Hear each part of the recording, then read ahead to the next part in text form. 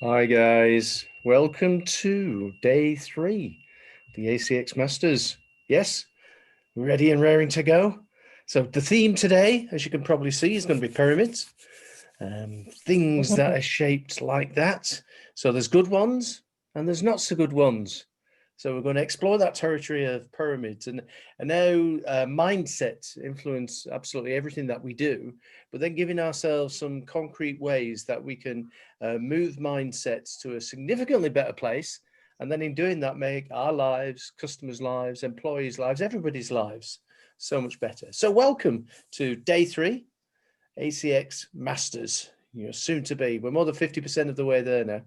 So good. Steve, are you fishing today? I'm fishing today. Yeah, I'm at Maroon Bells here in Colorado. So that's a place up near Aspen. And I'm wearing my Breckenridge cap as well, which is my favorite town up there in the mountains. So if you ever get a chance to get over, you've got to let me know, and then I'll get you, I'll introduce you to it. It's only a little small place that we've got up there, but it's a nice place. It's in the mountains and it's in the ski resorts. And boy, I'm missing it at the moment because, as you know, I'm still in the UK. COVID world. So I've got various pictures that remind me of what I think of as home these days. So I'll be getting back there quite soon. United announced yesterday the pre-test before you board the plane. So they're doing this quick test so you can have a sort of a 15-minute test to make sure you don't have COVID so you can fly. That's awesome. They'll let me back in the States. But aren't you in lockdown at the moment? We're in the UK. We're actually in lockdown. Yeah, we're in this sort of second lockdown, but also it's pretty bad over there in Colorado. We're fortunate where we are in the mountains. There's, except for when the ski season's on, which has just started this week, there's not that many people about. Whereas down in Denver, it's one of my colleagues in the experience manager who works inside that company. His wife is an ICU nurse, and they've just had to open up another, specifically another 2 COVID wards. So it's pretty intense there at the moment. So I've got a lot of respect for those people who are actually in the front line, you know, saving lives and helping us get through this thing. Anyway, I digress. For those people watching the recording, if the recording was anything more than 2 or 3 months out, you'll be thinking, what was all that trouble about? We've got a vaccine now. Why are we all so worried about this? But at the moment, it's still pretty intense. So welcome. So I'm going to do the usual thing. We'll do sort of a Q&A. And then we'll get into this. You'll see why I've picked on pictures of the pyramids there in Egypt. That's going to be our running theme. And today we're going to navigate the territory both of pyramids, good and bad. We're going to navigate the idea of sort of dashboards and maturity. So that's pretty much our theme. And it starts to pull together some of the things we've already discussed around some of the earlier templates. So should be a good fun. Let me check I've got everything running here. So we're recording the session. Yes, recording the session. Just on that recording the sessions thing, as you'll probably have noticed when you've gone into the Dropbox, the sessions for the previous sessions are split out into like day 1, session 1, 2, 3, 4, and so on. However, this, while we're running the sessions, for the ease of compilation and getting it up there without spending too long editing the things, we put the day session up. Subsequently, as you come back in a week or two's time, you'll find that I have split the day sessions out into those individual discrete sessions so you can navigate to them much more quickly. The reason I say that is 1 or 2 folks have sort of said, Steve, why did you do that for the previous ones and not for this one? And you go, well, it takes Zoom typically 2 or 3 hours to compile the video once we've finished today. And if I then went and edited them, you'd be waiting another day or 2 to be able to get access to the material. So we throw it up there and it appears as one file, one video file, but then subsequently, as I said, in a week or two's time, when you come back, it'll be broken down into the discrete sessions. So as you're navigating it, as you're getting into the material again, you'll be able to sort of say, I want to go and have a look at, you know, what was that session we were doing about pyramids? And you'll be able to go straight to the session. Does that make sense? Yeah. Good. Also, I hope everybody's been able to navigate to the PDFs and the supporting videos and that sort of a thing. Is that going okay? Yeah, it is. I managed to go through some of them last night. I must say the ones that you've had a session with, I think the guy was from, I think somewhere around India, if I'm not too certain, or Dubai. Yeah, so that was quite a good conversation, which I also want to chat to you about when it was around the CEM method. in terms of how that actually works. And like you say, rightfully, as you do the exercises, a lot of these questions start to arise. So like the rest of the methodology is great, and the concept and how we do things, that's easier to understand. But I think with the CEM method, from my perspective, is there any way of you giving a live or practical example from an application perspective for that particular method? Because I do see a lot of value in that method. So that was just one of the questions, but I also loved the different controversial conversations that you had with the rest of the guys. It also gives you a little bit more of a mindset, a change, as well as just looking at things a bit differently than what you'd normally look at. So those ones were really great. I enjoyed those conversations that you guys were having in those sessions. But and it is worthwhile, as you said, to delve back. I mean, we don't have all the time under the sun, do we? But when you're looking for, you'd say you're going through the exercises, then you think, oh, I wonder if there was another conversation about that. That's the very reason why we put that stuff in there, because every session, every class that I do is very different, because it depends on the needs of the people in the class. So for instance, this deck that we've got today looks slightly different from the previous decks. So if you were going back in looking at the PDFs, and then why is that? Well, it's based on the questions you guys are asking me, and it's when I'm trying to sort of elaborate on the approach. So to the point about CEM method, what I'll do with that is I'll include, there's a subset of the CEM method, which we call the North Star framework.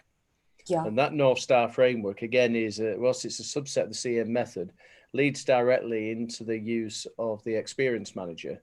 The sort of underpinning software we've got that supports it. So that's one of the things I'll do for you tomorrow, is I'll include the overview of that, which we wouldn't normally have until you got into the Champions session. But it's a unifying force. It shows you, oh, I get how it fits together now. I can get how I can use the Experience Manager version 1 and the Experience Manager version 2 to act as a repository, to act as an innovation engine, to act as a collaboration tool. So so you'll see that appear tomorrow now, and again, that will be different from the previous sessions. Okay. Thank you.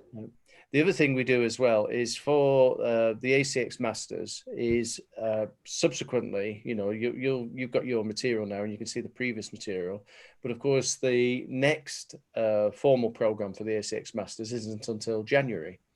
But when we've done that January one, that will go into the resources as well. So in the same sort of way that you've experienced the class this week, and for those guys watching the recording, this is November at the moment. For those class experiencing the November class, you'll be able to see the classes going forward as well. And that gives you the opportunity of refreshing yourself before you're running another workshop, refreshing yourself before you're in the project, to go and see if there was any other questions that were asked. And indeed, as the method carries on migrating, it's moving from version 12 into version 13 now. So as it does that, you'll see us formalizing other approaches that are not in there at the moment. Hence, that's why it's going up another version. So you can keep your finger on the pulse that way, both in the moment now, see the video we've just done, like yesterday's, as one complete, then gets broken down into the discrete sessions. We say there's 10 to 15 sessions, and it does vary by the class that we're doing. So you'll be able to navigate straight to it. Okay, cool. Okay. Thank you. Good. No, thanks for the questions. Eldon, any observations, any questions arisen in the last 24 hours? Yes, good morning, Steve. Hi, everybody. Good morning. How are you doing? Questions, Steve. The first is, well, maybe an observation and then two questions. The observation is, I've always believed that customer experience is extremely multidimensional. And what you've shared with us over the last 2 days is quite a number of models. So I'm curious about, when you're in the real world advising organizations and so on, and you show them all different models, how do they react? How do they respond? Don't they see that as very intimidating, maybe in one sense, very academic in another sense? So I'm just trying to get a sense of, how these models fit together and how that is seen. Okay. The two questions so can you just refresh our mind? How does your program structure itself? Where are we on the tiers? When will we be South Africa's best, most qualified? Let me segue somewhere else for a moment or two. And then the final question, what is your thinking, your position with regards to the CXPA? There, I suppose, 6 core competencies. Are you complementary? Are you a supporter, not a supporter? How do you view that? Okay. Well, let's answer the second of those 3 observations stroke questions first. What you're seeing on the screen here is the program going forward. You can see at the top left there, ACX Masters. That's what you guys are doing at the moment. And you can see that at a start date of the 16th of November, as it was a couple of days ago, 4 days at 5 hours a day. We're also concurrently running, and this isn't just me, it's some of the colleagues, the Certified Outside in Masters, which started yesterday. That was 7 weeks at 3 hours a week, and the Certified Process Professional. And you go, oh my goodness me, that's a lot of stuff. So let's step back from that slightly and answer your question directly about the pathway that you guys are on. So you guys are on the dark blue pathway, which is on the left-hand side, and you can see it's split into like 4 tiers: first, second, third, fourth. And that's really designed around people who are in the customer experience space. So whether they come from whatever CX camp, sometimes UX camp, that sort of thing, it's people who have already got this affinity with understanding that the customer is the most important part of our organization and business. And therefore, we should be focused on helping to try to deliver successful customer outcomes. So that's specifically what this particular pathway is designed for. And as it says there, to that point, people who, for instance, might have taken exams and done the CCXP type program, so the Certified Customer Experience Professionals from the CXPA, that's ideal for them. They may have come through the Academy of Customer Experience, the work that those guys do centered around India. And indeed, that's one of the accreditation authorities for ourselves, is through NASCOM and Indian entities and Asian entities who endorse this program. So by the end of tomorrow, you guys will have completed these 2 levels, the first and second tier of the accredited customer experience program. Some of you, and I've already had conversations with people, are already going to go on to become champions. Basically, that's an 18-hour session, usually run over 3 days. We experiment with the format, but that's similar to this one, but instead of it 4 days, it's 3 days. What is the champion all about? Well, exactly to your point, Eldon, there are a lot of techniques and models in here, and none of those are theoretical. They're all out there live in the world. But depending on your organization, you're going to navigate this change to customer experience in a slightly different way. So as I'll show you tomorrow, now you've asked the question, the 7 ways that you can navigate to transform any experiences in any organization. So the champions is all about bringing all those things together. So say, for instance, I'm working in the government sector. Which is the pathway that you would recommend that I would choose in terms of these models, these methods, these sub-methods and so on? Which is the way that's been proven to work best in a public sector environment? Likewise, if we're in a fast-moving retail environment, that's probably not going to be appropriate. You know, one size doesn't fit all, does it? So in that environment, which is the way I would navigate to get people to transform to become customer-centric? So that's why there's so many models and methods. They're based on organizational next practices that are out there in the wild now being customized and changed. Do we have theoretical models? Yeah, we do if you go back in the material, because of course, some of our peers are actually, I'm a visiting lecturer when I'm in the UK for Warwick Business School, for instance.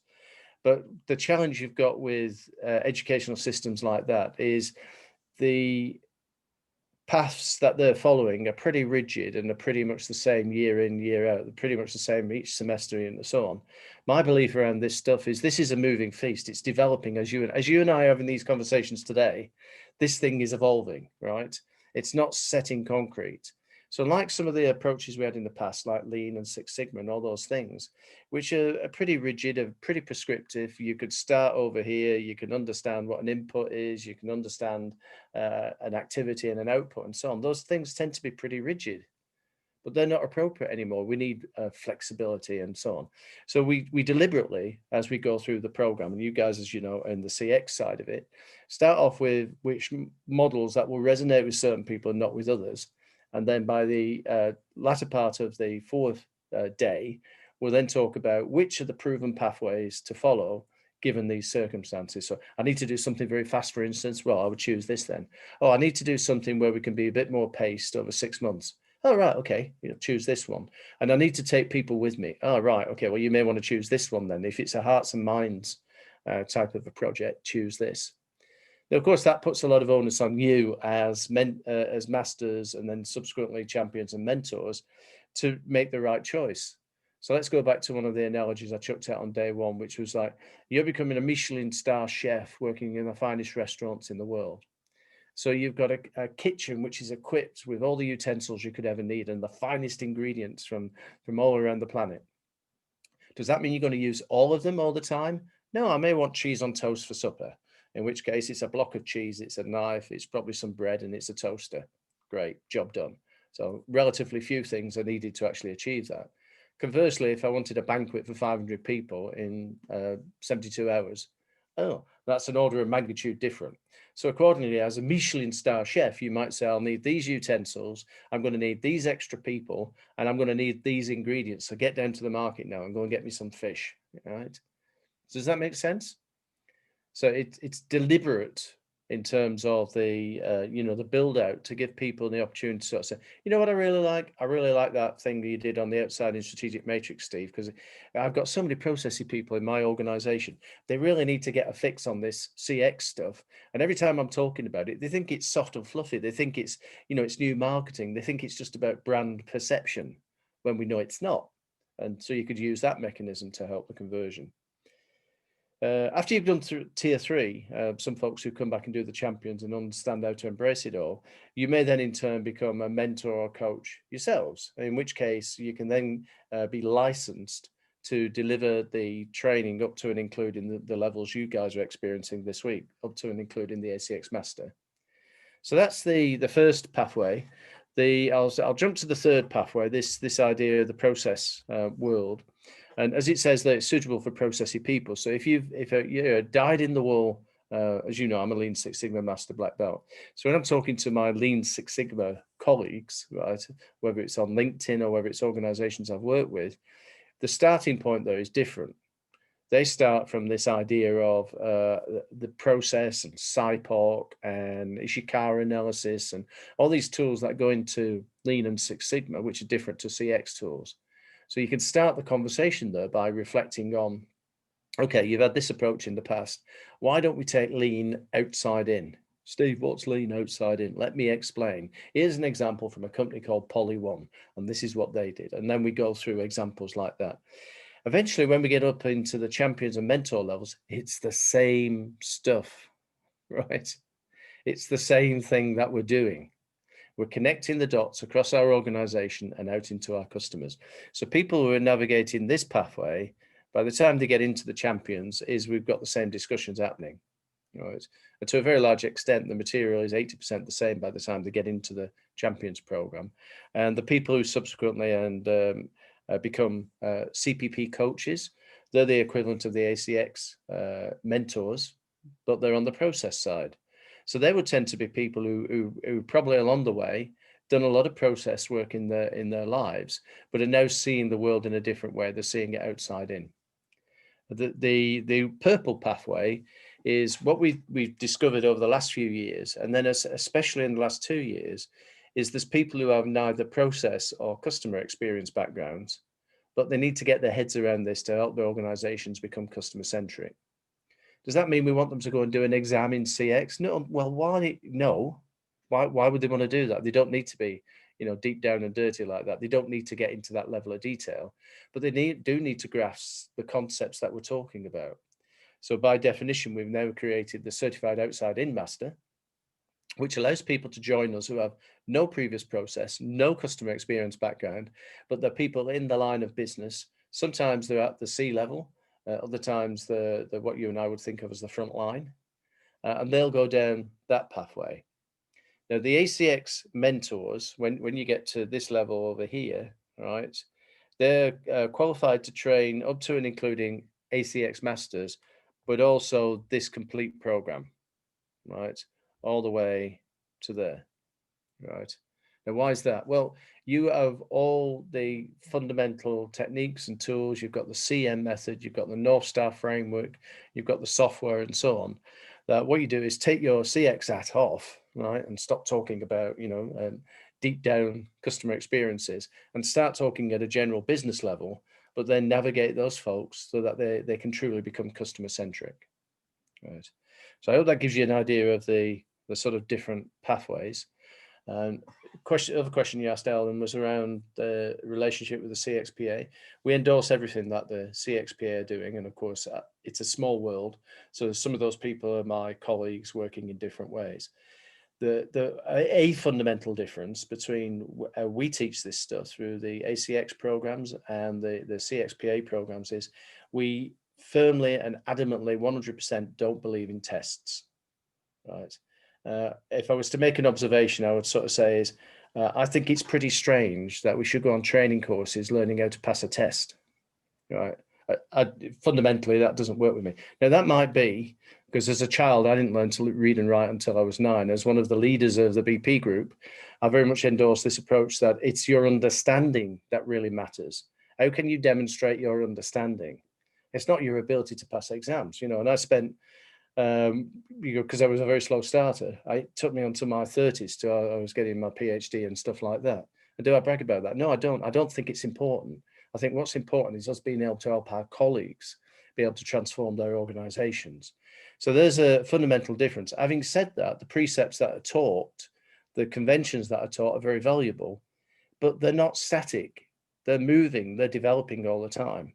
So people can make a choice. If you're, and we all know people like this, don't we, when we're at university and so on, who were very good at taking tests, but they're complete numpties when it came to actually being able to do anything practical.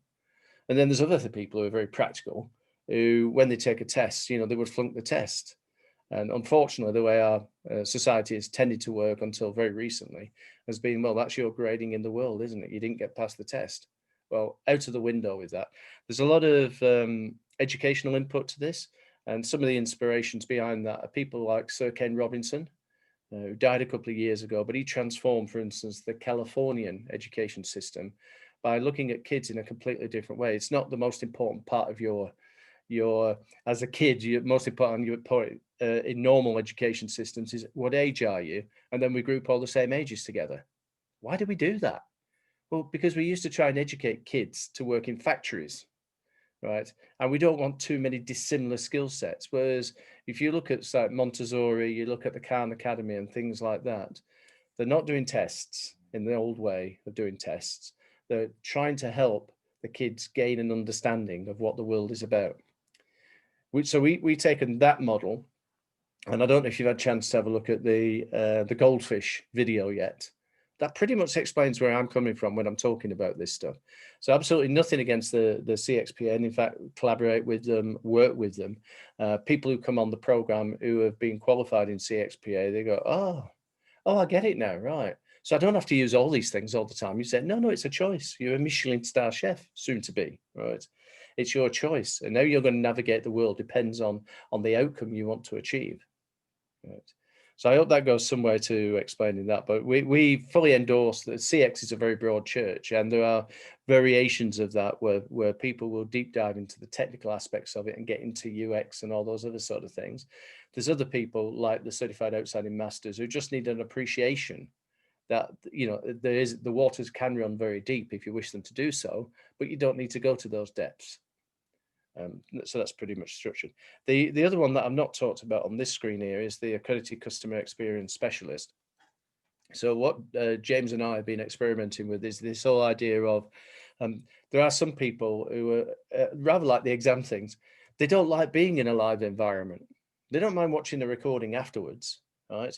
But is there a way that we can structure some materials that we can take people who are, say, not in CX and not in process, they're not senior business people, but they need a grounding. They need 2 or 3 days of exposure to different ways of thinking so they can get out of this straitjacket of the way our organizations fairly typically are. So the video on demand program, the ACX Specialist, is something that James has put together based on experiences through it was really coincidence that through 2019 we were doing a lot of stage shows and things like that, so he had his band with him and his roadies and stuff like that, and then putting the video on demand program together allows people, it might be colleagues of yourselves, you can point them at that program, they can consume it at their own pace, right? It can be spread out over a number of different modules, and then what we do to validate the understanding there is do one-on-one sessions with people who come through it, and they play back projects that they're working on to actually demonstrate their understanding. The way I do it in terms of this program is if you're if you're completing the exercises, you'll send them in, and I'm just going to show you a couple in a minute. You'll send them in, and then I'll give you some guidance on how you might want to sharpen your sword when you're asking those questions and doing those things. So there's never anybody who fails this program. There's some people who've now done it 5 or 6 times, and that's okay. That's good. Once you've done it, you pay the price of a cup of coffee to come back on another one. So some of you guys might think, I really enjoyed that, but I need to let this percolate. I'd like to get on the January session, in which case we come to a sort of a price point which is significantly lower than the full price, and you come and sit in through the sessions again and experience it and so on, because life is a learning. So that's a fairly comprehensive answer to that. Have I missed anything there, Eldon, or is there any other perspective you want to put on that? No, happy with that. Thank you very much, Steve. Yeah, so because we are CXPA members and in fact, yes, of course, yeah, the local chapter, yeah, I anticipate getting asked that question. You will. And so that's why it was important to get your view. When we've collaborated with Diane Maggers and folks like that and the original founders of the CXPA, what I liken it to is, and you'll know this as well, Eldon, having been in the process space, is back in the day when BPM was beginning to start out, there was an organisation, the Association of Business Process Management Professionals, that formed, and I sat on the initial board of that. I'm not a committee member. The way the world changes is by unreasonable people, right, challenging our way of thinking. And a lot of the time, organizations set themselves up with good intent, and then they just start playing politics with each other. They become about, well, my standard's better than your standard, and I can piss higher up the wall. Sorry about the vulgarity, piss higher up the wall than somebody else, and things like that.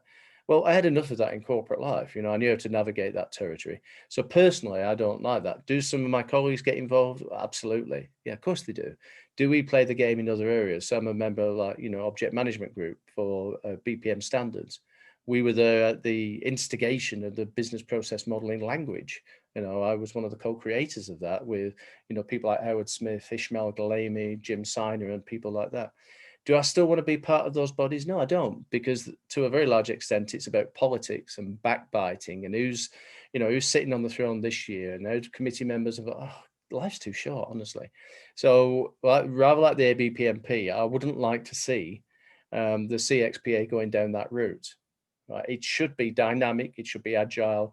It should have maverick people in there. We should be able to bring people who actually shake us up as we're going through and learning about CX.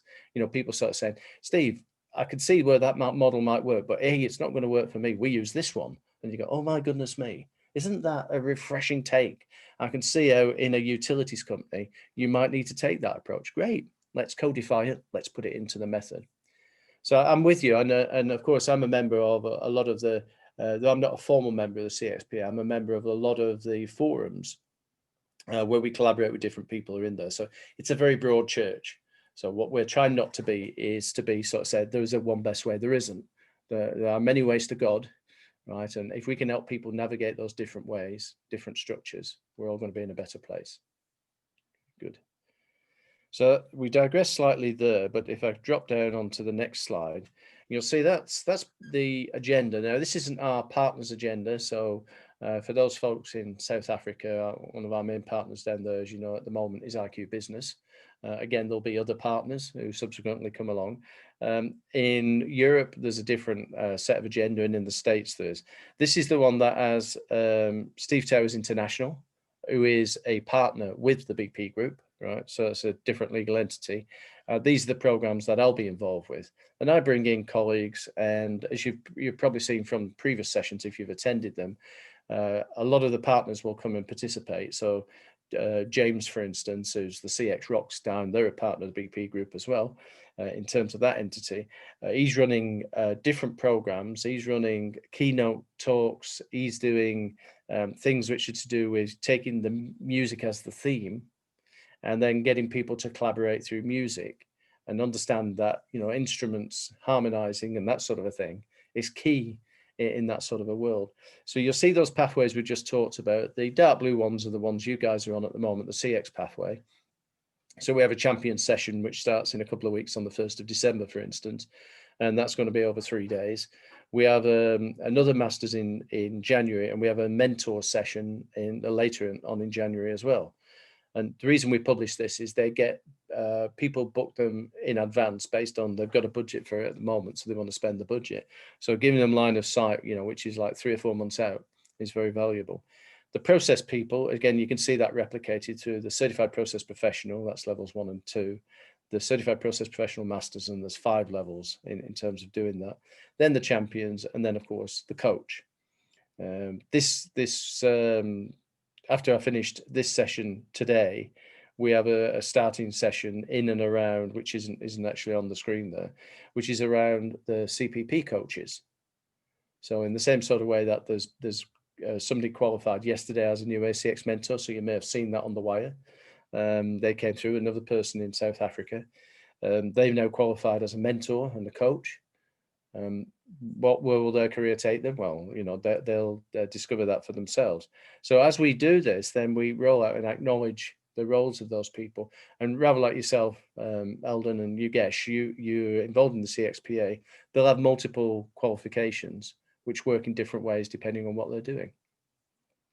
So that's a little bit on that. So let's bring ourselves back to this other screen. There we go, back to Q&A. So Yogesh, have you got any sort of observations or questions today? No, I'm good. I'm good, Steve. I think the questions that were asked were answered a lot of questions for me as well. Fantastic. Yeah. Okay, good. I mentioned a couple of books that I find are like seminal reading, and not necessarily to do with CX or process or outside in particularly. And one of those that I've mentioned a couple of times is this one, but let's see it so you can see the reflections. Sleight of Mouth by a guy called Robert Dilts. And it was Robert's contention, I think, as I've already said, that the language that we use is instrumental in helping our colleagues, our friends, our family better understand us. So, of course, from a therapeutic standpoint, being a medical hypnotherapist, an NLP and a Reiki healer as well, is I'm very much aware of the different modalities that we all operate in. Some of us are kinesthetic. Some of us are very visually oriented. Some of us are very touch oriented. And the Sleight of Mouth book that Dilts does was a study into the use of language so we can help our colleagues and friends get people better.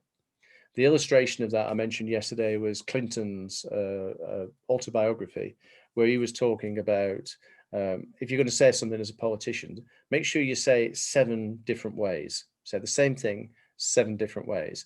And as a psychological thing happens, the vast majority of humankind will begin to believe that that's part of the truth.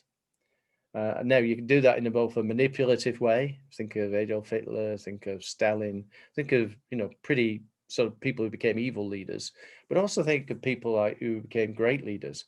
So Nelson Mandela, think of Winston Churchill, think of people like that, Mahatma Gandhi, all those people who JFK to a certain extent. When you think about those people who were able to galvanize energy and enthusiasm amongst the population, what is the key attribute of that?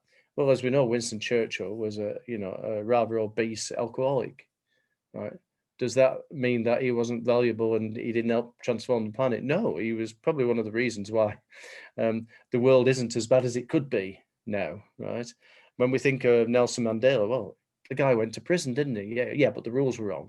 Yeah, but in his time, you had to break the rules to actually change the rules, right? So how did they become spokespeople? So if you have an interest in that sort of stuff, I'd heartily recommend Dilt's Sleight of Mouth.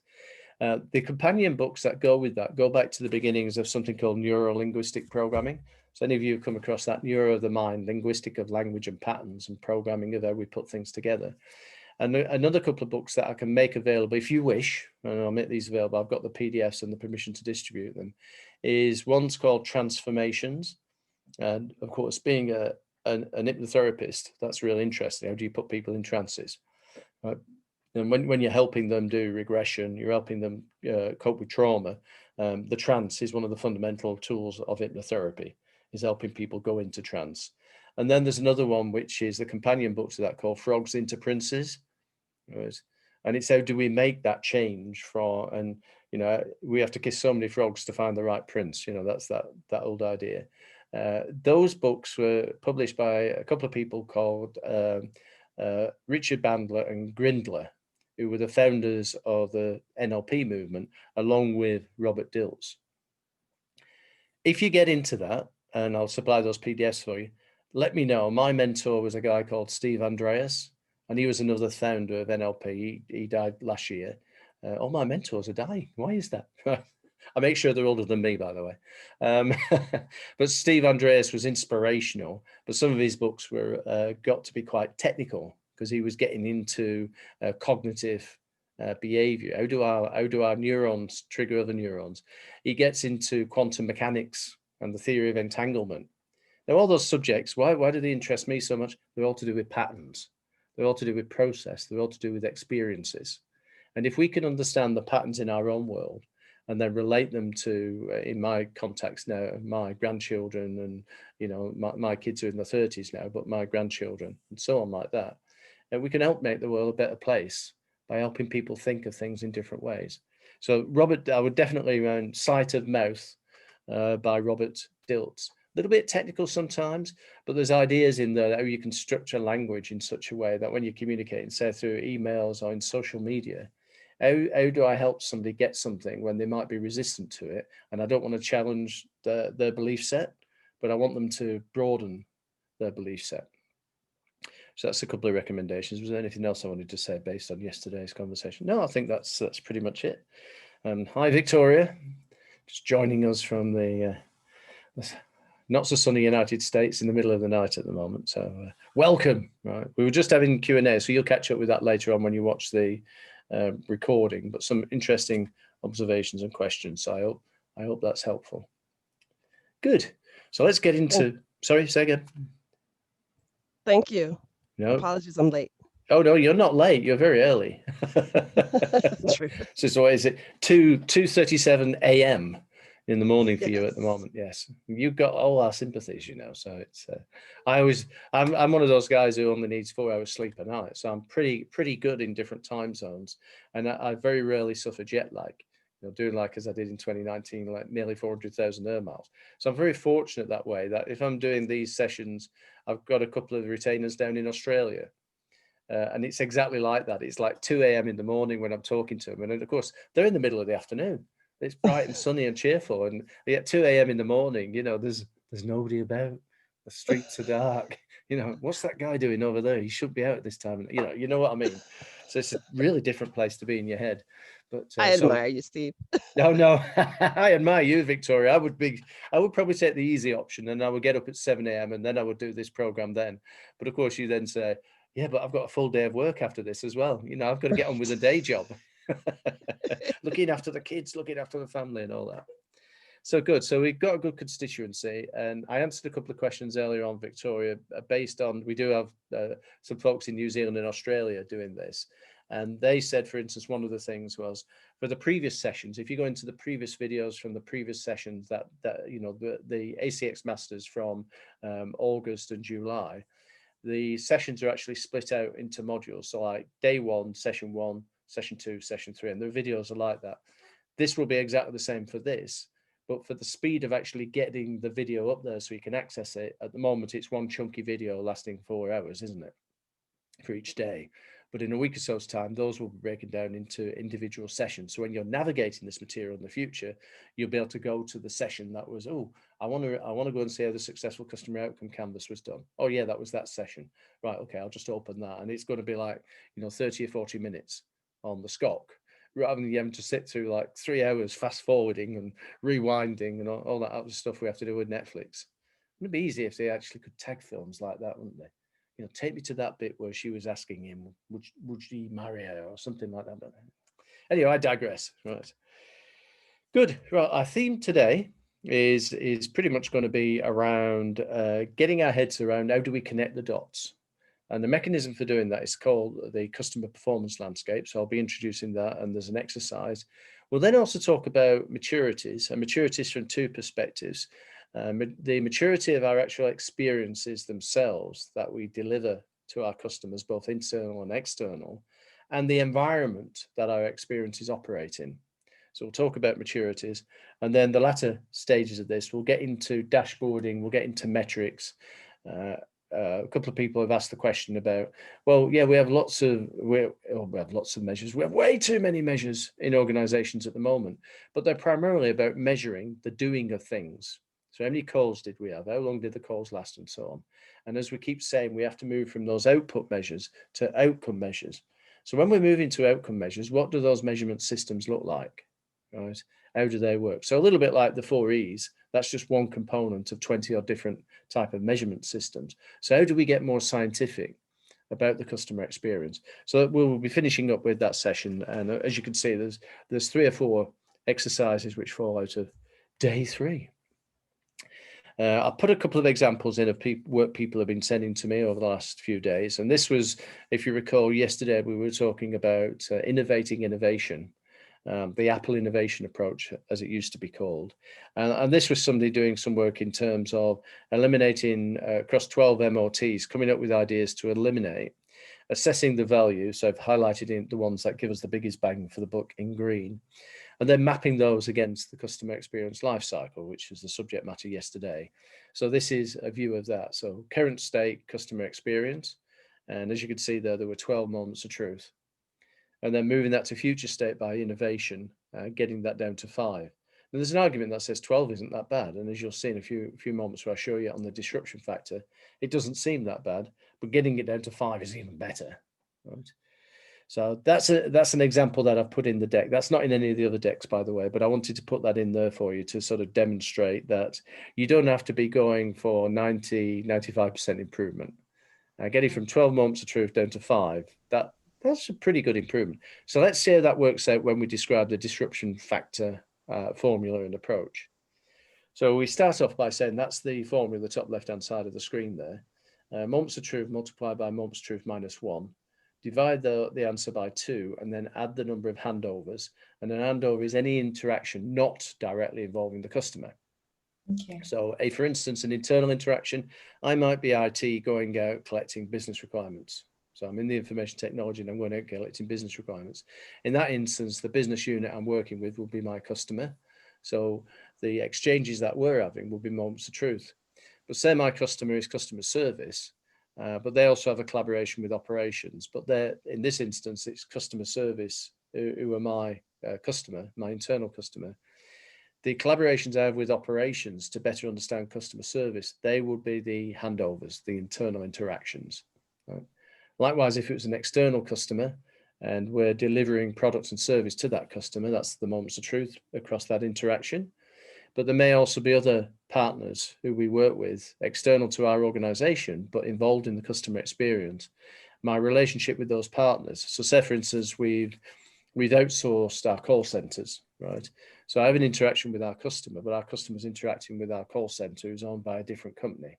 The interactions I have with the call center we've outsourced will be handovers, right? So in that sort of context, when we're looking at innovation, and just as a segue, the people who are doing the process deep dive in this. They get into handovers, they get into business rules, they get into decision points and things like that, because that's like the processy world.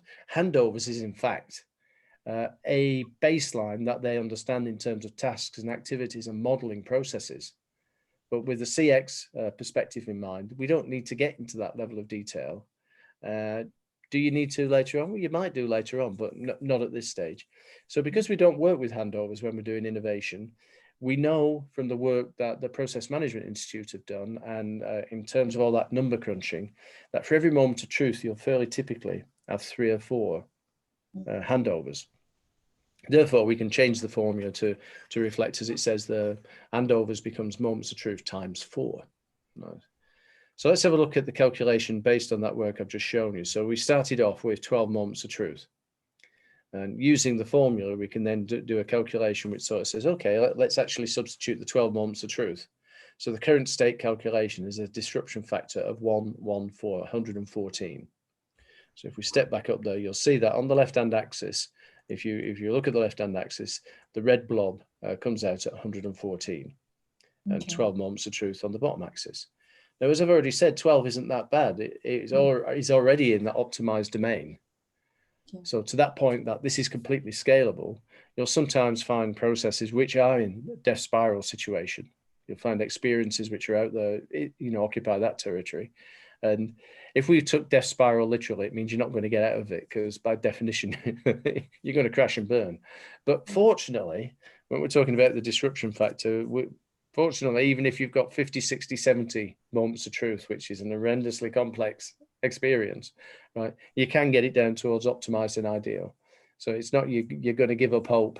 You're going to throw the towel in and say, we're in the death spiral. Yeah, it's no good. I'm finished here. You can get 12 down, and as we've seen before, you can get 6 down to 5 and then down to 4. Theoretically, the optimum being 1, like the hole in one in golf. For any process that deserves to exist, the optimum number of moments of truth to achieve the desired successful outcome. What is that optimum? So practically, what is it? Pragmatically, what is it? And then theoretically, what is it? So let's look at that calculation again. So disruption factor of 114, and then moving that down into 5 moments of truth for the future state creates a disruption factor of 30. So we can model that in terms of what's the percentage of improvement from 114 to 30. And as you can see, there's the calculation. It equals just shy of 74% improvement. And that improvement directly correlates with the service we're providing and the cost of that service. So let's plot that on the graph again. So there we go, 12 moments of truth down to 5. That's a pretty good, and put the disruption factor on there, and that's a 74% improvement. That diagram is pretty much the way I present it. Right? So I'm talking to the higher ups, they go, what do you mean 74% improvement? How does that work then? You go, well, it's related to the service you're providing and the cost of that service. And they go, well, we can improve cost by 74%. You go, yeah, in principle, of course you can. Yeah. Say I was halfway wrong. Say I've done all my calculations wrong, and I was only going to get 50% of that. That's still a 30% improvement. Yeah. And I think, Steve, like in regard to what you're speaking about, just from experience perspective, as a consultant, when we go out to companies, we generally speak to C-suite guys that are going to be sponsoring the project. And that is all they want to see. This is what they want to see. Yes, they don't want to see journeys, for example. They don't understand the dynamics, those particular, drill downs. In their minds is, why is this function here? Why do we need you? And what value are you going to be bringing to us? And this is the reason why I really want, this is what attracted me, because these are the questions and situations we always end up. So in my normal job, my day-to-day job, I'm a principal consultant and I manage large design teams. So when we sit in front of these directors and CEOs, and when we're presenting our pitch books, this is what they want to see. Yeah. They want to see where their money is going to and what are we going to be bringing in. So hence I asked the question, this is really relevant for me. Thank you for that. No, it's, and you're so right, because of course, if I was to differentiate what we're doing in terms of CX and what other organizations are doing, is we have to understand this is a hearts and minds issue to do with the C-level executives. Right? Yeah. And we have to know the what's in it for them. Yeah, and these are the difficult conversations, or the conversations. I think because in my line of experience is, once they see the value of what you're offering, by all means, they close their eyes and say, okay, fine, we will take this person in. Yeah, and they'll begin to trust you. I say to people, as we are all at the moment, we've gone through now, we're sort of over 2 days into this material, right? Now, you're not going to be teaching this material to the senior executives and the sponsors. They want to know what is the result of what you're going to do, and why should it be any different? Now, it's not plausible to go and pitch from a consultancy point of view at these large organizations. I could improve your world by 70, 80, 90%. It doesn't fit into their frame of reference. What I always say to people is, look, let the doing of it become the validation to do more. Correct. And the test I always do, say it's a new client and they hear of your reputation, they hear that you work with the Amazons and the Apples, they know that you're retained by these people, they know that they're going to get this learning, even though a lot of it is under NDA, you're nevertheless going to be able to help them navigate their world in a better place. I always start off with a question. Once we've had this discussion about, what industry are you in? Oh, you're in financial services. Yeah, but what business are you in? Well, what do you mean by that? And then you have that discussion. The next question I usually ask is, if you sit in a room of 20 people, you're presented to a room of 20 people, for instance, Is there anybody in this room who doesn't want to reduce costs, grow revenues, and enhance service in the next 12 months? Yeah. And Obvious. I've not met any idiots yet who put their hands up and say, hey, by the way, our technology projects are more important than the Triple Crown. No, we're all on side for that. The next question is so how far can you move this? And usually when you're doing that situation in a boardroom, you'll have, if you've skilled up people in the organization, they'll have done 2 or 3 smaller projects. They'll have taken 2 or 3 approaches already, and they'll be saying to you, can you go and pitch this so we could do an enterprise-wide transformation? Yeah. And it's at those points where I'll pull up the examples, like the Gilead Sciences one, 67% cost reduction in total operating costs in year 1 of implementation across the organization. They're now the most profitable pharmaceutical company in the US. The kickback you get from that is, Steve, we're not a pharmaceutical company. You go, well, look at Amazon. Amazon have achieved their most significantly largest profits in 2020 than any time before, and it's during COVID. And they go, yeah, but we're not an Amazon. And then I kick back and say, what is an Amazon? It's a group of people who have collective purpose, who understand the outcomes they want to achieve, and they align to those outcomes through the North Star framework. And they go, what's the North Star framework? And you explain it, and their eyes glaze over after 2 minutes. And then they go, yeah, but what are the results we're going to get from this? And how quickly could you do it? Which takes you into that place of saying, look, we'll run an exercise, and in 5 days, I'll give you a demonstrable plan where 50% of the actions in that plan can be implemented in the following month. And they'll get kicked back again. They'll say, I don't believe you could do that. And you say, okay, what's the worst that can happen? If it's Monday now and we get to Friday, you're proven right. Never in the last 10 years has that failed, right? So you say, well, that's all right for you, Steve, because you've been around the houses a long time and you've run a few of these tracks before. And then you're absolutely right. And the results speak for themselves, as I say.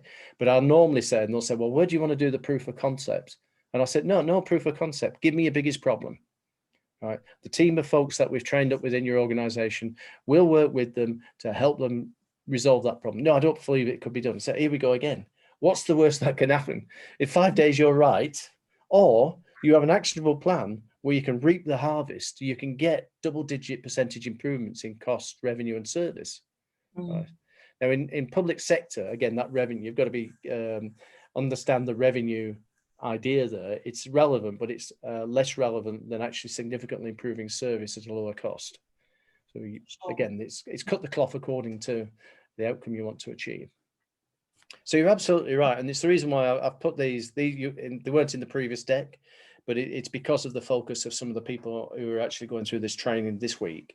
Is you need to be able to demonstrate the value of it without necessarily having to take them down the road of understanding the techniques. Now, to get that value, you use the techniques, and as you upskill organizations to help you do this. And I said we've worked with some very large consultancies, and like IQ Business, the biggest private consultancy in Africa. But when you're working with the PwCs and the Accentures and those guys, and we'll train up a whole sort of a class of people, 30 or 40 people on a go. What we say to them is that the measure of your success is how quickly can you get the organization to do this stuff. Not how much have you sold them and what's the breadth of your project and the depth of your project. Yeah, that's an outcome we'd like to achieve.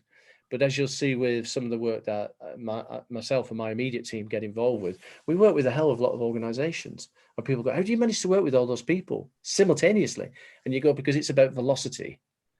It's not about being on the ground all the time with one client. It's about working, multiple clients and moving through very quickly and getting the results for the people on the ground, so they can take again, going back to the Veolia thing and the Apanova one, the people in this organization did the transformation. We facilitated it. Chief Innovation Officer, the other one of the co-authors is the Chief Finance Officer. How often would you get that in a CX process world thing where the CFO is so proud of the work that they've done, they want to contribute to the book and tell the world about it. And the other two authors there are CEOs, one of the subsidiary and one of Veolia Global, which is the world's largest utility company. And when people see that, they go, so they were a communist state-owned entity operating in Eastern Europe, and they're now one of the most profitable companies in Europe. What did you do to them? They said, we didn't do anything. What we did was upskill the organization so they could see the world in a different way. They didn't have to be constrained by the past to actually create the future. So you can tell I get so enthusiastic about this every time we're talking about it, but so forgive me for that, but we will get through this material. I think also like when you have something to show and demonstrate, the output of what you have done, I think that also becomes an easier conversation. For example, I mean, I worked at Nedbank. I was a lead on one of the high initiative projects. And we worked exactly the same way as, what you were discussing, is where it was lean management. I managed the design team for that particular project, and it was customer experience led. We delivered that project. There was only 6 of us, including a techie and a developer. We delivered the project in 8 weeks. When we delivered, which was on the 15th of July, on the 16th of August, we made 67.8 million Rand in profits. We also, affected the change, for example, from the amount of people that was required, the efficiency, taking a whole 6-week process of what a client actually would do, and we minimized it to 24 hours. Yeah, wow. We also fought, with the risk and compliance in terms of the scorecard that generally sits at the banks. So we really disrupted that particular piece. And even up to now, even though I left, when I did resign, I mean, we won awards, overseas awards, and just customer experience was just based on that. And it was literally lean, exactly what you're showing us. It was just lean, in terms of the different ways. But we were also very deliberate in showcasing what the value was. Yes. So it wasn't anything pretty. We didn't even get a marketing, or we didn't do, go to market, for example, plans. We just took it, dropped it onto the website. People were accessing word of mouth spread, and it was just the ease of the user experience and the customer experience that was enhanced. And it was the deliverable of the value to the customer within a set period of time. And it was an amazing project. I think that was the best piece of work I've ever done. Yeah. And of course, when you're talking through those projects and talking about the results to other people, it's like, well, how credible is that to work in our environment? And when you can replicate it, when you can sort of model it into another environment, that's where you win more hearts and minds. So we don't, the Eldon asked the question before, Victoria joined the call, but the question was around what is the difference between what we do and say what the CXPA does. And I said, essentially, there's no difference. We're just coming at it from different perspectives. But I do know, having, back in the day in corporate land where I had 35,000 people reporting to me, the biggest challenge I had was keeping those consultants away from us who weren't adding any value, who were getting our operations and technology functions in Europe and Middle East and Africa a bad reputation because they were coming in promising high and delivering low. So I've always been certain that whatever you're doing, a process transformation or a customer experience transformation, tell me, what am I going to get out of this at the end? Yeah. And I understand, of course, we're looking at 73.7% improvement on something that was really not that broken, if you want to think about it.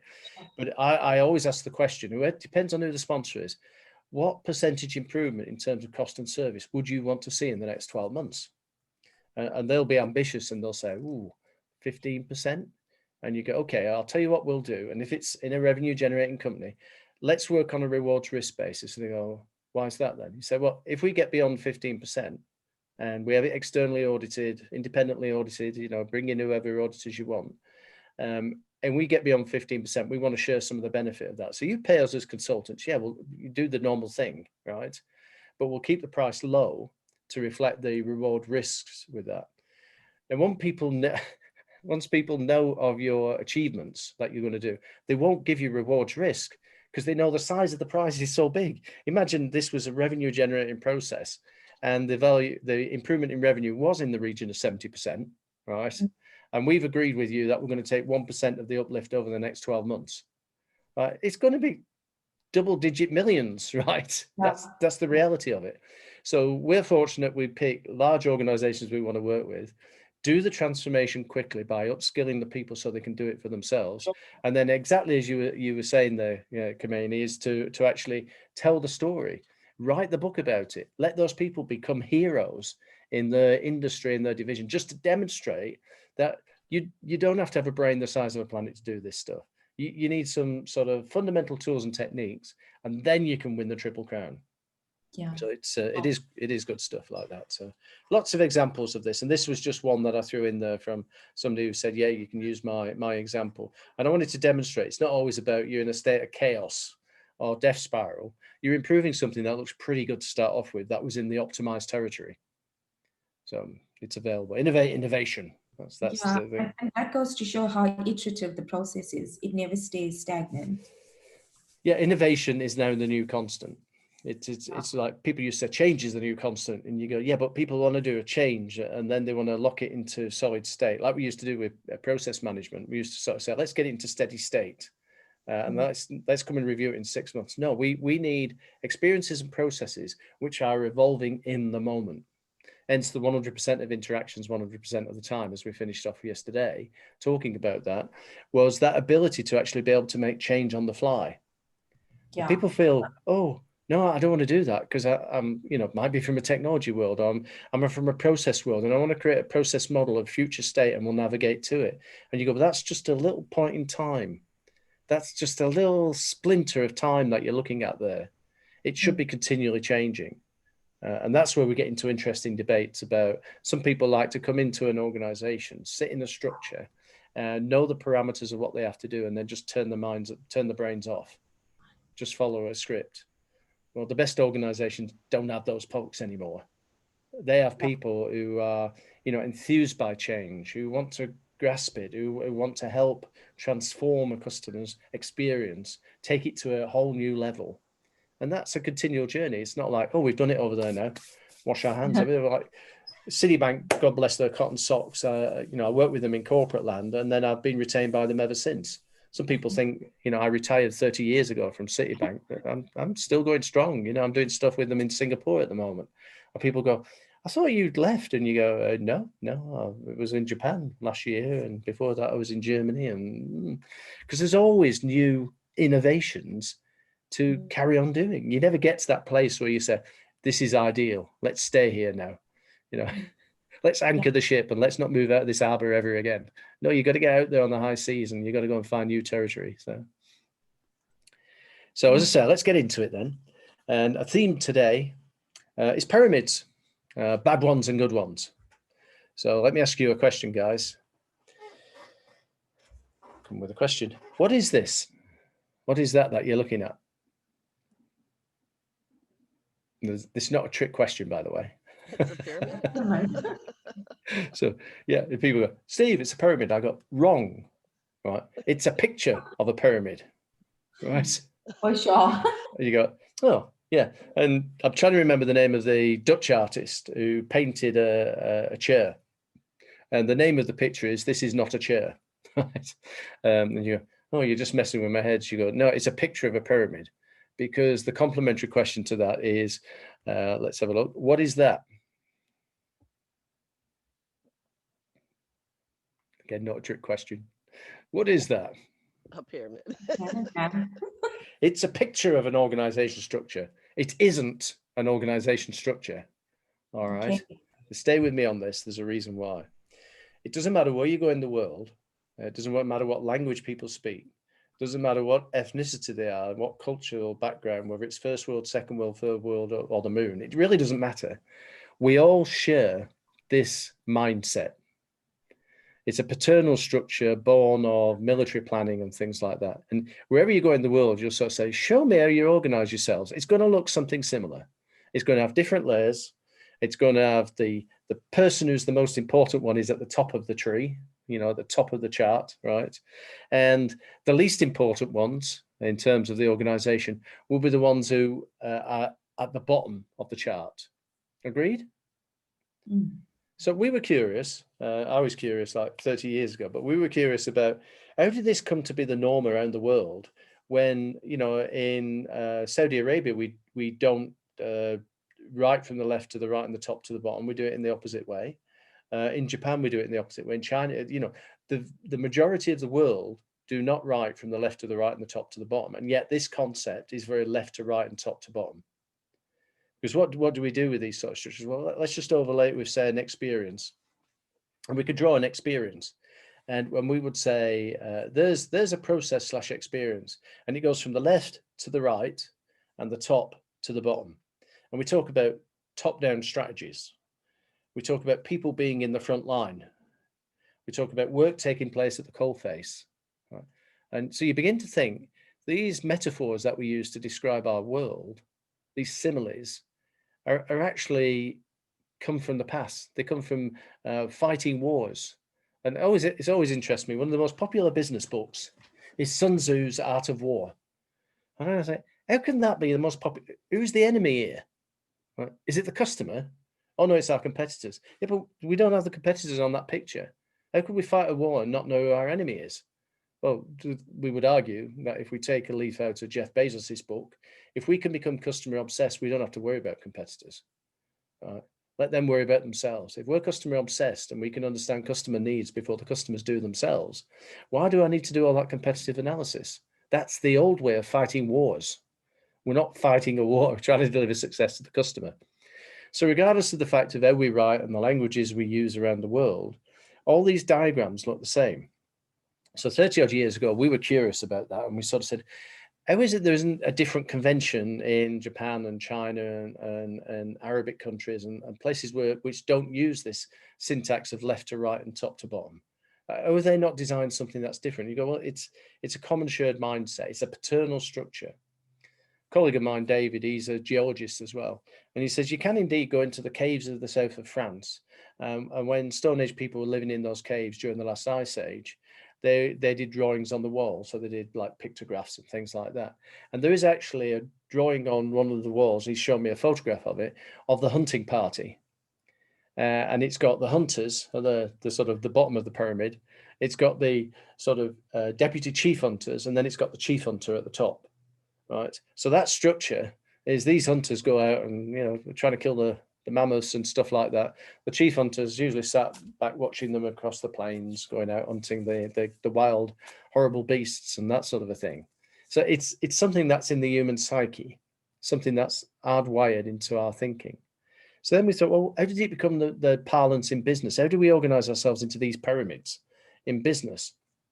And a very, very brief story. It's a long story, but this is a brief version of it. Back in 1776, there was a guy called Adam Smith. And some of you will know he wrote a book called The Wealth of Nations. And in that book, he put forward an economic philosophy about how to organize ourselves to do work better. And that philosophy came from his work, working in munitions factories in England, Scotland, and France during the Napoleonic Wars, and helping those factories produce goods more efficiently and effectively. In other words, munitions, cannons, cannonballs, and things like that. And subsequently, a friend of his in Scotland said, could you come and help me? Could you come and apply those principles into our pins and needle factory? So they made steel pins and needles. So in a place called Kilcoddy in Scotland, you can still go to this museum to this day. He laid out a plan which sort of said, you know, the way you've been doing work is pretty chaotic. Depends on who you're getting off the street on any one day about whether you've had a good day or a bad day. What I would like to do is that I would like to organize on a bench all the discrete tasks that go into making pins and needles. So whether it's wire extrusion, you know, sharpening the wire, putting a pin head on the wire, galvanizing the wire, putting the pins and needles into boxes and marketing them and stuff like that. Let's split all those tasks up. And he identified there were 18 discrete things that happen in terms of manufacturing pins and needles. He then said, what I would like you to do is to take all the people who do wire extrusion, put them all together, focus them just on wire extrusion. That's the only skill set they need to have. All the people who are pin headers, build up a skill set around pin heading, get them to do that. And in focusing on that division of labor, which latterly became the subdivision of labor, as he said in The Wealth of Nations, they improved productivity by 3,500%. Right? Wow. Right? Now, 1776 was coincident, as Victoria will probably recall, with something else, the birthing of a new nation.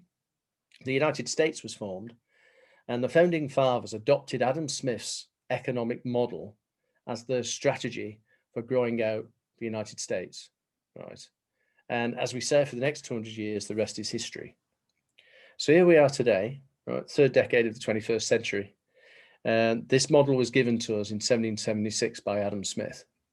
Now, just imagine for a moment Adam Smith could jump in a time machine in 1776 and he arrives on our doorstep and say we were all in the same room together. We are in the same virtual room, but say we're all in the same room together.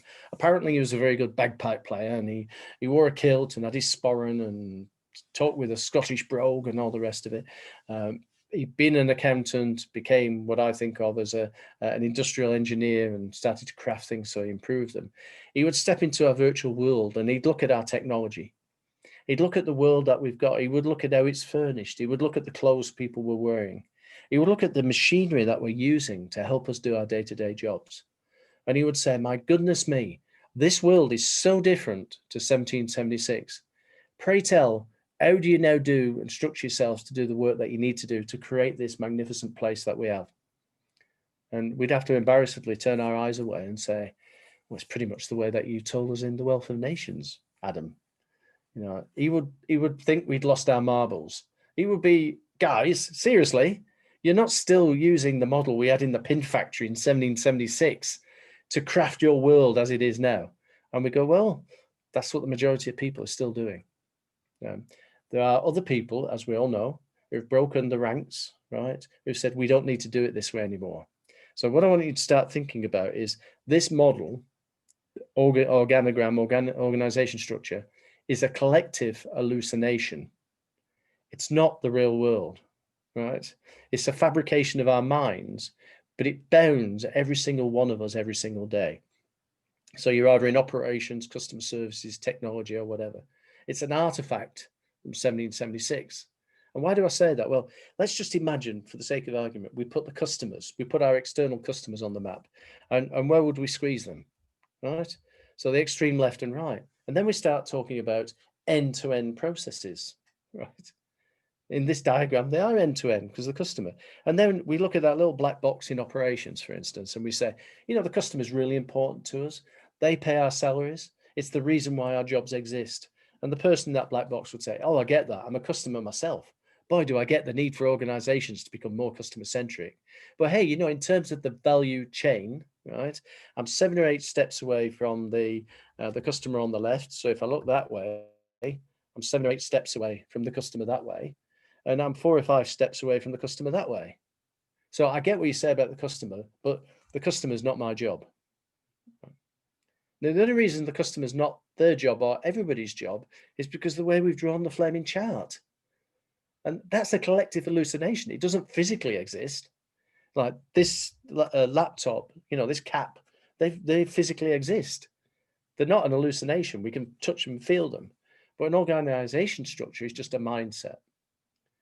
So the question we should ask ourselves, are there alternative mindsets that are more appropriate to the world that we're living in now? And of course, the 100% answer is absolutely yes. So we're going to get into that space. Right? Any questions so far? Is that making sense? Have I really upset the apple cart now and threatened people with this idea that this is a collective hallucination? Yeah, you've insulted me, Steve. No, but I do apologize. I definitely agree with it. And, you know, it's the shifting of minds and getting this, this Titanic to shift because it's quite well embedded into all of society, and I suppose in the corporate our world, political systems, the way we organize everything that we do, as this constraint placed upon it from 1776, which is a bit unnerving when you think about it. Is like, oh right, okay, so we talk about the career ladder, we talk about top-down strategy, we talk about, you know, we're going to bring you in and we're going to put you in the call center. That's your first job. And by the way, if you get really good, we're going to promote you away from the customer, our most precious resource. Yeah, it's quite bizarre when you think about it. It is, and I think I think we've also been guilty of promoting some of this because you know, to come in and strong arm the entire exco to say we need to topple this entire hierarchical structure that you have, I suppose there's a place and time to do it. But my question to you was, which are the successful companies that you have top of mind that are doing it right from a... Okay, I'm going to show you tomorrow how Amazon do this. Right? Okay. And they'll present in the financial reports, they'll present themselves in a similar way to this, because there's regulations we have to comply with and so on like that. But how do they actually do the work they do? So I'll show you that model tomorrow. And that model is completely replicable. For folks who come back and do the champions, we build those models. That's one of the things we do. Now, to the point about we have to, and we used to talk about it in re-engineering, didn't we, Eldon, when we were doing that stuff, is we've got to break the silo walls down, we have to smash them and stuff. The really good news is they don't physically exist. They're a mindset. So we don't have to be apparently destructive, and start sort of smashing this apart. What we have to do is give people an alternative mindset, which is more relevant to the time we find ourselves in now, and not migrate from one to the other, but let that alternative mindset, take a hold within our organizations and begin to organize the work around it in the way that delivers successful customer outcomes. So I'll share that with you tomorrow. It was only just published like 3 months ago in Amazon's annual report. So again, I'm not talking out of class. I'm actually showing something that they talk about publicly now. Do people get it when they read it? No, they don't, because they're mired in this mindset. They're sort of saying, yeah, I want to get promoted because I want to go, I'd like to be up there with the CEO. Right. That's not the model. That's not the mindset they've got now. So in the same sort of way that we don't have to destroy the past to build the future, we can just give a better alternative, a better way of showing that the customer can be everybody's job, and everything you're doing should contribute to that. So that's the pathway we're going to go down over the next 30 minutes or so. So I share this diagram with you to say that I was part of the problem as well. This was a model I created around IDS Shear's toolkit, as it was then, now Software AG's toolkit, called a process modeling tool called ARIS. So I was modeling for a re-engineering project, a largest organization.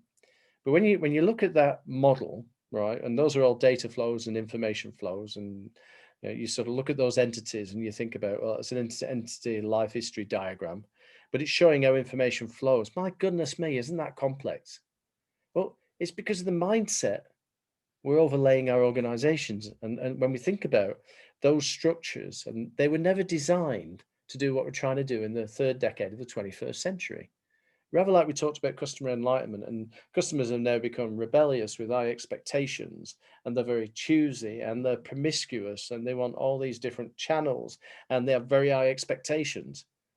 The models that we've inherited were designed to run factories more efficiently and effectively, ultimately to produce Scottish pin factories. End of story. And we're still using that model to try to define our world in the future. Well, it's probably one of the reasons why things sometimes fail, right, and fail abysmally. It's the wrong mindset. It wasn't that the model was bad. It was never designed to do what we're trying to do now. So it worked. It worked for 200 years. It got the US to be the primary economy on the planet, by using those sort of techniques. But it's now past its sell-by date. So the essence of customer experience management, to me, the essence of customer centricity, is about adopting a different mindset, which allows us to do things in a matter of minutes rather than weeks and months and years. Because those traditional structures weren't designed to allow us to get down to do things in minutes. They were designed to get things into a steady state, remove variation, improve efficiency and effectiveness on an ongoing way, get things under control and lock them down, put them on the bench and keep them on the bench and keep everybody separate. Well, it worked for 200 years. It ain't working anymore. So you're part of the people in that vanguard now. Is now when you understand it, you go, well, what does that really mean? Well, it's that, everything still looks like a pin factory. That's actually an etching of what the pin factory used to look like. And that sort of functional specialist silo thing, we think it's like concrete, as in this picture, but it's not. It's a mindset. So what we can do is we can sort of say, well, these structures were never designed to deliver successful customer outcomes in the way that we need to do now. Yeah. Hey, Steve. Yes, please. One of the things that's interesting, we're going through a software migration from Remedy to ServiceNow. So 2 different tool sets. And what I'm finding that people are doing is kind of more the lift and shift attitude, which is, hey, we did it like this before in the tool, and we want to keep doing it like that in the next tool. And then you say, well, then why did you buy the new tool? If you're going to keep doing the same things. What's that So Einstein's definition of insanity, wasn't it? To keep doing the same thing and expect different results, you know? Exactly. And trying to peel them away from that mindset of, you know, well, this is the way we've always done it, Yes. into thinking in new ways and better ways that suit the customer. So just wanted to put that, Yeah. put that out No, there, no, that even down at the that's a technology brilliant level. illustration. A brilliant illustration. And what he says on the screen, though, was a real learning point for me. The map is not the territory. And it takes a while to think about that. And it took me, as I said, when we were doing the work with Virgin back in 2000, 2001, and they challenged our existing approach, which was 8 omega. You know, it's bigger than 6, and it's omega is more extensive than sigma. It literally took me, you know, and I think I'm a fast learner because I do chess and I want to learn new variations. And it really took me 3 or 4 years to understand that phrase, the map is not the territory. Our representation of our reality is not reality. It is just that, it's a mindset. So oftentimes, and if you know, I've been reading a lot about, you know, quantum dynamics and quantum physics recently, and some of the how it's not Newtonian, how it isn't atomic, and now if we could see with a concept and we put it out in the universe, it is a real thing. And you go, no, it's not a real thing. It's a thought, you know, and you go, no, it's an energy. It has a form associated with it. And our mindsets are forms that have association with them. So though they're not real, like caps and lights and tables and laptops and stuff, these things are less real than we actually give them credence for. So I'm sort of like philosophically on that journey of sort of saying, when people say that the map is not the territory, what do you mean? You go, your representation system, whether it's software, whether it's process, whether it's people, whether it's organizational dynamics, whether it's structure, everything we do, our political system, right? Our representation of that when we share it with each other is not the reality. It's an abstract of the reality. So I say to people, they go, well, is there an ideal organization structure, an ideal way of thinking about this? And you go, depends on the outcomes you're trying to achieve. And as I said, I'll show you tomorrow, Amazon, people go, Amazon, yeah, they're a B2C. And you go, no, they're not. 70% of Amazon's revenues come from B2B business. Amazon Web Services, for instance. You and I as consumers don't necessarily see that, but that's the infrastructure that's sitting behind the scenes of so many companies that we do, you know, we experience as consumers and customers. So there isn't, and James Dawkins is, you know, I like his book, Foundations for Customer Centricity. He said there's no such thing as a B2B anymore. What you've got to think about is a B2, B2, B2, B2, B2C. And the C is the primary customer. It's where the money comes from. So could we, instead of thinking of it as a value chain, where did that come from? Again, another industrial artifact. Instead of thinking of it as the front line, oh, we're fighting First World War again now, are we? Instead of thinking about it top-down strategy, let's change the language. Let's use that sleight of mouth idea and let's start talking in a way that we can win hearts and minds by using different language. So it probably doesn't surprise you to know when we're doing the audits of organizations, one of the things we want to do is get the social media streams and analyze the use of language in the streams, because we're reinforcing for each other every single day. If I sort of say to you, yeah, I'm going to go management by walkabout, and you go, well, what's that then? Well, we go down and see where the work. What do you mean you go down and see where the work's happening? Well, it's because the CEO's office is on the top floor, and we try to mimic this structure in our physical reality. Because if you've taken you 30 or 40 years to navigate up to the sea level, and you go in there and you say next week, guys, you know, that's obsolete, it doesn't work anymore. You're not going to win hearts and minds. You've got to show them an alternative way. You've got to show them, look, if I show you this picture now, would this be a better way of organizing ourselves to develop that big IT migration we've been talking about for years, right? Would that be a better way? And of course, the logic of that is, yes, there is a better way. Well, who's done it like that? Oh, well, there's these people, these. Yeah, but we're not one of those. And you go, no, you're not. You are unique in the sense that you have individuals and IT systems that were designed with principles in mind. But the way you've represented the world is in the past. What we want to do is get a representation system for the future. And yes, we want to be able to produce vaccines in weeks and not 10 years. And the question isn't how do we do that? The question is how do we undo the way it was done in the past to better achieve that outcome? So I just wanted to bring this point. This is what I would call a bad pyramid, right? Bad boys, bad pyramid, right? But so we want to replace it. We want to sort of say as well, it's an overriding mindset, this pyramidal thing, isn't it? So how could we go to a better place? How could we reframe people's world from being left to right and top to bottom? So these structures that we've got, what could we do instead? Well, there is a stepping stone that we've got. So guys, what is that again? Steve, it's a picture of a pyramid. A picture of a Fantastic. Lesson learned. We can all go home today now. No. That's exactly where we are. First prize, yeah. So whenever anybody presents a picture to you, it's an abstract. It's not the real thing. The map is not the territory. Okay. And so when we're thinking about that, is there a place where we could go where, given that an overriding mindset is a pyramid, can we be devious on the one hand, but supportive on the other? We can say that, you have pyramids. Well, here's another pyramid I'm going to introduce to you. And this pyramid is called the customer performance landscape, right? So initially, don't let it be like somebody slapping you in the face with a fish. That's not what it's about. It's all about using this principle of pyramids. Now, just to give you some sort of orientation here, let me move. I'm trying to move that across the screen. Trying to move the people across the screen and my pen's writing. Stop the pen writing. Right. The diagram on this side of the screen, the circle, right, is Southwest Airlines' original model for describing how tasks become activities, deliver outputs, create outcomes, deliver customer outcomes, eventually deliver an SEO and talk to the customer.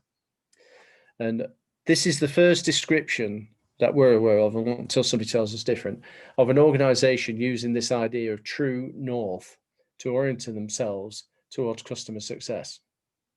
And these vectors that you can see here, you can audit them. Are they pointing east or west or south in some instances? They're not actually pointing towards customer success. So that was a model we used to refer to as the process performance landscape. Right? The process, because if you think about it, and for any of us who've worked in process, you've got tasks, you've got activities, and you've got outputs. Processy, isn't it? Well, this model here on the left, customer performance landscape, is what we refer to as a customer performance landscape, because in addition to the things on the right-hand model, which are those things, when we map them, it's got all this stuff going on underneath. And we say underneath, we'll still use that parlance because it's a familiar language, but we need to get them thinking. Now, what's at the top of this pyramid?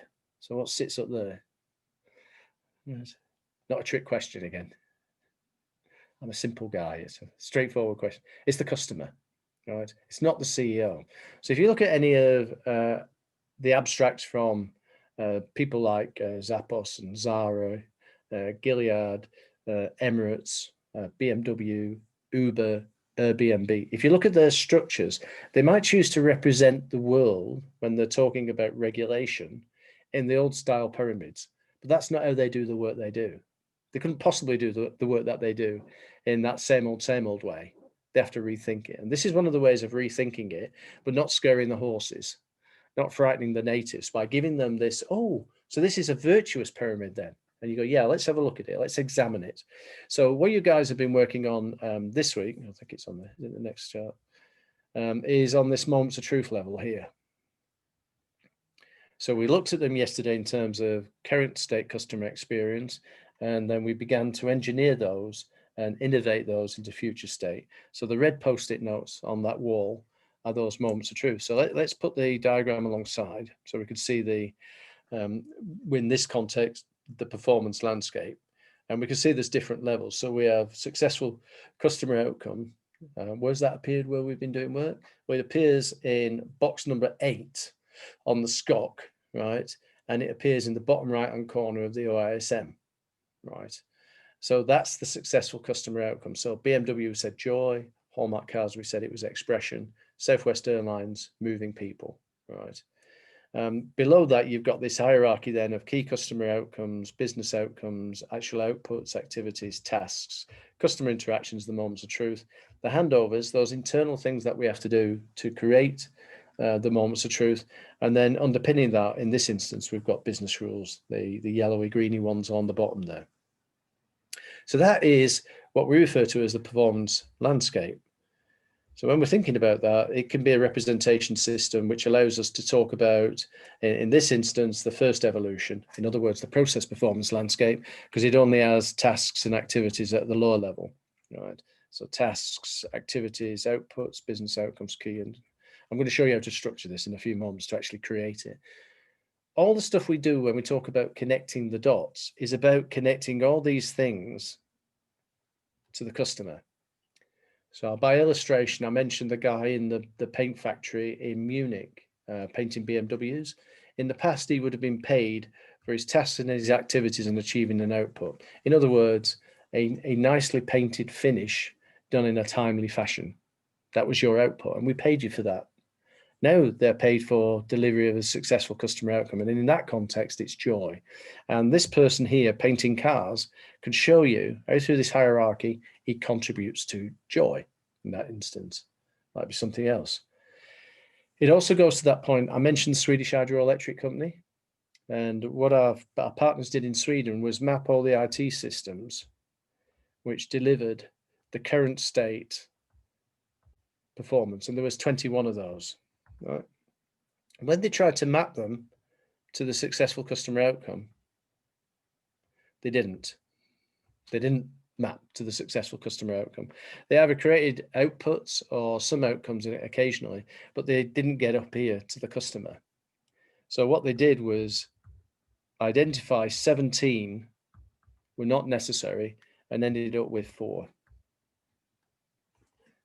So that's how big and how extensive using this type of model can actually help you to do. So let's have a look at the creation of that.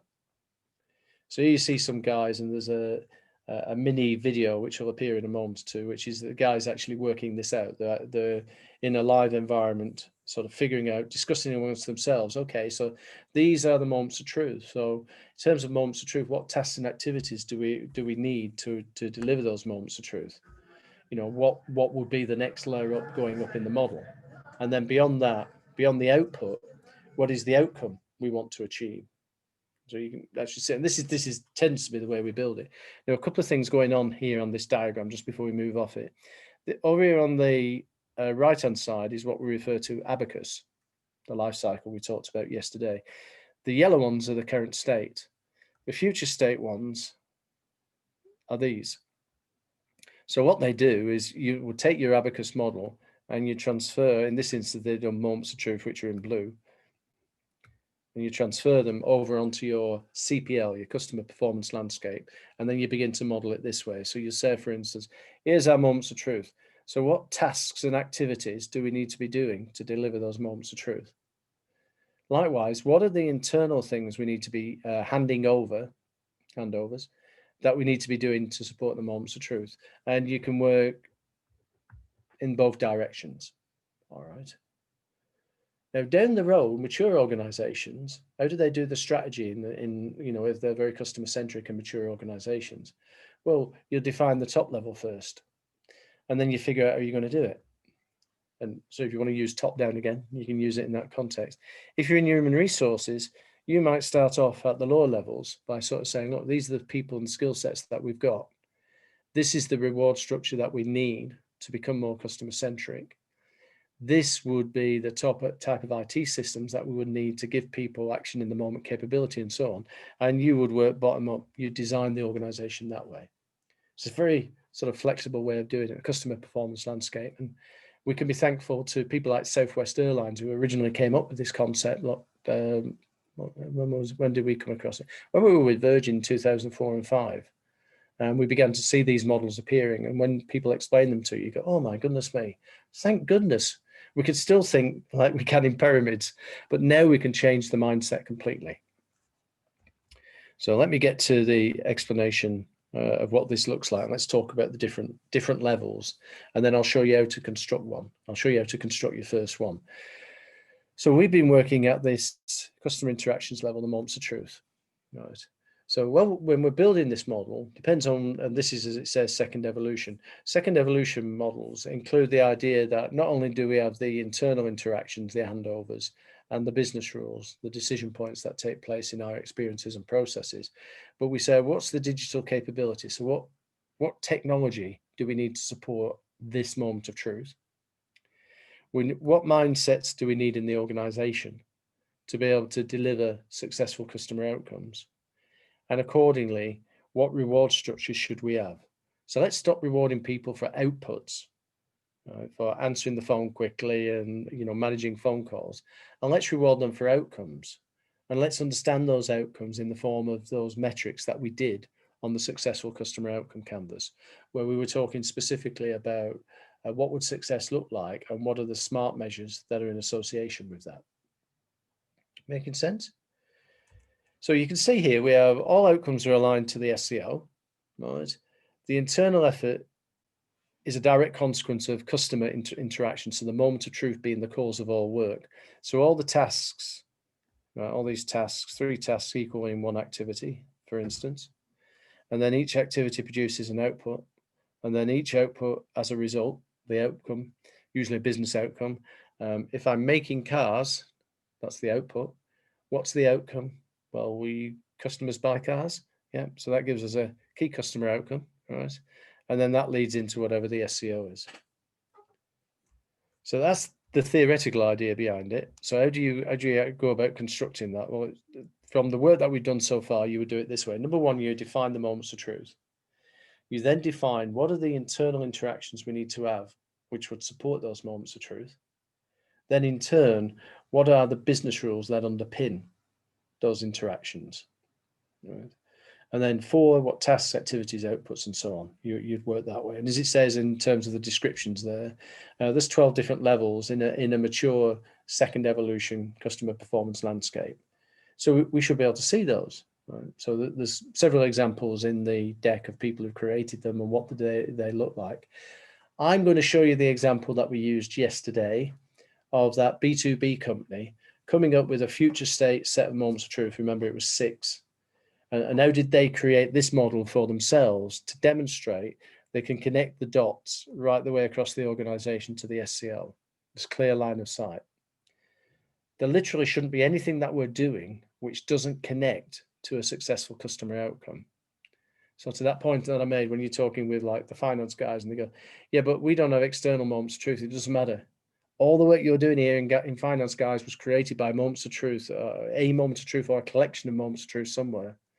And it's the responsibility of everybody now to be able to connect the dots between themselves and the causes of work. And if you can't, why are you doing what you're doing? To the point, I think, we were talking there about IT systems being deployed and stuff. A litmus test you can do is, how would this new system contribute to the delivery of a successful customer outcome? And of course, people go, no, you don't understand it. It's not about the customer. You go, what's it about then? They go, well, it's to improve our financial accounting, perhaps. And you go, okay, how does that contribute to a successful customer outcome? They go, well, if we can manage the numbers in a better way, we should get better results for the customer. So let's see the connection between them then. And literally, I've been in situations where if the people you're working with can't demonstrate a connection to the SCO, don't do the work. Encourage the powers that be to sort of say, no, everything you're doing, you should be able to demonstrate whatever you're doing. How does that move the dial on the successful customer outcome? Because if you're not going to do that, then you might be doing dumb stuff really well. And we're not in that world anymore. It's not about efficiency and effectiveness for its own end. It's about the contribution to a successful outcome. So I'm going to pause there. Yeah, please. Good time to ask questions. So if I look at the approach that you've got here, there's a couple of questions. One, there are obviously some kind of cyclical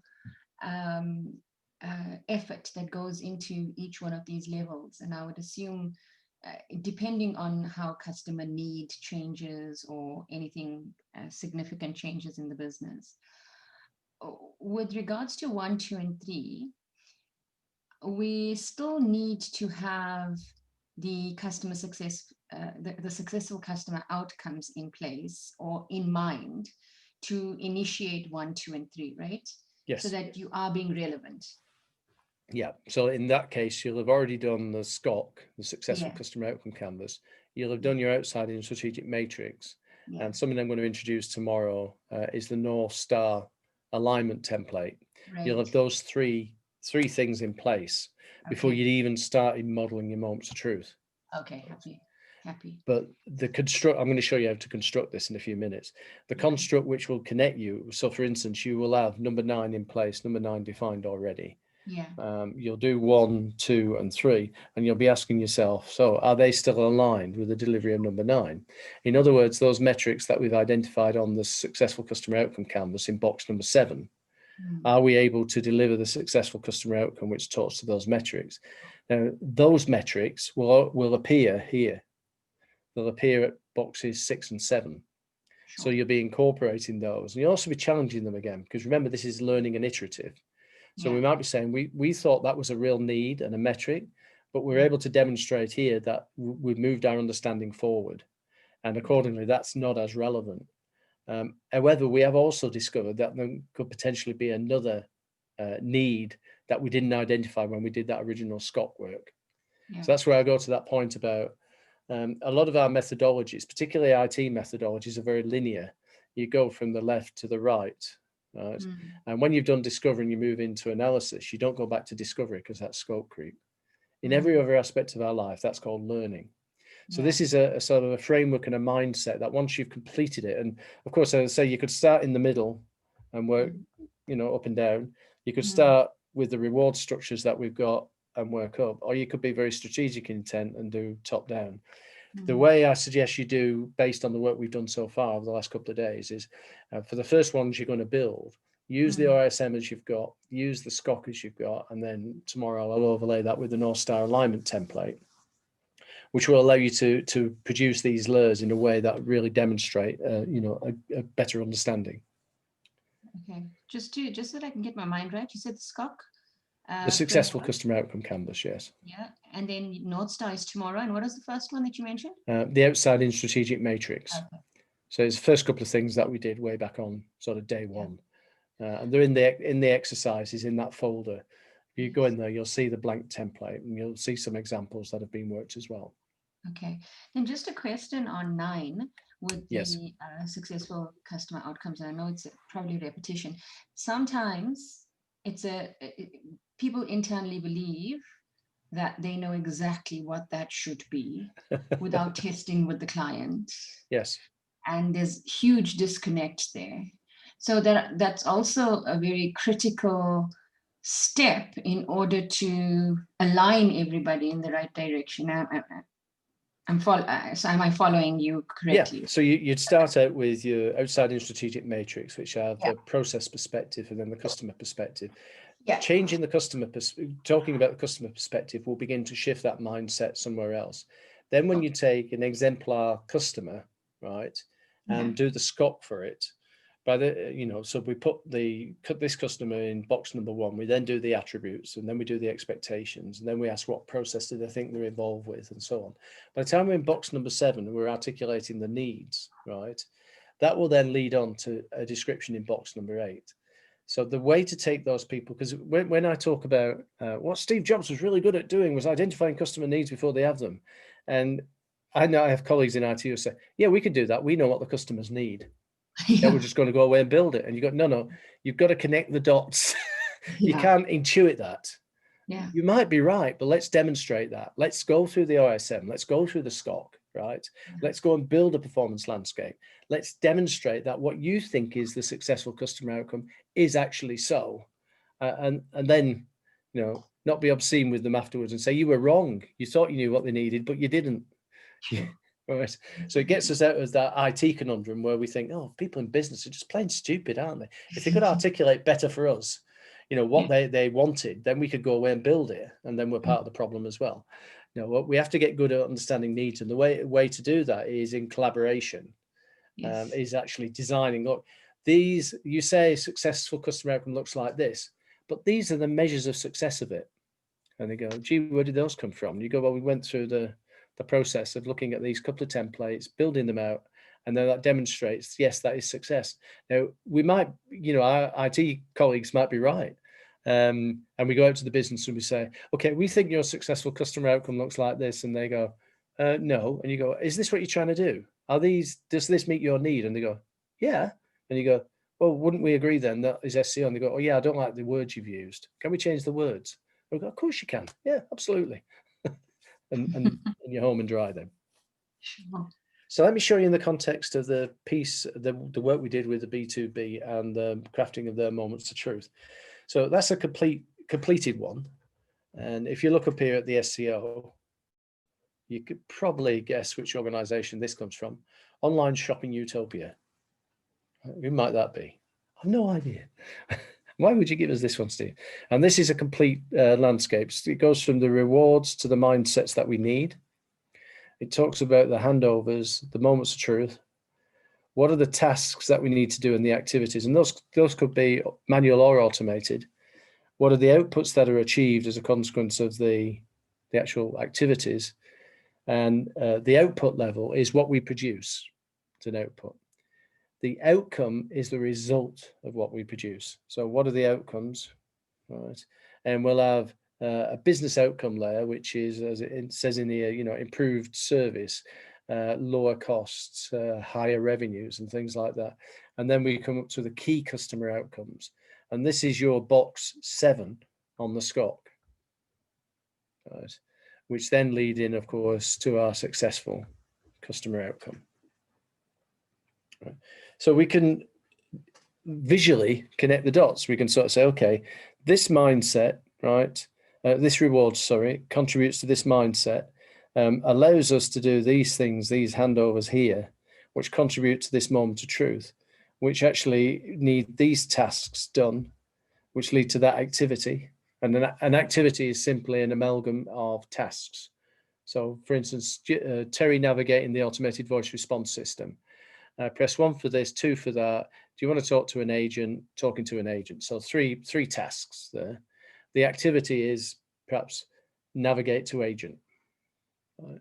So we go up to the activity level, and then we say every activity produces at least one output. Right.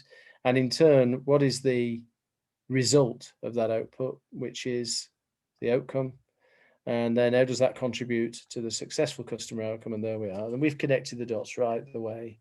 And everybody in the organization should be able to do that ultimately.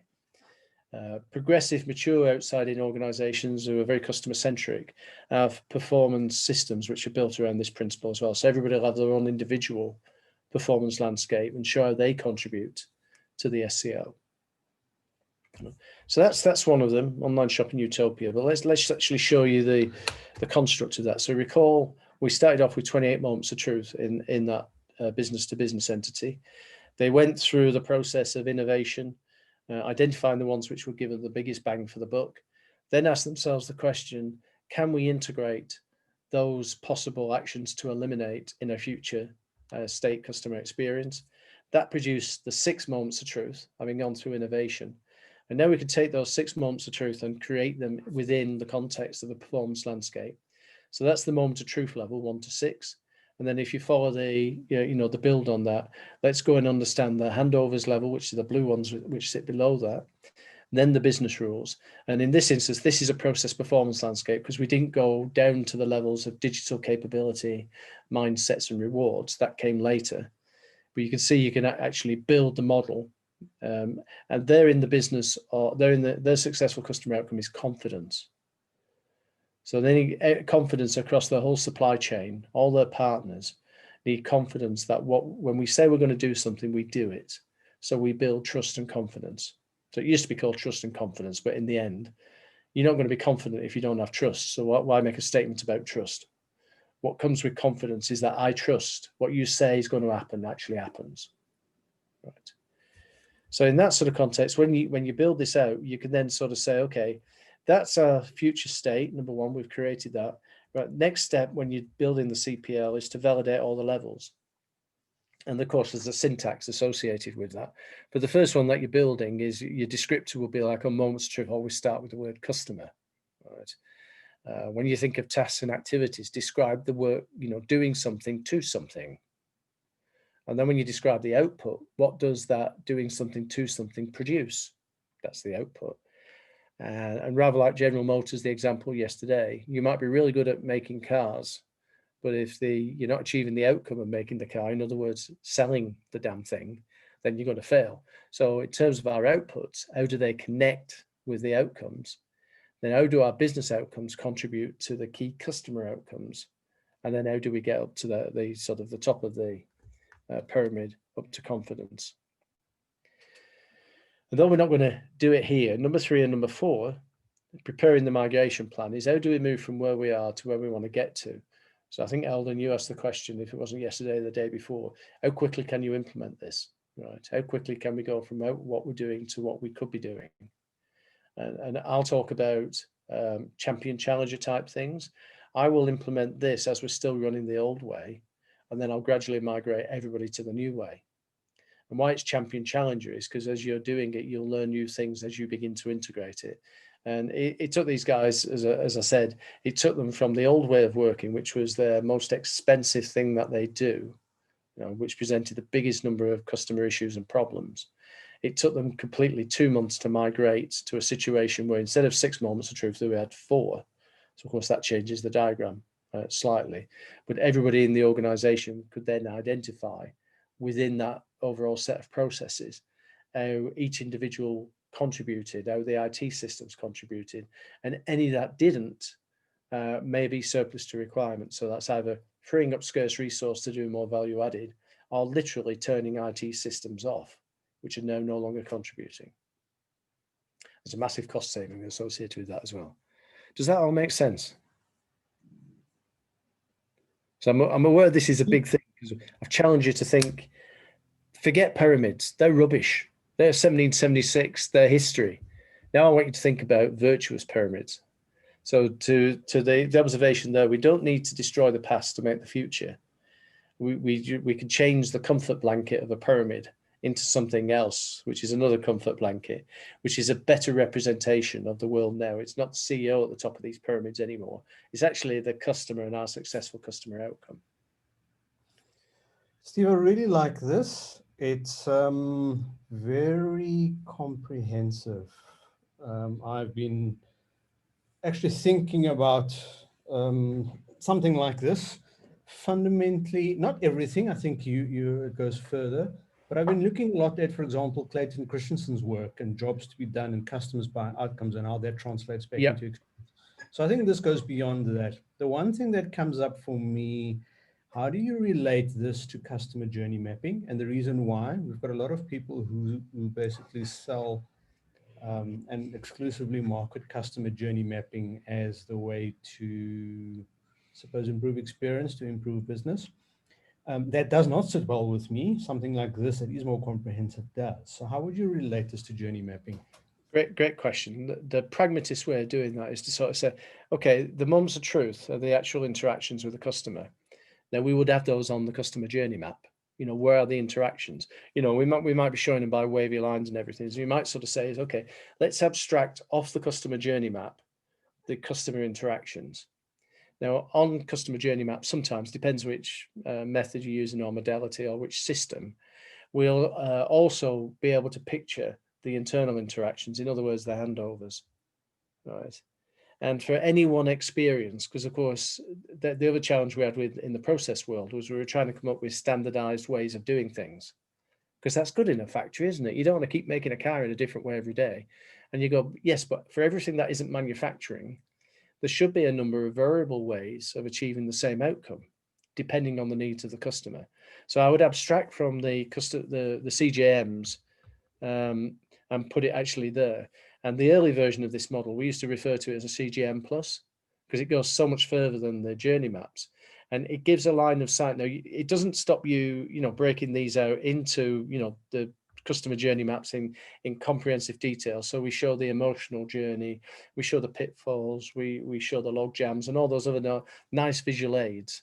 But I can tell you, as you know, when you're dealing with the C-level and the top team, they're less interested in the pretty pictures. They're interested in what's this going to do for me. So I always think in the same sort of way I would do an OISM and a SCOC at the start of a project, I actually do that for whoever the sponsor is internally. And if I'm working with a sponsor who is very visually oriented, I might use the full gambit of customer journey mapping to actually explain things to them. more often than not, the sponsors tend to be more numerate, and they're going to be talking to you about results. So you can abstract the customer journey map into this model, you know, at the moments of truth and handovers level, and sometimes business rules level as well. And it would just simply be a sort of a foundational part of the model. But then go on to sort of say, so how does the customer journey map connect with the successful customer outcome?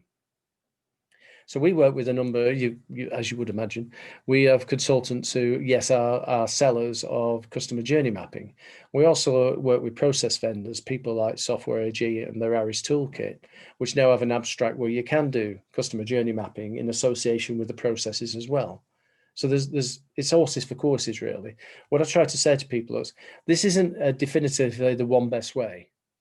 What we do know is pragmatically, this allows you to connect everything with everything else. And if you can't, ask the question, why are we doing it? So that's really the purpose of it.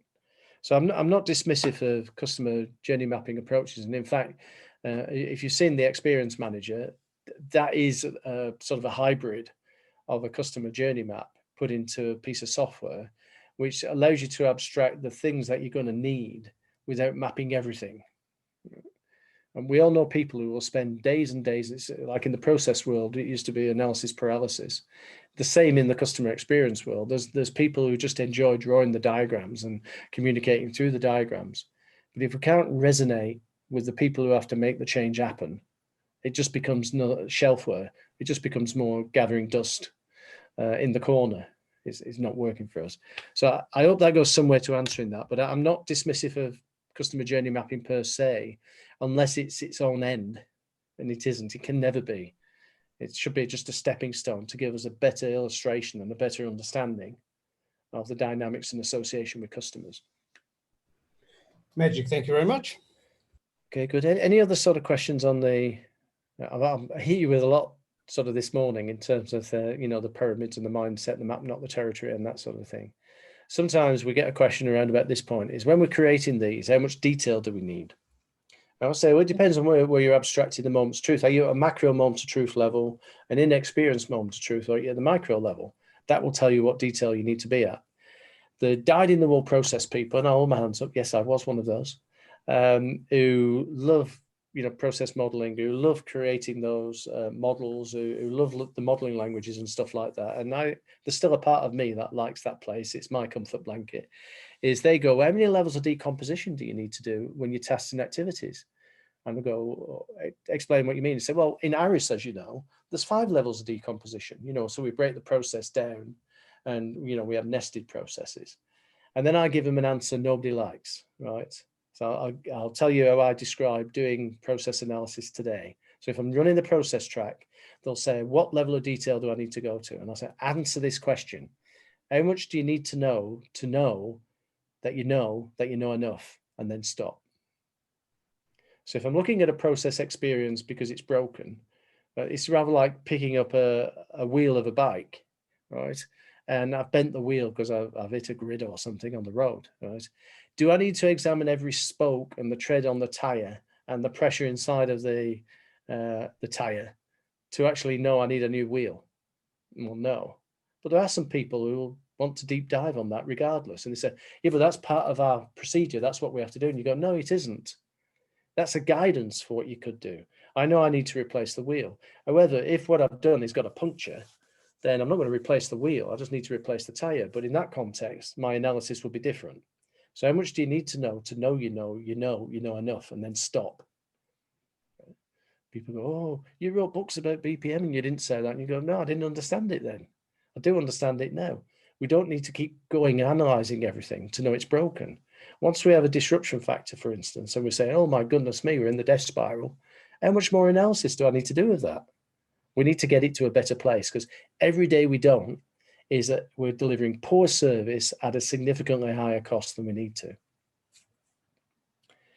So that's one of the sort of wrinkle. I chucked that question in there. You guys, have you got a question, observation? So for me, I'm starting to see it's really a beautiful model. So I'm falling in love already.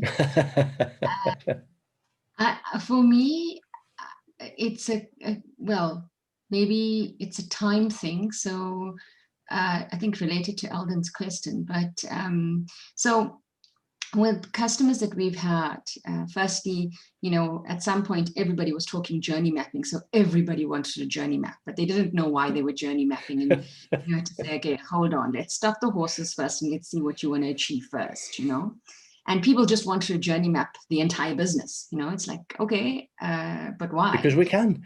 Exactly.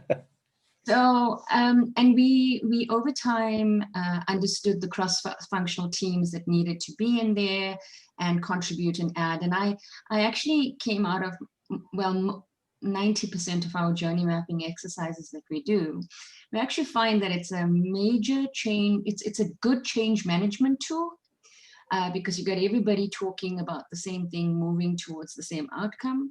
And they all start understanding, oh, you support me in this, or, oh, okay, you and I need to meet more often. And so it almost brings people together as well. But my question here is, how big should this team be putting this and designing this together? And then how cross-functional do you get? Okay. Because I like decision makers in the room, yes, but I also want the frontline guys to bring the reality of the situation through. And then also, arming yourself. And I say arming yourself because I have done it where you do your customer assessments, interviews, and all of that, and insights building, and you bring that to the table and say, this is what your customer is saying about you. yes. And you need to sort of dive into that every now and again to convince them that they're doing things wrong. But yeah, so how many people and what would that cross-functional team Okay. look like? I think in your observation, part of the answer lies in there is depends on the outcome you want to achieve. So give you this sort of context, going back to this B2B organization, a couple of smaller projects had happened, which had won hearts and minds, let the doing of it become the validation to do more. 6 months in, right, and the team's been working with the method and the approach for a period of time. The question then begins to sort of say, well, could we fix the biggest problem across the organization at the moment? Okay. And that was that process that you saw with the 28 moments of truth. Could we fix it? So in this context, it really is different every time. In this context, what we ended up doing is, bearing in mind an international, a very large corporation with several 100,000 people working for them. Mm-hmm. We then said, okay, do we want to do this in Denmark and fly everybody into Denmark? Do we want to do it in Germany because they've got offices in Hamburg and in Munich as well? Do we want to do it in Singapore because they've got a big engineering facility in Singapore? And the whole idea was, no, let's bring them to the Midwest, because from a US point of view, this is what's perceived as being the sort of center of the world, because this is where we sell most. So we actually arranged for, back then, 40 odd people to be in a room for 2 days. Okay. And over those 2 days, took them all the way through the method. We took them from the OSM and the SCOT, even though there were people on the ground. And what we did is we split the 40 people into teams. So we had effectively 8 teams in there. And within each team, we had somebody who was a master. So they'd already been trained and skilled up and so on like that. So we had one person who was a master in each team. And these are internal folks. And, my external team, there was like 4 of us, right? So we would hover around the teams and move around the room as we navigated them through the method. And the first stage of that method was, right, okay, let's design the outside in strategic matrix. So everybody's looking at this process across the 8 teams. We're all looking at the same experience, right? Now let's do it for you, right? Okay, we have 8 OISMs now, right? Let's consolidate them. Let's do the affinity mapping and come up with the Uber outside in strategic matrix. Then let's all agree it. So where does the process start and end? Where does the experience start and end? So we're all in agreement. We've done that, right? Second stage, that was after the break in the morning, was to do the SCOC. So we have a range of customers who experience this thing at the moment, right? So can we choose a representative customer? So what we did then was, the debate was, do we all choose the same customer, or could we split it? And of course, we'd done the customer categorization exercise behind closed doors before this. So we knew we had line of sight on, not surprisingly, 8 customers. So we gave each team one of those customers, depending on the skill set in the team. And some people would be dealing with, there'll be like account manager in there, there'll be a processy person, an IT person, a CX person, and so, a sales marketing individual. So multidisciplinary team, depending on the constituents of that team, really determine which customer they got. So one of the customers I mentioned before is people like John Deere. enormous, conglomerate in its own right. So we give the most proficient team that had the highest account responsibility, John Deere, as a customer. And then each of them worked through the current state. Then they used the innovation to come up with a future state, and then went back to the successful customer outcome canvas and said, are we meeting those needs and these metrics? Great. Sure. So we're now sort of 3/4 of the way into the first day. So that the final part of the first day is, okay, guys, let's agree for each of these customers the future state moments of truth. So we now have 8 diagrams around the wall with the future state moments of truth on them. Right. And this is scalable. We've done it with people like Tata in India, with Uber. We've done it with people like that. Now we've got the future state. Let's come in on day 2. Right. Now let's build the CPL and explain to people. You don't have to train them up in terms of understanding the mechanics of it. Right. Follow these steps 1 to 12. Sure. And of course, as you're going around the room, people will naturally ask you questions, because I don't understand the difference between a task and an activity, Steve. Right. And so you'll explain, like, an activity is an amalgam of tasks. Oh, well, in Iris, we do it the other way around. And you go, yeah, that's true, but not in this way, we don't. So you have your tasks, then your activity. Now, what do we do? Well, every activity produces an output. So what does this activity produce? Oh, right. Oh, there's 3 things it produces. Great. Let's get them up there. So that's the output level, then the outcome, and so on. So by lunchtime on day 2, we went a 2 days workshop. Lunchtime day 2, we have 8 CPLs around the room. Yeah. The team who've been trained up as masters then have a separate task to do while we carry on with working with the people who are from all these different parts of the world, China included as well. And what the masters team then do is they look for the similarities across the CPLs. And can we produce a unified CPL? Would there be a unified CPL for all our customers? Or are they actual separate customer performance landscapes for each of the different types of customer we've got? Usually it's the latter. And you'll end up, and I'll show you a diagram tomorrow where this ends up, in, like how Amazon do that. So by the time you get to the end of the second workshop, we're now saying, okay, how do we migrate from where we are to where we need to get to? Now we've acknowledged this is a place we want to navigate to. And the usual sort of things is, how I do this is I only need 55% of the room to be on side. I'm not trying to win everybody over. You're not going to do it. You're going to get the ne'er-do-wells, the dyed in the wool, don't want to do it, all the usual sort of plethora of, human change challenge. So I need the majority. So I'll be doing some sort of, as we start to produce the action plans. So as a team, are you all agreed that this is the action plan? And there'll be, if you've got, say, 5 people in the team, there'll be 2 people saying, oh, I'm not sure about it. Well, could we go with this as a straw man approach? And then what we'll do is, outside of the workshop sessions, we'll come back to you. We'll discuss the reservations and do that. And that usually will get people on side. Okay. And by the end of, you then have a set of action plans. And as you know, in that 5-day, what I call the OI dash, on the 5th day, we bring a subset of the people back, not all 40, and we probably have 10 people in the room. And then we consolidate the action plans into one action plan. And then that becomes the thing that goes forward with 50% implementation in the following month. So that's how we do it. But the way you might navigate to it, say you're working on a little small process, a little small experience, and it doesn't need that amount of bandwidth. So you're in the early stages, but that might be one of those projects that you need to do to validate the doing it on a big scale. Sure.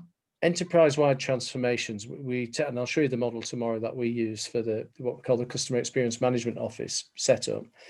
To go from where organizations are to actually complete enterprise transformation to become what we believe is, like, as much customer centricity as you can manage, usually takes 6 months.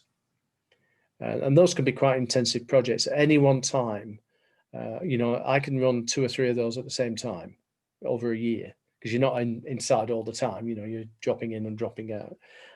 Some people who are dedicated masters that we've trained up internally will have external consultants from our partners who will be, partnering with them over that period of 6 months. But that's when you're taking a complete transformation. So, and then when you've done that, you want to sit down and write a book about it with the people who did it and the people who could claim the credit. So CFOs will claim the credit. In Apanova, 83% cost reduction in the first year of implementation. Fantastic. Right. And people go, yeah, but that's people's jobs. And you go, no, it's redeploying people to more meaningful things. Yes, some of that is people's jobs, but so much of it was your existing infrastructure and the way you organize yourself, which you were carrying that cost of. Okay. Right. So that's a very sort of quick sort of walkthrough, but let the way you're going to do it be determined by the outcome you want to achieve. Sure. Right. Okay. We could talk more about that offline once we finish the sessions tomorrow. Thank you. Hey, Steve. Yes. This is Victoria. Quick question on that. How has, and it might be slightly off topic, I mean, we can address it offline if you want, but I was just curious, how has like COVID impacted your projects and delivery? Because it's everybody, I'm assuming everybody is now virtual. And I was just curious as to how you kind of tackle those same sessions, but in an online manner. Right. Okay. A couple of things on that. Demand's gone through the ceiling, because if you're not lying on the ground, crashed and broken, you need to innovate very quickly to get yourself in a fit place. So again, people, let me just preface that. People will say to me, Steve, why do you only work with the best companies on the planet? And you go, duh. No. Were Tesco's the best company on the planet before they did that thing in South Korea? Right. They already had an idea, but they wanted to get a team of people on side who could help them go outside in. So all that thinking that they did back then in 2009, 2010, they were a good grocers. Yeah. But were they the world's number one? No, they weren't. Did they have 400,000 people working for them? No, they didn't. Right. They became as good as they are by the progression of being able to do it. So what we're finding is organizations like that have inbuilt innovation. As we went into COVID and the writing was on the wall, they were already sort of saying, oh, we have to innovation, right? Workshop. And of course, those became virtual as we went into the first lockdown, right? But they have teams, distributed teams around the world who were running those workshops virtually. So of course, with all the vagaries of Zoom as it was, a few months ago, if you think about how much it's improved, but all the other platforms, Microsoft Teams and Google and all those, we were trying different platforms out to find out which is the best virtual environment to actually host these workshops, and then which whiteboarding technology do we want to use and things like that. So along the way, we had to bring forward the experience manager development cycles, which were spread over 3 years, and we've reduced it to 6 months now. So we've taken our own medicine. We've applied all the principles we've been talking about to the Experience Manager 1, which I'm going to show you again tomorrow, to become the Experience Manager 2, which started to launch last week. So we're taking our own medicine as well. But to the point that demand went through the ceiling, and there's only so many of us who can do this stuff. The second point of that was finding those different ways of working where we could do this virtually. And so we've used the Experience Manager as the glue which holds everything together. It's the collaboration tool, it's the innovation tool, it's the tool which allows us to communicate internally without dropping out into Slack or something like that. It allows us to invite people into teams. It allows us to allocate responsibilities and task lists. So we're doing everything in that environment. And as we're doing it, we're trying to break it, because of course we want a robust model for people to be able to use. So that's how we've sort of managed ourselves through that. And what we were finding, organizations are already oriented towards the customer. Amazon, again, I've talked about Tesco. Think about Ubers, they changed their business. Now Uber Eats has exploded now. And I'm jaundiced when I talk about Uber in South Africa because of the not so good experiences that you guys had in South Africa. For the folks who are in South Africa, but around the rest of the world, Airbnb, switching over to frontline staff. How could we do that? Well, we know to do it. Let's run an innovation workshop. Let's look at how we do it at the moment. Now, the outcome we want to achieve is that all our Airbnb premises around the world are going to be first and foremost prioritized for frontline staff who need to be close to the hospitals, need to be close to the services and so on. And not unnaturally, they become, on the same cost base, significantly more profitable, and shareholders are happy. And then people, their competitors are saying, well, what alchemy are you doing? How are you turning this lead into gold? And you go, it's just not being constrained by the Scottish pin factory. Think of a different mindset that's more appropriate to the future. And you go, yeah, but that's the pyramid. And you go, yeah, but it's a different form of pyramid. It's a virtuous pyramid. It's one that gives us the keys to the kingdom, right? Does that help a little bit? Yes, it does. Good. Thank you. So what I'm going to do now is suggest we take our break. We've gone slightly past the hour. So if we could take a shorter break, just 50 minutes, is that okay? Yeah, that's cool. And then I'm going to take us into this land of CX maturities, because it's complementary to that process customer performance landscape thing. And it'll explain in the context of that, how do we understand the maturity of our organization? What's its bandwidth for doing this stuff? How capable can we help the organization become to make this transformation effective? Should we, rather like, I mean, my youngest granddaughter's 2.5 now, and she's a fantastic runner, but it's going to be a dozen years before she can run in the Olympics. She needs to build up her physical stature. She needs to become more mature. She needs to understand, what being in a race is all about. So sometimes we meet that in organizations. They might have this massive ambition, that they want to be the top, but you go, okay, so you spent the last 20 or 30 years not being. How quickly can we unlearn that? So we're going to have a look at CX maturities. So if we could be back in the room by, here in the UK, 5 minutes past the hour. So that will give us 50 minutes to go and get a coffee and stretch our legs. All right. Okay. And I will see you then. Thank you, guys. Thank you. See you. Thank you, everybody. Cheers.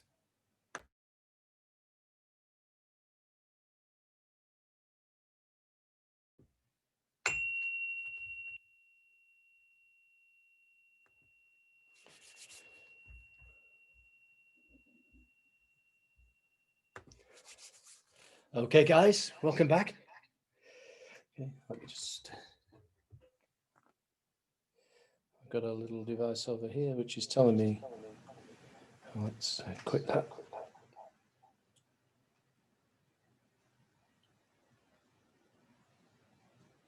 Boom, boom. I'll go away. So, yeah, I had a little device there, so I was getting some feedback. So we don't want that, do we? No. So pyramids. We're on the right land of pyramids now. We know there's a pyramid which is evil and horrible and causes us to do the wrong things.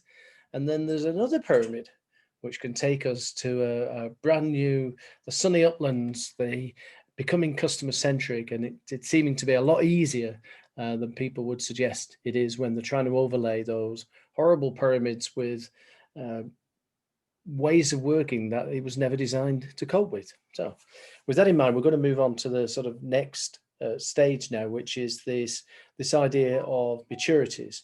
Maturities in the organizational context in association with the customer. So I'm going to start that in a moment too, but any sort of observations on the session we've done so far today? Thoughts, comments, questions? Very good. No, I love the comprehensive nature of what you shared with us on the, what do you call it now, Steve? The performance landscape. There we go. Yeah. So that's really awesome. And we're looking forward to actually starting to use that, I think, in some of the work that we do. Very, very cool. And of course, you can abstract it out. If you were just working, say, with processy-based people, you'd probably use the moments of truth level and then type the tasks and activities on it. That'll give you a clear resolution. Just as you were suggesting as well, if you've got customer journey map people, abstract it out, include the customer journey map, but then add other features which can demonstrate the connectivity to the successful outcome we're trying to achieve, making sure that the business outcomes contribute to it as well. I sometimes also think about the little discussion we had about the cinema, that shifting people's perspective away from what we think of effective business measures. If we were able to achieve the key customer outcomes, those effective business measures are delivered as a consequence. So you're shifting that focus to thinking about the right things. That's going to be very useful in that context. So good. So thanks for that feedback. Let me switch over to my deck again and make sure we're in the right place. We're not right back at the beginning again. That wouldn't be the place to be. So we're going to talk about CX maturities.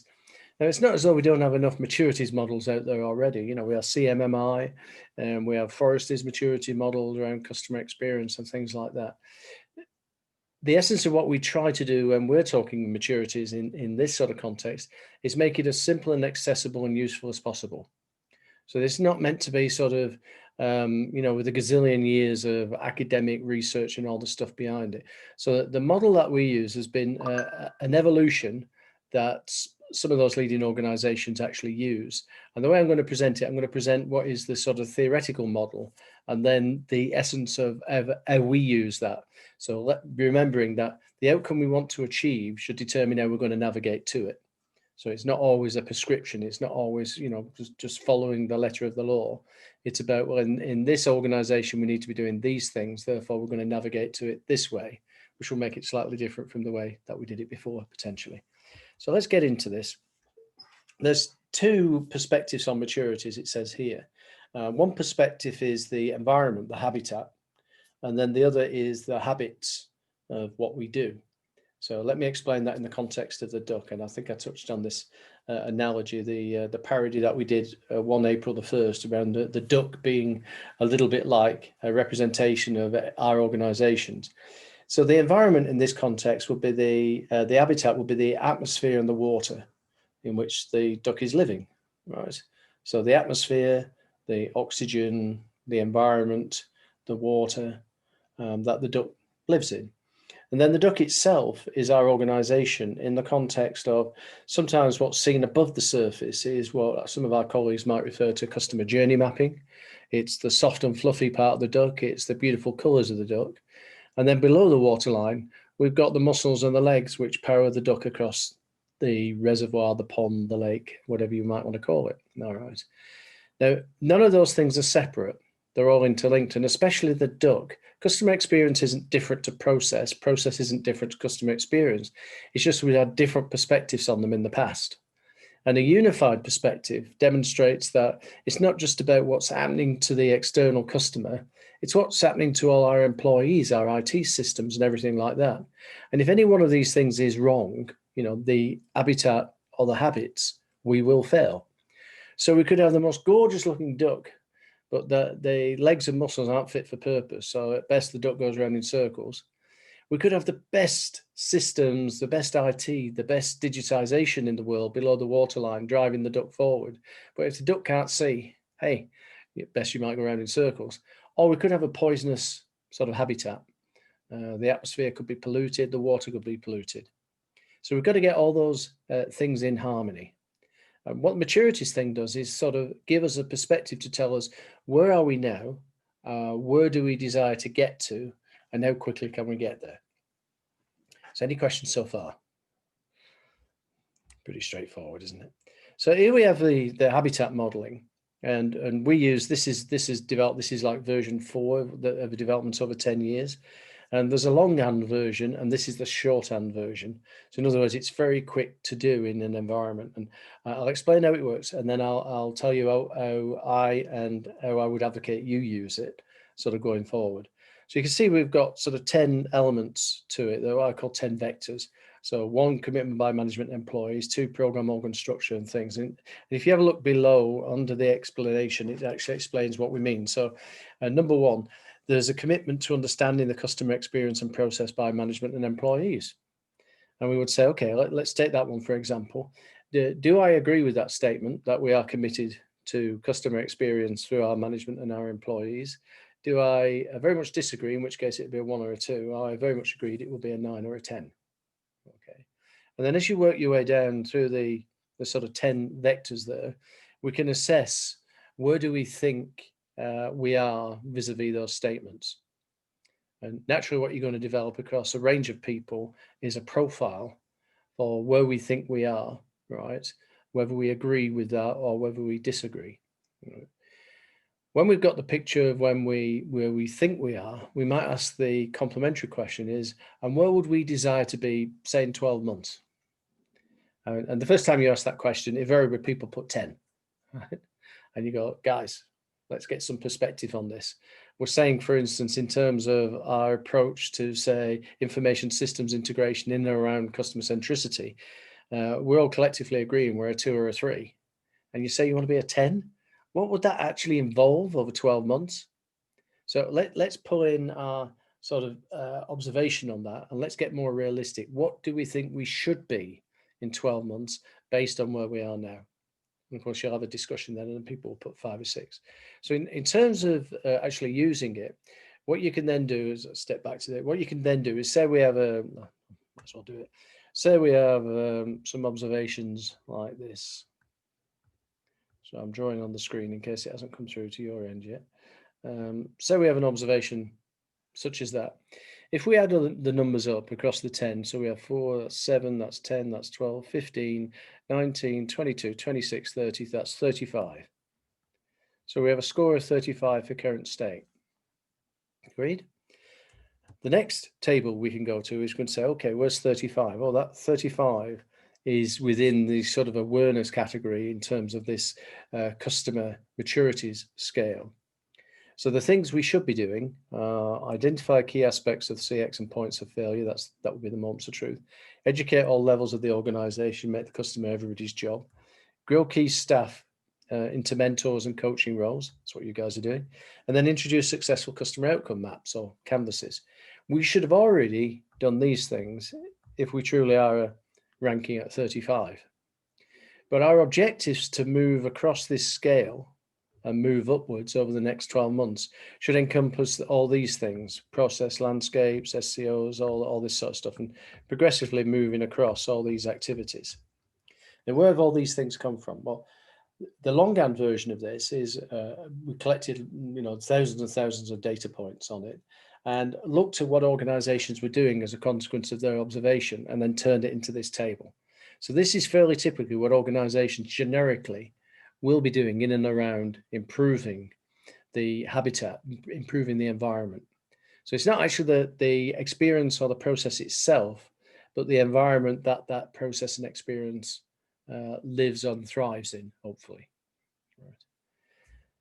So in terms of the doing of that is a real live example. This was a US electricity utility company in the Midwest. All right.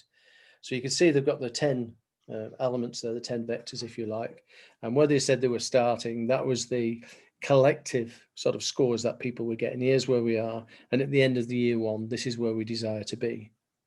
And then based on that table that I just presented, these are some of the actions that you probably need to think about putting in place to improve the maturity of your organization. They're also split in such a way that you can identify strategic, structural, and focus aspects of the elements of the maturities model. And they give you a place that you can then build a plan from to improve the environment. So as I said, we could put the best customer experiences in the world out there into our organizations. But if our organization habitat isn't conducive to those surviving and thriving, then they're going to fail. No fault of the experience or the process or the people running it. It's just that we may not have the commitment behind the scenes. We might not have the infrastructure. We might not have the technology. So all these things are a work in progress. And in terms of developing those out as plans, you can take different perspectives on this and sort of say, oh, well, we very quickly can see here that we're, in terms of this is probably the area of biggest gap. So we have the biggest difference between where we are and where we desire to be. So what is that one, for instance? Information systems integration. IT is always that issue, isn't it? So what we might do is we might take a view there that sort of says, okay, let's do like those guys did in Sweden, and let's build a current state performance landscape. And then let's look at the moments of truth and identify what's the digital capability that contributes to the delivery of that moment of truth.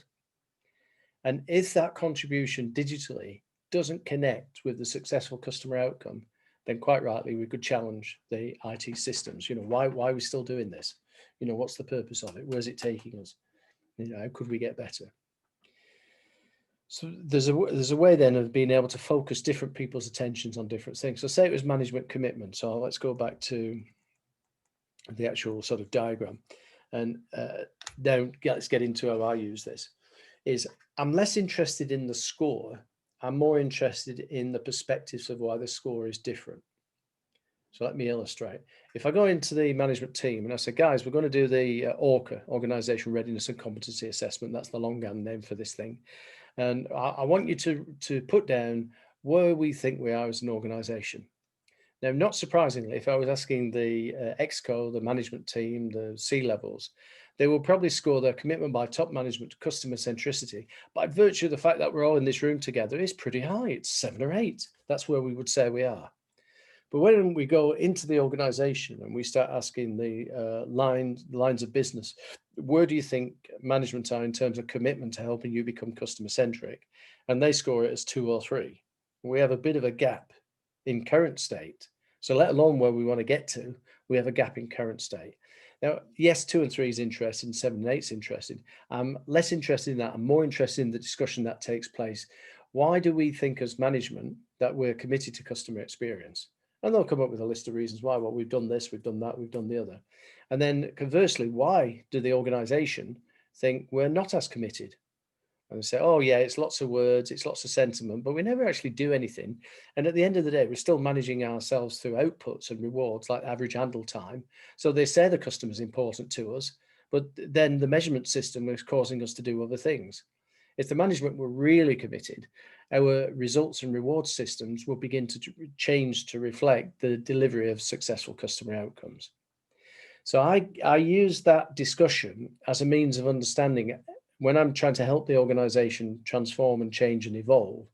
I use that debate as a leverage point to be able to sort of say is, okay, well, management team, the organization's saying 2 or 3, you're saying 7 or 8. There's 1 or 2 things going on here, right? Either the organization doesn't truly understand how committed you are, right? In which case that's a communication program, that's an education program, that's a means of actually showing them what tangibly you're putting in place to shift the dial on this, right? Or the organization's right and you're not really committed, it's all talk and no walk. Right? Now, which one is it? And you could be quite dispassionate from the point of view of facilitating this because it's not your observation, it's the observation of the organization, both in this context, line number 1, commitment by top management. But the same applies for IS, the same number 9 accreditation. So Eldon asked the point about CXPA and our sort of association and relationship with that. To get people understanding customer experience, they need to know how other people are doing it. They need to know what is a good model, what is a good approach, what works best in these environments. So accordingly, there's a whole range of CX, if you like, proto qualifications out there.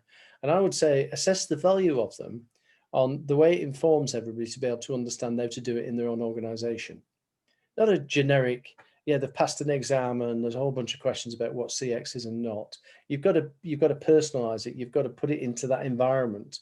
So into this, like, if you like, into this habitat. Now, this habitat for the organization you're talking to, it might be quite different to the habitat that you're talking to of another organization. So one size doesn't fit all. Being able to answer a bunch of questions at a preliminary level might be interesting, but how do I take that? And how do I help our organization do this transformation? And certain areas might be taken care of. So if I was in Uber, for instance, wherever I go in the world, all the technology is based around apps. They don't have any sort of big mainframes or enterprise resource systems or anything like that anymore. It's all based around apps. So it's relatively quick to change. So in that sort of context, when I'm looking at information systems integration, in current state, it's very high. It's already well up there. It's already sort of 7 and 8. Or where do we aspire to be? Well, realistically, you could say, yeah, we would like to get to a 10. But when the scores are like 1s and 2s, you ain't going to get very far as quickly. Also, in terms of this 10, we look at the biggest differences, and then we can focus our attention on the biggest differences.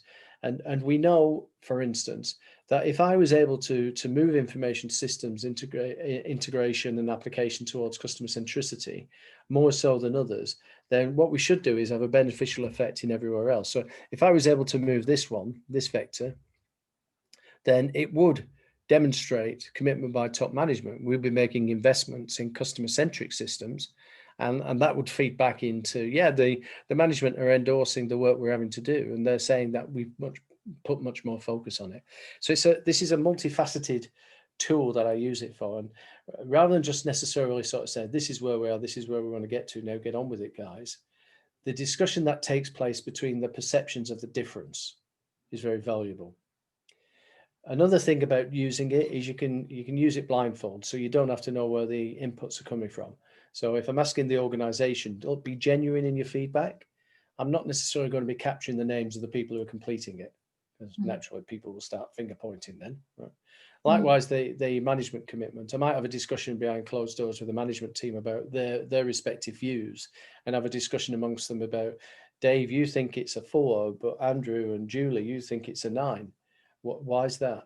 What's the difference? And then people being able to make their case for why they think they've scored that way. It's a useful way of shifting the logjam and getting acknowledgement of what the key issues might be. So that's the habitat. In terms of, do I always use 10? No, it might not be necessary. I mentioned the Nature Conservancy the other day in Arlington in Virginia, and they use a subset of 5, right? And they use a scale of 1 to 5. So horses for courses. What's the outcome we want to achieve, and how is it going to help us navigate to it? Do I always use a maturities model? 50% of the time, because sometimes you don't need to. Sometimes the organization is so broken and backward as far as customer centricity is concerned. You know, if you don't have a need to acknowledge that, let's just get on and get the change done. Other organizations that are used to using maturities modeling and all these sort of different systems that we've got, it's a useful way of saying, look, this is really simple. Most people can understand it. You don't have to be taking a long time to do this. You could run the survey over a day, see what the feedback is, and then begin to build an action plan, which is going to move us forward. Steve, can I just ask a couple Yes, please do. from your experience? So we've got our own maturity assessment model that we've built, and rolling it out has been phenomenal, because exactly the insights that you spoke about is what we use as table talkers, because it comes from them and not us. And what we're seeing, there's exactly the example that you shared, where there's a disparity between frontline and senior staff, where the senior staff believe that everything is brilliant. But then we've also seen the reverse of that, where we've seen frontline believes everything is just brilliant, but EXCO has a more realistic view of what's going on, and they're a bit braver to say, okay, we're not really performing well. What I'm starting to see in that situation, there's some cultural issues within the space where people are either not allowed to pass opinion on how they believe they're performing, and they're also afraid that, if this goes further up, then I'm going to get pointed at. So that's almost, I sort of get that sense, and I don't know whether it's 100% true. And then the second scenario that we've experienced quite a bit is, you have to do a level of education on what is customer experience before actually rolling this out, because you got all 10s. Yes. And then it's like, okay, so guys, if you're all 10s, what am I doing here? But, so there's almost that unconscious, existence of we're perfect and nothing's wrong here. And we'll carry on like that until there's nothing left. Yeah.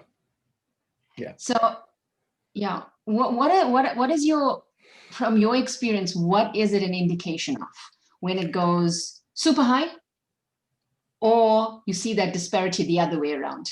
Okay, so let's deal with the super high. That's it's a normal sort of human thing to sort of say, where do we want to get to, guys? And everybody's going to score it, in this instance, 10 out of 10. And you go, okay, realistically, let's show you how some of the best performers on the planet rate themselves. And in which case we overlay and we use that conversation to sort of talk about. So when you go now, when you receive service from, say, and I'll pick on Uber, but delete it for South Africa. When you go and pick on Uber, how does that experience contrast with going and getting a black cab in London, right? Now, who would we say is more customer centric or not? And everybody would agree, yeah, well, it's Uber, isn't it? It makes it so easy to do, and it's like, why couldn't they all be like that? And you go, well, historically they're not. But if you go and ask London cab drivers, and we've done this, by the way, we did a sort of benchmarking exercise with people like London Ambulance Service, black cab drivers, NHS trusts, and so on. And if you go and ask them, they'll say they're very customer centric, because on a one-to-one basis they are. But the actual processes and systems and experience is really lousy. Horrible, noisy cabs kicking out diesel fumes in uncomfortable seats, getting stuck in traffic jams. How is that a brilliant experience? And they go, yeah, but I'm a great conversationalist. And, you know, you go, no, that's not what the customer experience is. The customer experience is two things. One is the provision of the experience itself, and the other is the achievement of a successful outcome. Yeah. So in the same sort of way that you educate people by the discussion. So the aspiration of being a 10, nothing wrong with that aspiration, but guys, look, the acknowledgement is at the moment we're a 3. What would it take? And let me demonstrate for that. Let me show you the sort of things that people are doing around this. For you to become leaders in this space, you're going to have done all of this stuff. Now, how much have you actually done? How many of these things are already there and implemented? And if they're not already there and implemented, when are you going to do them? How are you going to do all this with scarce resource when the focus is on improving revenue by 20% and getting 10% costs out? How will you do that? And so I tend to, exactly as you say, is use this. Look, this isn't consultants saying this. This isn't just some data set which has been around 20 years. This is organizations on the planet who are regarded as being the creme de la creme in doing this stuff. And these are things that they've done to get as good as that. Yeah. So we're not saying they're going to be exactly the same for you, but you need like 80 or 90% of that if you're going to get yourself up into that leadership position. So I use that. The converse with true management would say employee commitment to this stuff, give it a 2 or 3, and yet the employees feel they're very committed. Oftentimes that's a communication breakdown. It's not, it's a management of perceptions that's not being done. So I've seen exactly as you guys have. I've seen the same thing happen. If it's obvious, sometimes you start a review and you won't do a maturities model because you don't think it's necessary, but it becomes very clear that you have those disparate views in the organization.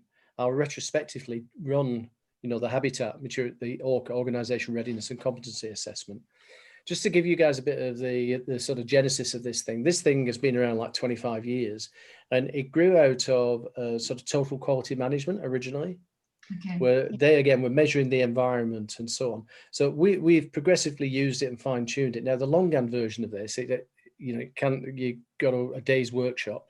The shorthand version, it's literally 60 minutes, and beforehand sometimes we'll distribute it electronically as well, so that people can anonymously fill it in. How do we manage that? Sort of sharing the secrets is you really want to know who's actually responding, but you shouldn't ought to, otherwise they'll not give you true feedback. So what we do is we'll say over a period of a week, on Mondays we do the management team, on Tuesdays we do the front line, on Wednesdays we do IT, on Thursdays we do marketing. You get where I'm coming from. So you've got a feel for the data in terms of its origin. So it's not just a completely blind poll. It's not like who voted this way or not. You have a feel that you could sort of say these folks have this perspective, whereas these other guys don't. Does that help? Yeah, good. Perfect. Yeah, thank you. Good. But horses for courses again, if you do like our friends at the Nature Conservancy and other people do, and they do a 5x5, what you might want to do is 6 months in, you might want to run it again. People will have forgotten what scores they gave last time. So you'll be interested in what's the shift, how are we improving or not? So I'm saying that, so be consistent. Don't have it as an 8x8 and then turn it to a 5x5 and then revert back to a 10x10. The other perspective on 10x10 is we have lots of this data. So we know how different organizations are performing in different industry sectors. It's so often a question being asked is, okay, how do we're in the utility space, for instance, in our current state, how do we contrast with other people in the current state? Let's take organizations who are like ourselves and organizations who've gone down to become more customer centric. Where are they now and how are they performing? And then also use it as a means of saying, well, remember this difference between the industry you're in and the business you're in. Okay. So let's have a look at, for instance, Cirque du Soleil's profile in this, because they're in the same business as you. They're in the business of, you know, magic, if you want to put it like that. Right? So how do, you know, where are they in terms of their maturities model in terms of magic? And let's go and see. So for instance, function of improvement teams, guys, you say you're about a 3. They would already say in current state they're a 7. So what are they doing that's different? Well, some of the truth of that is in this template here. But if you want to get under the covers and really explore that, you know, let's get on a virtual call. Let's have a discussion about their approach to this and this and this. So we leverage it that way as well. So that's the habitat, that's the atmosphere and the water in which our experiences and processes and systems are going to live. So that's the one perspective we take. The next perspective we take is to take that sort of habitat information, and depending on how you want to use it, and now start talking about the actual customer life cycles themselves. And we already touched on this with Abacus, awareness, buying, acquisition, customization, use, and share. And we said typically this is, as you saw on that slide there, it will take 2 or 3 hours to do. So what we've got here, I can't zoom that up, never mind. You get these templates in the deck, but basically what this is if you look on the right hand axis there's got the Abacus, awareness, buying, acquisition, and on the left hand side you've got for any experience, what is that experience like? So for instance, how do we create the need and awareness? What are we doing? So those are all will be the activities within the customer experience. I've got a zoomed in version of this, I think. Come back to that in a minute. Where's my zoomed in version? Yeah, that's a little bit clearer. So for instance, how do customers find out about us? What is it they're doing? Are they going through online advertising, trade shows, PR, and so on? You can read down that sort of list there, direct mail and other. And in the same sort of way that we use the habitat maturities with the habits maturities model, what we say is, where are we now against that objective about customers finding out about us? It's very linear, it's just marketing, and it's 1 mail shot a year. Okay, well, that's probably on the scale of 1 to 10, 1.5, perhaps. So we put a red blob in the 1.5. Now, where would we aspire to be? Well, we've got to get smarter at that, haven't we? We've got to create need without sort of pushing. We want customers to be pulling us in. So how do we do that? What's that going to be? We've got to fill our environment where our customers are with knowledge about how we do this stuff. So we don't want to pitch them on the product, but we want to tell them about our philosophy and our approach and why they might want to develop an affinity with us and so on. So with that in mind, we think we could probably get to like 4 or 5 within a year. So you produce this sort of diagram right the way across the customer life cycle for any set of experiences. I always try and drive to the biggest problems first, experiences. So lost and damaged bags in airlines, for instance, so easy to fix. Now we know Southwest have done that. It's relatively easy to model what other people have done and put it into their environment. So in which case you can move across these experiences fairly quickly. So let me step back slightly. There's some sort of filler slides in here which give you more of the philosophy. So you can see on that one, somebody's filled it in for the where we are now. Same sort of way that we can do over Orca is we add the score together. So let's take each of those boxes, add them together, and that's a score of 36. So with that in mind, if we are a score of 36, what should we have already done? What should already be in place? And what do we need to do next? So accordingly, we can actually build that out and sort of say, okay, your aspiration is to get to those green blobs and that sort of green curve, if you want to put it like that. So what is it we would have to do if we focused on, say, we see there's a big gap here. So if we focused over here, right, and said, what is it we have to do? Well, we have to make sure we've done these things, right? So we can get guidance from how others have done this and progressively improve the maturities around the actual experiences. So in essence, what you're doing is you're working on the habitat to make it conducive that when you do this stuff, you can actually move. So I think I've got a table here. You see this, I've lifted these directly out of a webinar, which I'm going to point you out later, so you can take people through this so they do it. So if you were doing action planning, for instance, and that's one of the areas we sort of say, well, this is where we are in this experience at the moment. This is where we aspire to be. Well, let's do the innovation stuff. Let's actually move it from current state to future state. But let's acknowledge, in order to be able to do some of those things, some of the answers to the questions actually reside in that area of the box. What do you do and what can we do? So we take the area of biggest gap, identify where it is we want to move from and where we move to. This is one of the ways, as you'll see when I talk about it tomorrow, the North Star framework, one of the ways we have of managing an organization's expectations for how much they can achieve in what period of time. knowing that we're going to get double-digit percentage improvements in cost, revenue, and service, and if it's not revenue generating, contributions, or being able to do more with less, sort of input of funds and things like that, what we're doing here is managing the organization's expectations for how quickly they can move. Where would we need to go to actually see people who are already doing this? Who are the people we need to talk to that you could get involved, which could help you do, say, customer experience digitization rather than digitization per se, right? How do we make it customer centric? So we could see there that, for instance, does the customer know the product or service? We could see that in terms of its role, it fits in with personalization or customization, as we call it within Abacus, right? So with that in mind, we should be able to identify, and there's a whole bunch of other things like this. These are just examples. Do we have a loyalty card? Well, yes. What about specific special offers? Well, yeah, we run marketing campaigns. No, specific special offers, which will be customized to the needs of that category of customer. Oh yeah, we do a generic, like we do like a Black Friday thing, but we don't do a focus on a particular type of customer. Could you do that? Well, yeah, we could. So what would we do? Take our 8 categories of customer and then break them down into separate campaigns. You say, well, that's one way, but that's still pushing it out to them, isn't it? How would you get them to develop an affinity with what you're doing, and they would actually pull you to them? What is it you would do rather than the other way around? Personalization as well within that. So how much personalization do you do across your 8 categories of customer? Oh, you give them all an option of the color. Well, that's not personalization, isn't it? That's just an option of a color.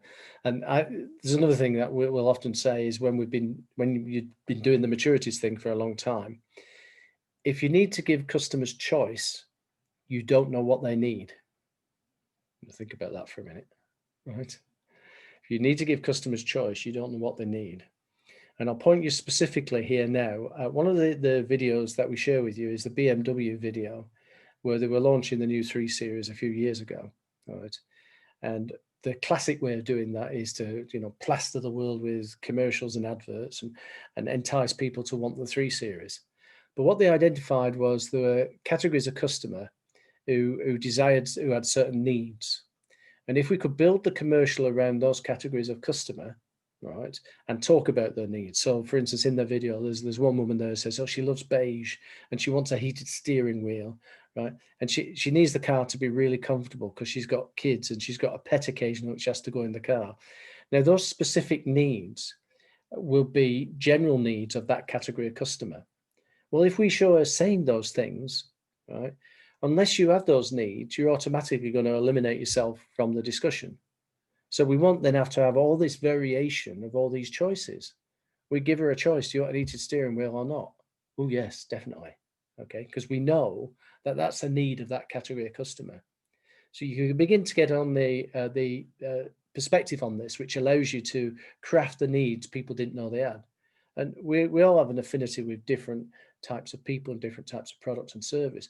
But rather than sort of saying, the BMW 3 is a fantastic car, you really ought to get it. It's got kudos, it drives nice, and it's wonderful. Yeah, but how does that meet my need? You're not talking about my needs there. Whereas if I talk about your needs, and then I can show you other people who have the same needs, you'll naturally be drawn to that product or service. So it's literally that outside in again. It's about changing it. So you can see we can move from, a 0 into a 4, 5, 6 by addressing these things. And though this is a generic one, what I spend time doing is if I'm going to do habit maturities, I'll end up finding out what is next practice in the industry and what is next practice in the business for doing these things. So I don't know if any of you guys have been to Disney, where we now have the new electronic card. So it saves you taking around the theme parks, purses and wallets and money and, other personal items. We give you an electronic card, which gets you in your hotel room. It gets you on the transport systems. It gets you early access to rides and things like that. But it contains all the data that's relevant to you. So every time you're scanning that thing, it's another part of that 100% of interactions, 100% of the time thing. It's giving us feedback on your use of our services. So that's not just a loyalty card, is it? Let's go beyond loyalty. Let's actually integrate the customer's data into the daily experiences. So there's smart things you can do about that. And it's a discussion point. It's allowing you to, rather than take a classic process perspective on improving the experience, what we can then do is say, generally, this is what we want to achieve. So we've identified we could eliminate that moment of truth, but we really want to introduce another moment of truth, which is much more around personalization. Now, how do we find that out from the customer? Do we go and ask them? No, we've already said doing surveys is a real dumbass thing to do. What we need to do is we need to discern based on patterns and behavior and things like that. And this is where we can get really smart about it and begin to come up with very differentiated products and services that somebody down the road, a bank comparing it with another bank, how on earth did you do that? So, for example, I talk in the updated Outside In book about Monzo, which is a UK-based bank, which is open 18 hours a day, 6 days a week. Now you go, yeah, but I don't want to physically go to the bank. Well, if you do, go in the evening after you've been to the theatre, share a glass of wine with them. Go, oh, doesn't sound like a bank, that does it? So, well, it's more of a place to go for social interaction around your financial well-being. Wow. Well, that's not like a bank, is it? It's not like, that's not where we normally do it. And you go, precisely. Why does a bank need to be a bank and carry all those baggage with it and associated with what it used to be in the past? Why can't we reinvent it? Why can't we move it so that you have your sort of personal avatar, and your personal avatar will go and find out things for you and bring them back home, and sort of similar people to yourself are using the product in this way. I'll give you an example of how it really works, because that stuff's nice and sounds like window dressing.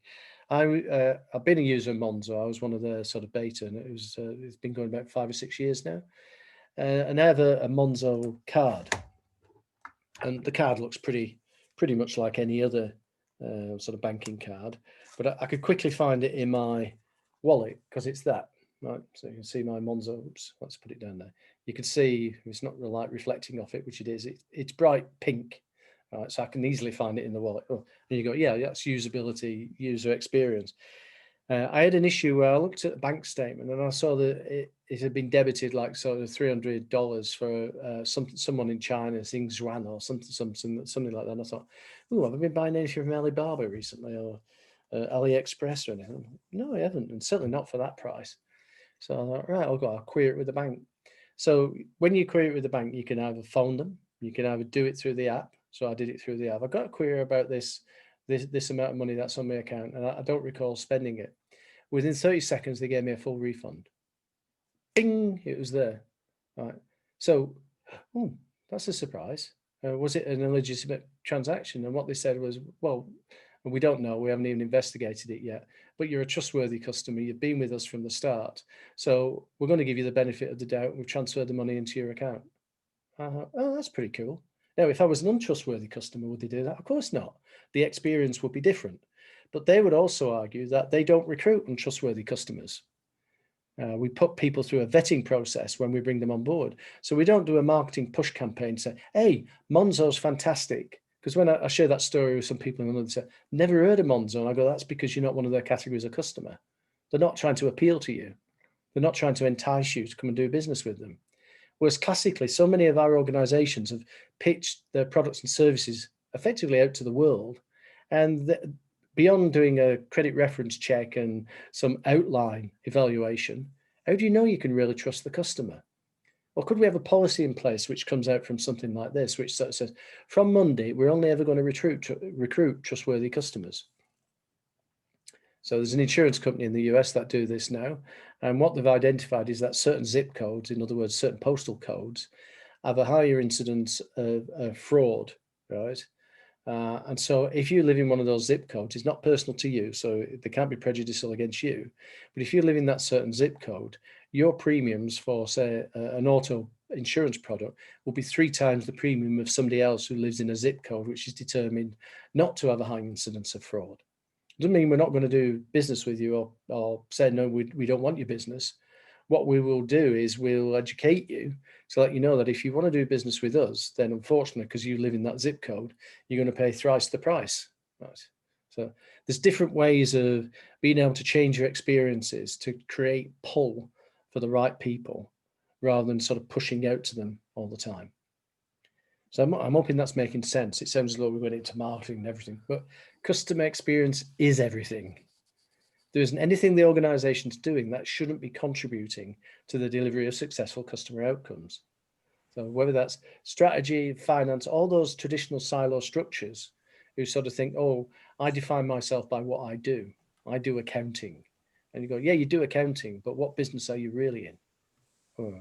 Financial accounting? And you go, no, that's what you do. What do you actually deliver to contribute to the successful customer outcome?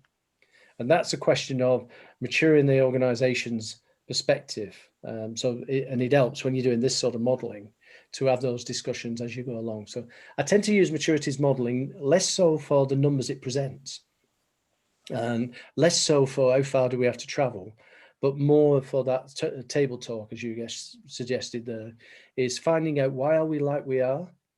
You know, what prevents us from thinking we could be something different? And then how do I move that logjam?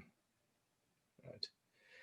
So would I recommend you use it? Well, if the outcome you're trying to achieve involves having those sort of discussions, yes, you could.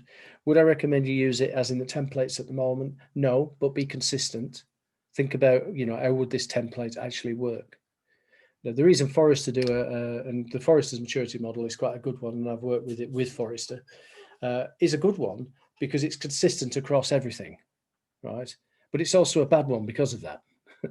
Sometimes it asks you questions that aren't pertinent to the business that you're in. And it takes a while to fill in as well. Now, I don't know what the, Eldon's and Yogesh's is like, but I'd like to see it. But there's opportunity here to integrate ways that you work and use that maturity model rather than this one. It's a means to an end. It's not you must be in this straitjacket and it's a prescription. No, it's not a prescription. All right. So from that sort of, please go ahead. Comment, Steve, your point about recruiting trustworthy customers. Yeah, I've often been really upset when there's a problem and then you tell the customer, okay, we're going to investigate. And then you take 2 weeks to follow your internal process with the customer. Someone taught me, and I can't recall who it was, that often we treat 90% of the customers badly because of the sins of 5% of our customers. I really wish we could change that mindset. Yeah, and of course it comes down to the next customer that you recruit, and that's where it comes from. There's another company here in the UK, and this is one of James Dobkin's stories that he talks about in Foundations for Customer Centricity, and it's a company called Lemonade, and what there is an insurer of fairly high-end products. So, for instance, the story that he's told, and there's a case study around this as well. There's a guy he's traveling on a train, and he gets off the train, and while he's been on the train, he got warm, so he took his very expensive coat off and put it in the rack. And he gets off the train. Obviously, he's left his coat on the train. So you do the usual sort of thing of trying to, phone ahead, because this coat's like worth several $100s. Try and phone ahead to get the coat back, but there's no way of retrieving it. Obviously, it's been potentially stolen. So this guy gets in touch with Lemonade through the app. So have a guess, and this is on record, we can go and factually point you at this and show you it. Have a guess what was the time duration from pressing the button on the app to actually getting the refund in his account? Well, I don't know. Given that you used the example, I'm going to say 2 minutes. No, 0.3 seconds. I was just about to say seconds. I know Lemonade pretty well. Yeah, they do amazing things, especially on their app. It's just so amazing the way they communicate with their customers. Everything they do is literally seconds.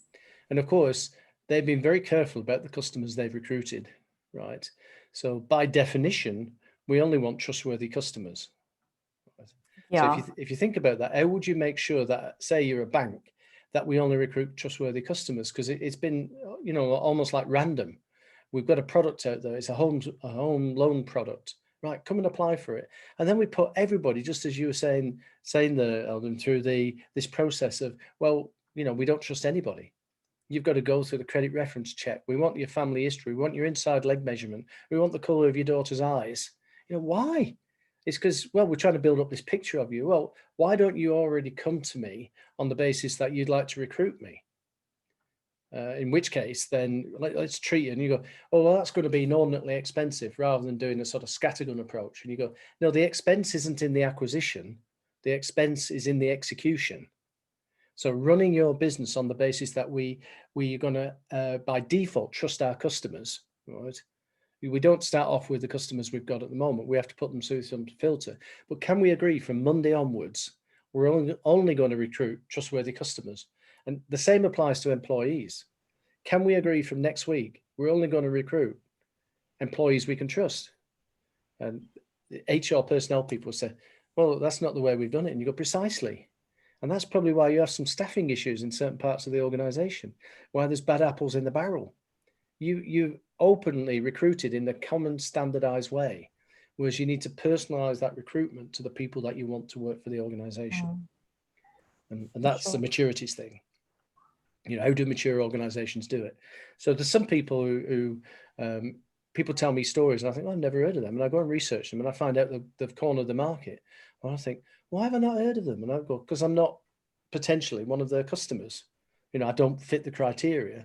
It's not that I'm untrustworthy. It's just that whatever the product or service is, I wouldn't fall into that sort of categorization of need that they've done to identify the right customer. So it's a fertile area. And it's one of those areas where amongst ourselves as CX professionals, it's a good area to discuss. And at the end of the day, there's some simple policies that you can put in place which help organizations rethink what they're doing. So I mentioned sort of State Farm, the most profitable insurance company in the US. And at the time they started doing this, and it goes back 10 years or so now, they were in JD Power's ranking of customer satisfaction in the insurance sector. They were 8th in the league. So JD Power is a big one of those, you know, sort of customer-centric survey companies. They were 8th in the league. The year of implementation, they went to number 1. Right.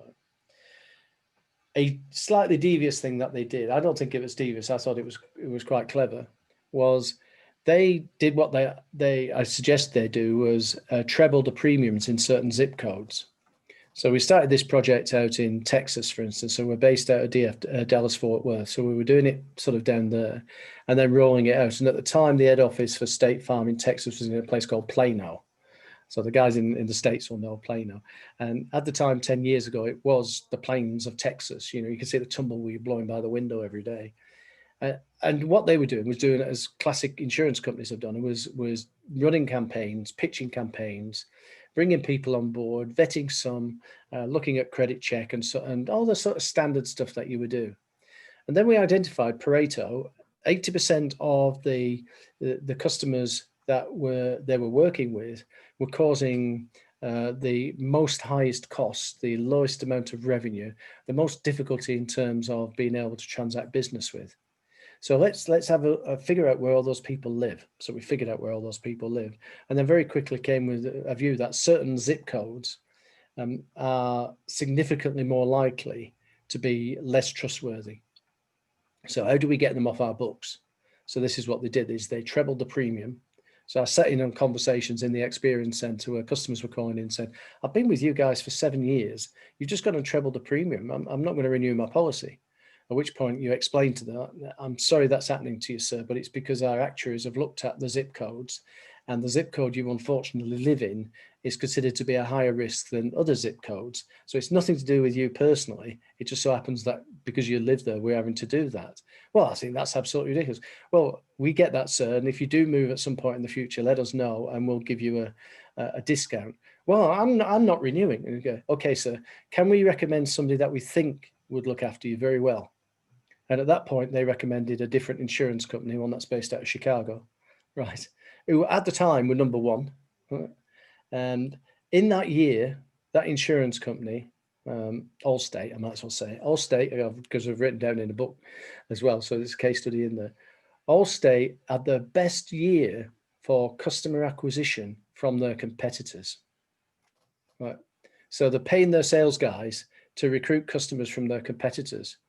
Well, one of their main competitors was actually referencing them as a company to go and do business with. And it was so happened that it was the people that they trebled the premiums for.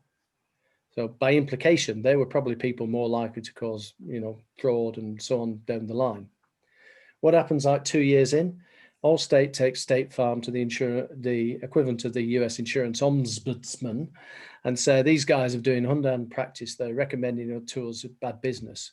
To which was the response of the regulator was, "Hang on, Allstate, are you sure that you've got all the checks and balances in place? Because aren't you supposed to be managing risk? What you're saying here is that you're taking bad risk onto your books. So of course, State Farm won the case. In the 9 years since full implementation, they've consistently been top 3 of the most profitable insurance companies offering the best service. So I say when you're doing this sort of thing, you open up this sort of the doorway to lots of ways of completely rethinking outside in. And we did another piece in terms of employee recruitment. So typically an insurance company will pay low, recruit people who just qualified to a certain level and shove them in a call center, and then they end up managing management issues to do with people who are demotivated. They're probably in their spare time scuba divers and mountain climbers, but you bring them to work and ask them to follow a script and turn the brain off. So how could we change that? Well, that's about recruiting employees who would like to come and work here, and if they get really good at it, we don't promote them away from the customer, we give them more of the same. So that's where, when you're thinking about the performance landscape, the last thing we looked at when we're looking at mindsets and rewards, that's where this comes into play there. So just a question very quickly, Steve, then, and I, by the way, support it, but market share is not everything. Oh, I agree with that. Absolutely. It depends on the outcome you want to achieve. So we do a lot of work with charitable organizations where it's not about revenue growth, but it's about being able to use your contributions in a significantly better way to do more worldly good. Right? Also, in terms of banks, it's often related to shareholder value, and the shareholders will be oftentimes the employees and the customers, right? Not just the people who've actually invested money and bought stock. Right? So it's multifaceted, and it's all driven by ethical business. I think we don't like to. We used to have a retainer, and it still appears in the logo somewhere, with British American Tobacco. And I ran into so many problems with organizations who would take an ethical stance on not doing business with people that they considered to be harming the planet or harming individuals. And for a couple of years, I resisted that, arguing the logic of the case. Well, if we can change them from within, and at the end of the day, we couldn't. So we had to throw in the towel with that one. But you end up having to make those choices. Who do you want to, as consultants, I mean, who do you want to work with? Who would I like to work with? Who would I like to retain services? So that's how we have a code of practice that we operate to. That for those people who become mentors, that's one of the things that we talk about is, do business. What was the old Google adage is about, do good. Do they still do good now? I don't know, but we try to do that. So again, companies like Lemonade are the living, eating, breathing manifestation of very savvy business practices, which are wrapped around with a moral and an ethical code about how they do business. So I'm totally in agreement there as well. Not just about market share. Okay, so that's maturities. So that's 2 elements that we've done today. We've done the performance landscape and now maturities, and they go sort of hand in hand, because if you're trying to connect the dots, one of the reasons why you might not be able to connect the dots is we have a level of maturity that isn't sufficient at this stage. So where we're going to focus our limited amount of resource on improving things, and then giving guidance as mentors and coaches for this is why I would suggest that you focus on this, not because somebody else has done that, but because in your situation, you're trying to achieve these outcomes and these goals. The third and final piece of today's journey is in and around measurement and dashboarding.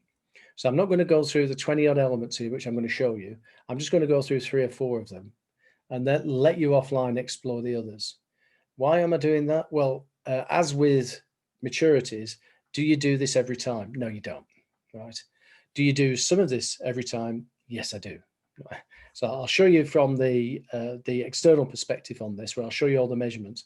This goes to the point that rather like the disruption factor is a measure of the before and after. And objectively, we're counting up the number of moments of truth and internal interactions. Those things physically exist. It's not a subjective measure of, on a scale of 1 to 10, how do you feel about us? What was your experience like 2 weeks ago? Oh, it's a Monday, I'm feeling more pessimistic, I'll give you a 6. Or it's a Friday, yay, beer down the pub very soon, I'll give you an 8. Exactly the same service, same question, different time of day. Right? So I have a real strong dislike of perceptual measures, and I think that probably came across yesterday, and I could spend days talking about this, but I'm not going to. We're going to get into it from the objective outside in point of view. So we have to get more scientific about the customer experience. And if you pay people for doing dumb stuff, they'll get really smart at it. So remember my investment bank sort of mini case study that I told you about with my friend who runs an investment bank and his staff becoming demotivated and he wanting me to hypnotize them. When the issue was the measurement system that they had in place hadn't really evolved with the changing customer need. It was still as he'd set it up 8 to 10 years ago, right? Where, you know, measuring the average handle time was a thing anyhow. It still is a thing, but it shouldn't be your key measure. It shouldn't be your key performance indicator. Your key performance indicator should be wrapped around those outcomes we've tried to achieve that we've identified within the successful customer outcome canvas box number 7. So let's get into the measurement. Let's show you what these measures are. So as I said, there's like 21 measures that you could use. This is a comprehensive list. Very mature outside-in organizations will use all of these. I'm going to direct you towards 5 of them that I tend to use everywhere I go. So number 1, we already know, is the disruption factor. So we can do a calculation based on the number of moments of truth we have at the moment. And as we engineer to a new place and innovate potentially to a new place, what the moments of truth will be in that situation. Right? So we can do that. So in terms of a disruption factor, there's a before and after element to it. And of course, as I've suggested, you might want to change that into a percentage improvement, because the percentage improvement directly correlates with the service we're providing and the cost of that service. So that's the sort of disruption factor. Remembering at the moment, 13 moments of truth or worse is going to be negatively disruptive to our organization. And if you are in a competitive situation, 12 moments of truth or less will be potentially disruptive in the marketplace. Now, will it always stay like that? Well, if we're having this discussion in 5 years, I reckon it's going to be 7 or 8 moments of truth is going to be the place where we get into optimized. And ideally is going to be 1, 2, or 3 moments of truth. So it is changing over time. So it's not a fixed model. Back in the day, we used to say, if you look on the left-hand axis, and if you have a look at 800 and scan your eye across to where 800 is in, 30 odd moments of truth, 37, 38 moments of truth, and it's in the death spiral, right? That used to be in 800 used to start the uncontrolled segment of this, if we go back 7 or 8 years. So year on year, this is, as organizations tighten their focus on customers and get much better in terms of being outside in, the graph itself changes. So disruptive to our own business is drifting now towards the left, is you really need to get that tight. So there's some organizations we work with are in the chaotic death spiral, but what an opportunity. And they could reinvent themselves overnight. So we were working with a few months ago, just before COVID, with a bank in Tasmania, right? And that bank went from being completely paper-based to using 5G technologies for every transaction, right? And you go, oh, so they didn't have any infrastructure they had to manage away. And well, yeah, the quill pens and the papyrus they were writing on and that sort of a thing to go to completely outside in perspective. And that moved them from deep in the death spiral to actually being up there and optimized. Not ideal, but up there and optimized. So disruption factor, a good place in time. Now, we talk about dashboards and all these things that are on the measurement system are on the dashboard. So let's talk about 1 or 2 of these things before we go on. So what you've got here is the idea of the moment of truth. So that's the numbering system, a description of that moment of truth. All right. What type of moment of truth is that? There's 6 different types: person, person, person, system, system, person, system, person to product or service, or product or service back to person, right? So what type is it? So that's that column. Who is the actual owner of that moment of truth? Now, here's a different concept. Back in the day, we would talk about process ownership. And as always, a very nebulous concept because we talk about end-to-end processes and who actually owns it. But those processes may have many facets to them. In the context of the customer experience is the process, it's a much bigger experience. And we've often said that there are moments of truth which are outside the scope of what we're doing as an organization, but nevertheless, they are interactions the customer's having within the customer experience. So they are moments of truth. Well, who owns them? Well, initially you'll start off with just ownership from within the point of contact to the end point. So in this instance, this is student onboarding for a business school, right? Canadian business school. So the student receives information packs, they complete an application and blah, blah, blah. And moment of truth number 7, they attend the first day of class, right? Now we know the experience starts soon and finishes later, but when you're populating this model, you're going to start with where you are potentially, even before you start engineering the experience. So receive information packs. We might say, if we were applying Abacus to that, where is that? And these guys said, well, it's in the awareness phase. And you go, what? The receipt of information pack is in the awareness phase. Yeah, we're helping them to become aware of our products and services. So they have this thing called the milk round. And I said, yeah, but you're pushing your product and service. How would a potential student of your business school find out about you? What could you do? In which case, in future state, you start identifying moments of truth up there, and same afterwards, after you've attended the first day of class.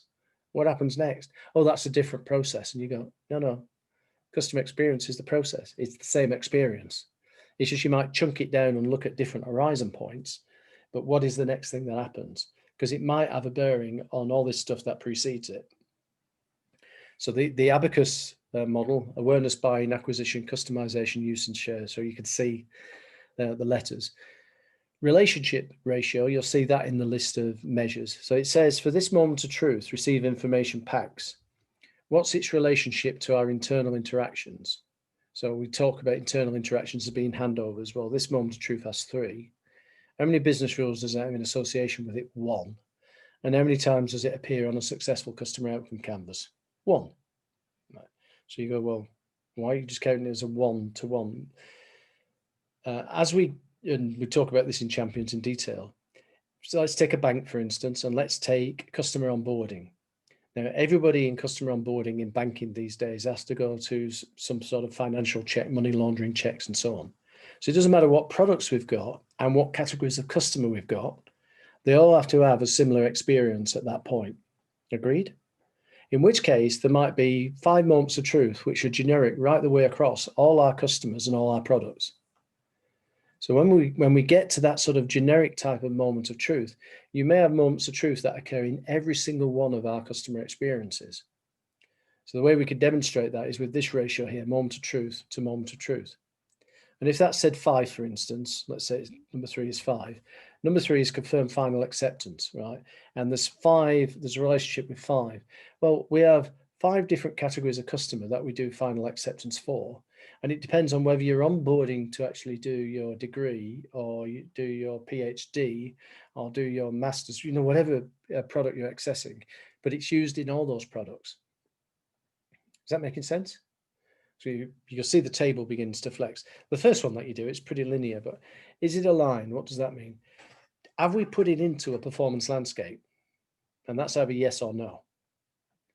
So to the point we were discussing earlier on is, do we always need a performance landscape? Not necessarily. If we want to connect the dots, yes, we do. Do I want to put all my experiences and moments of truth in performance landscapes? Ultimately, yes. But that's a question of prioritizing which is the most important things to do. If that said no, I would have an action point, which was sort of saying, so when is this particular experience going to be embodied within a performance landscape? And now I'm going to talk about proactive, reactive, and risk impact. We've already had the discussion on this end of things around the 4 E's. You can see the scoring on the 4 E's against each moment of truth, just as we were talking about yesterday. So let's drop back down into this. So the proactive reactive index, what's that? Well, wouldn't it be cool if all our experiences were proactive ones? So what do we mean by that? Well, it means that by the time the customer's interacting with us, we've already done all the legwork associated with that interaction. So before we just dive into it, I'll show you an example. Going back to the insurance claim processes, and no matter where the insurance claim process is, we were in Plano in Texas with State Farm. And on day 1, it's guys, so how does the work happen? And they say, okay, let's show you the call center. So it's customer experience center. They go, what's that then? So we'll talk about that tomorrow. Show me the call center. So they show the call center. So I said, what's a typical day? All right. And they said, well, we don't really have a typical day, we have two types of typical day.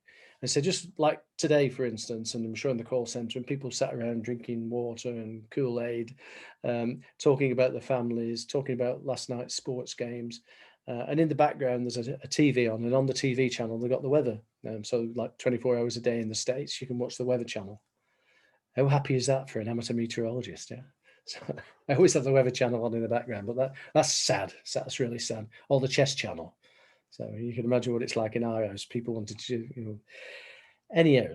So the Weather Channel's on, and while we're watching this sort of play out of this is a typical day, or one of two typical days, the guy on the Weather Channel says it's going to be a tornadic outbreak tomorrow. This time of the year, April and May, it's quite frequent that we get tornadoes. So batten down the hatches and get ready for tomorrow.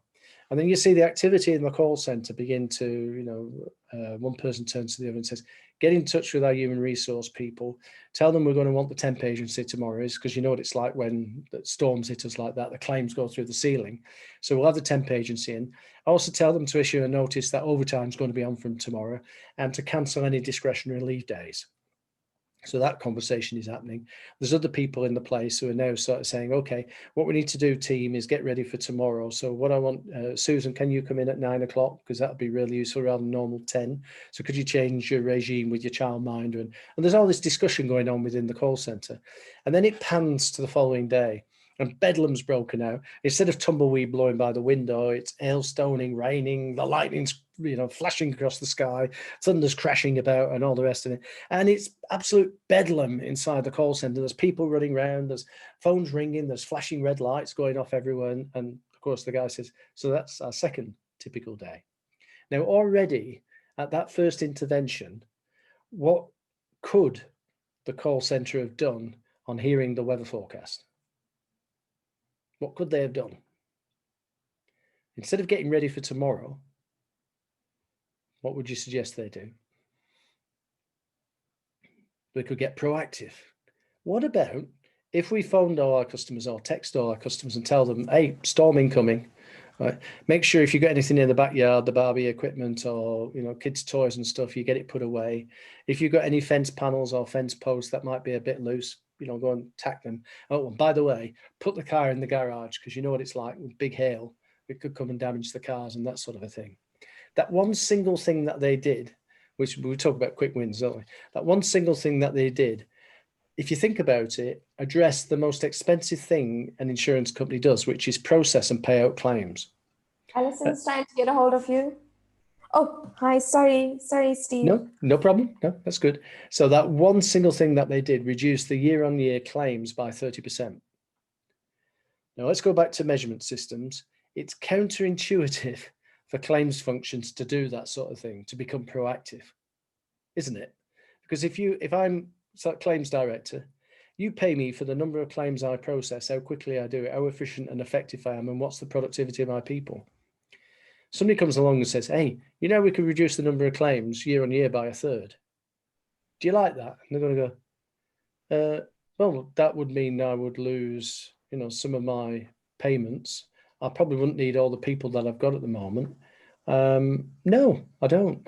And that's where we have a measurement system causing us to have deficient behaviors. But in the context of proactive, reactive, how can we find out about that if the people that we're going to be talking to might be resistant to the ideas? Because it's contrary to how the reward system rewards them.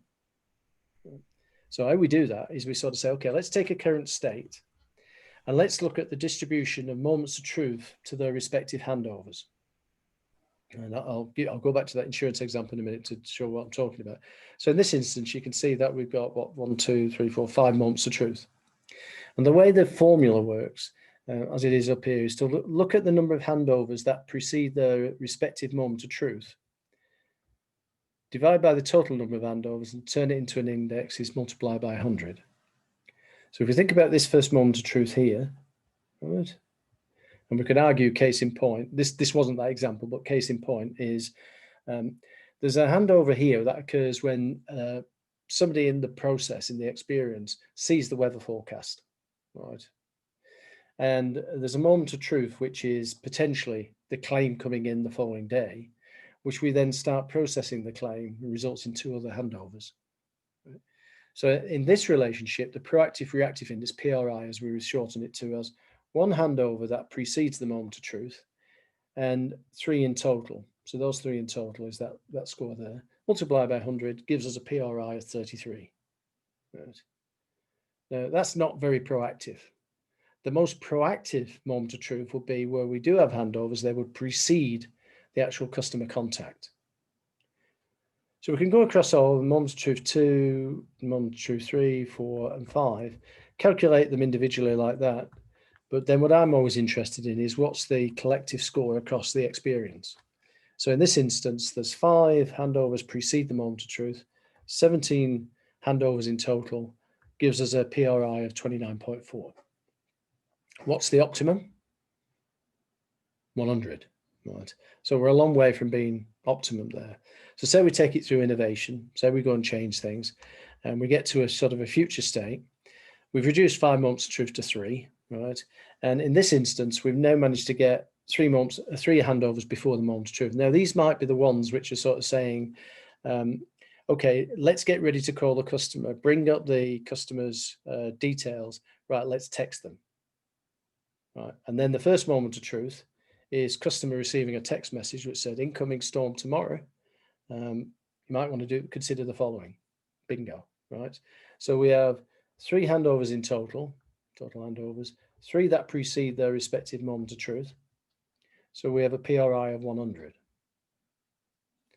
Take that across the experience now, and we can see the PRI, 8 handovers precede, 10 handovers in total, gives us a PRI of 80. And when the optimum is 100, this is a much better place to be. Why do we want to be proactive? Because it allows us to operate at a lower cost with an improved service. Does it generate more revenue? Well, in a revenue generating process, yes, it will. So say, for instance, this is processing insurance claims.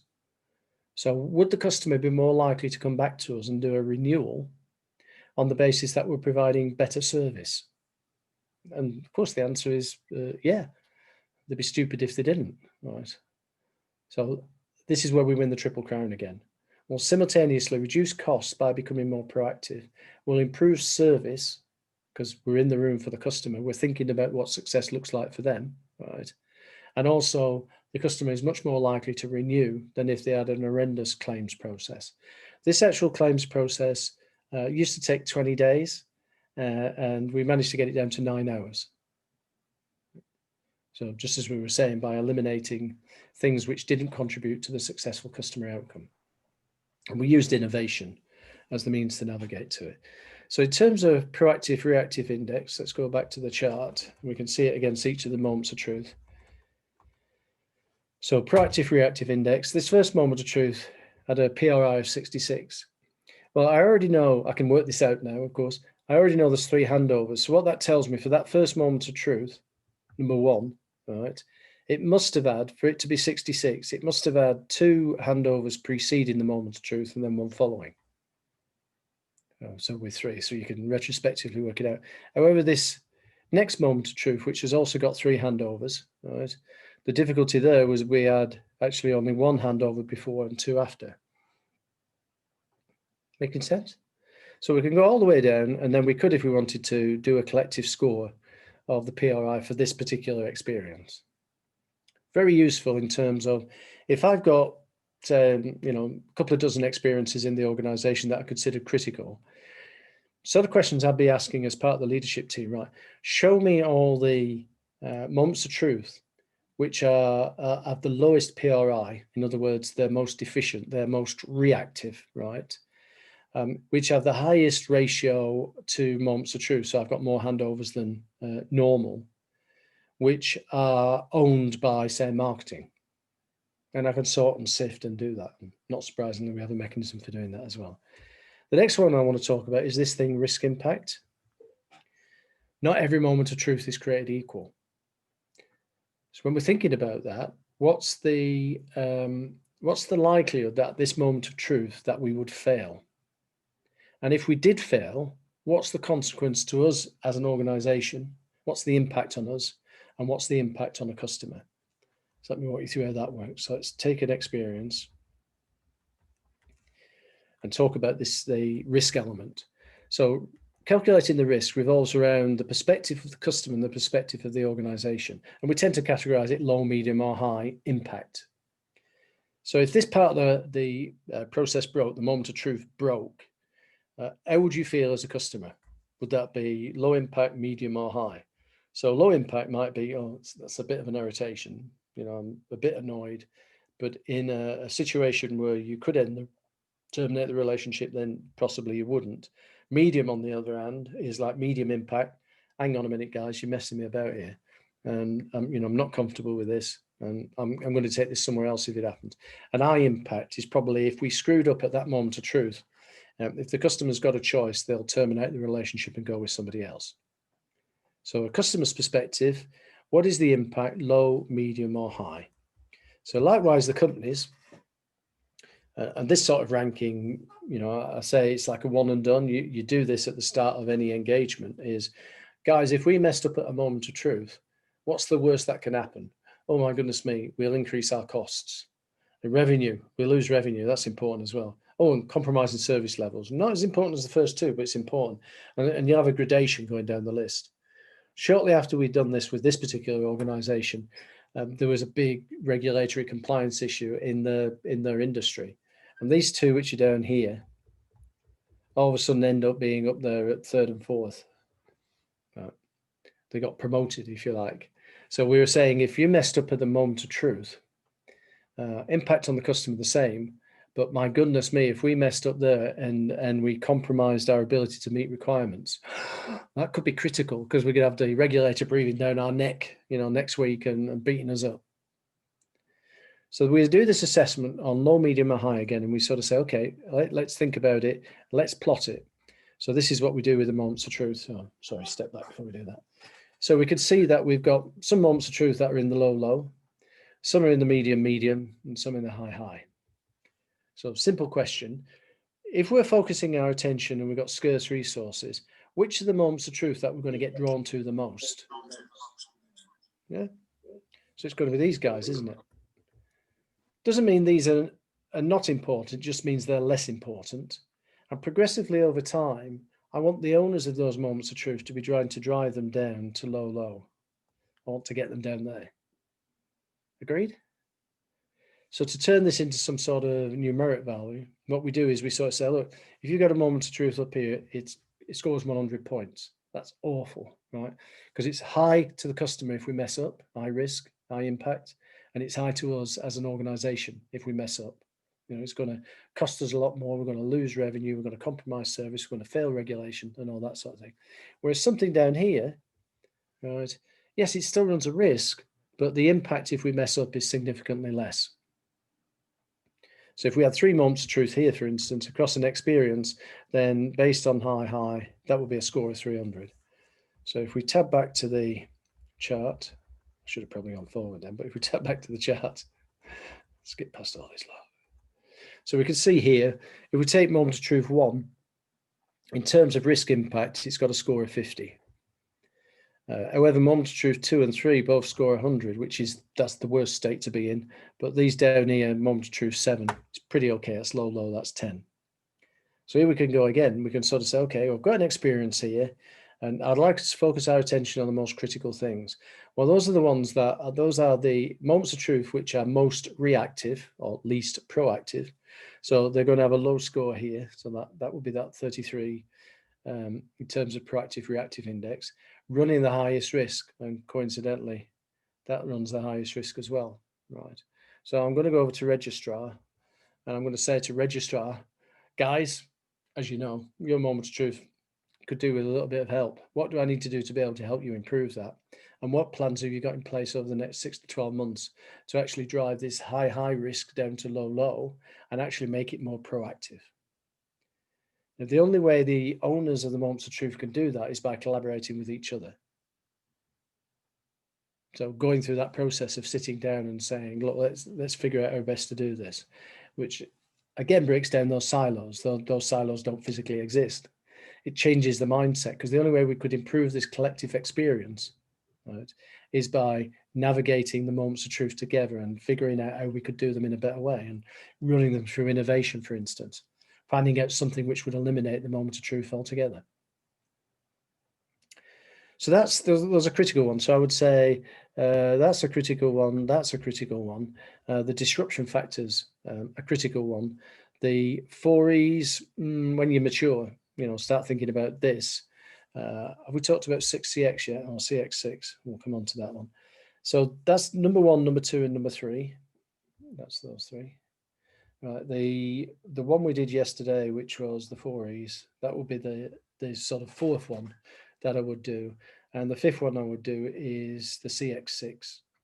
So I'll put a video in there which talks about the CX6. And basically the CX6 revolves around this idea that at every moment of truth, does it fit this criteria? Is it convenient? Is it easy? Not east as it says there. Is it easy? Right. Is it fast? Is it trackable? Is it personalized? Is it predictive? So those 6 CX or CX6, depending on which way you want to use the acronym there, allow us to sort of say, in the context of this moment of truth, convenient would be, one interaction, right? Easy would be, is it happened like falling off a log? It wasn't a difficult thing to do. So let's define what we mean by easy in this context. Was it fast? Yeah, it happened in 0.3 of a second. Oh, that's fast. Yeah, that'll do. Was it trackable? Could we see where it was within the experience at any one time? And the answer is, of course, well, yes. We have a customer dashboard. The customer can see where they are. They can see how far they've come. A good explanation of that is like with Domino's Pizza. If you order a pizza on the app, you can see its progress from ordering it. If you order things from Uber Eats, you can actually physically see where the car is and where the driver is and where they are in terms of collecting the stuff from the restaurant and how far they are away from getting it to you. So that would be an element of trackable. Is it personalized? So it either is or it isn't. And then is it predictive? Can we say what's going to happen next? So CX6 is definitely one I would do. And rather than sort of take your time with it now, I'm going to point you at a video we had James do, to talk specifically about CX6, and I'll put it into the directory for day 3. Now, some of these other things, let's just rattle through them. Get past the risk impact thing again. And I would do those 5 most every time for future state. These others are discretionary depending on what you're trying to prove. So what do I mean by that? Cost of outcome. We used to use, some of us will remember this, probably you're all too young to remember, activity-based costing, right? So we would look in the processes at the tasks and activities, and we'd allocate, what is the cost of achieving this activity? Remember, activities and tasks are an effect that's created by a moment of truth. So we really want to do what's the cost of outcome. So if we scan our performance landscape and we look at the outcome level, what's the cost of achieving this outcome? So that's one thing to do. Change index. So how often are we upgrading this moment of truth? Is it once a year, once every 6 months, once every 3 months? And it's not so much that we set a target to do that, but what it shows is how proactive are we being around the moments of truth and improving them. So we can measure that. And there'll be some, we might we scan an experience and we could see there's been no change in this last year. And we go, have you not been trying to improve it? And they go, well, it's not necessary to improve it. And this is a regulatory compliance thing we have to do. So until the regulation changes, we're pretty much stuck with the way it's happening at the moment. And you go, have you got in touch with the regulator about that? And you go, what, talk to the regulator about it? Yeah, why not? That's what we had to do with Gilead Sciences. We actually had to get an assistant regulator into the workshops to give a view on whether they thought that the suggestions coming out would be accepted by the overall regulator. Because they were frightened. One of their concerns was, we put forward all these ideas, but there's this guy in compliance and he says, oh, the regulator will never sign it off. So the way of mitigating the risk associated with that happening, and it did happen, was to get an assistant regulator in the room that when we nudged them in the ribs, they said, well, I think this is a really great idea and it'd be better benefit the customer. And the guy who was the ne'er-do-well said, who the hell are you? And he said, I'm an assistant regulator. Who the hell let you in the room? He was, your CEO. Now, needless to say, that one who was the ne'er-do-well left the organization shortly afterwards to spend more time with his family and friends. So it goes with the territory, doesn't it? Frequency, we touched on that, is how many times does this moment of truth occur across the enterprise? So the first experience you're going to work, it's just going to be one, isn't it? But you may find, as we have with BMW, where we've got 24 categories of primary customer, some moments of truth occur 12 to 15 times. So they're reusable across all these different experiences where they meet different needs. Ratio to handovers. So we touched on this ratio thing where we were sort of saying, okay, in terms of this moment of truth, what's its ratio? So we've got 3 to 1 here. These two have 7 to 1. So one moment of truth has 7 handovers. So we could do that across handovers, business rules, and SCOs. So you'll see that. What level is the moment of truth? Is it a macro one? Is it an in-process customer experience one? Or is it a micro one? 95% of the time, you'll spend your time working with in-experience ones. But just as I talked about the example of the automated voice response system and needing to drill down into the micro ones, sometimes the work that you're doing requires you to be at that level of detail. More classically, as we're designing IT systems, we will be at a micro moments of truth level. So our internal customer might sort of say, oh yeah, we want to send the invoice here. So that's a handover, and the moment of truth is the receipt of the invoice. So the receipt of the invoice, if we're actually drilling down into the moments of truth, what are the components of that? Well, in assembling the invoices at a micro moment of truth level, we need this, this, this, this, and this. And they might all be interactions with the customer. So for instance, we need this address to be correct. We need this invoice amount to be correct. You know, that's an interaction with the customer. We need the customer to actually acknowledge the T's and C's. So that needs to be correct. So we'd have micro moments of truth there below the inexperienced moment of truth. 4 E's we've discussed yesterday. Elasticity. So when we think about elasticity, is how flexible is this moment of truth? Can it be used in other places, or is it so rigid that it's only got, you know, it's not elastic at all? It's inelastic. At the champions level, we talk about experience elasticity, but the first time you're doing this, you're going to be looking at an experience. Elasticity really kicks in when you've got 3 or 4 experiences that you're putting on the dashboard. Conformance speaks for itself. Is the moment of truth conformant with all the regulations? And it either is or it isn't. In current state, sometimes they're not. So that becomes a cause for action. Output ratio. So again, when we're thinking of, let's think of our performance landscapes, and we've got tasks, and then we'll have activities, all right? And we might create, say, 3 outputs from those. Right. So when we're saying for this moment of truth, for this moment of truth down here, 1, what's the ratio to outputs? Well, if these things were linked in that way, we could say, okay, it's 1 to 2 outputs. Right? This moment of truth has 2 outputs that it feeds.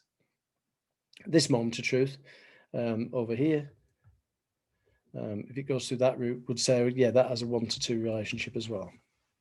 So it's useful in showing the complexity of a future state, because future states should be significantly refined, contrasting with current state. It's also an indicator that if you do a current state performance landscape, which I don't advocate, because that's going to throw up all the redundancy in the organization, all the things that don't connect with successful customer outcomes, like the Swedish Hydro thing, is I would tend to be doing current state performance landscapes if we're in a draconian situation where we need to do things really, really quickly. We need to get costs out of the business immediately.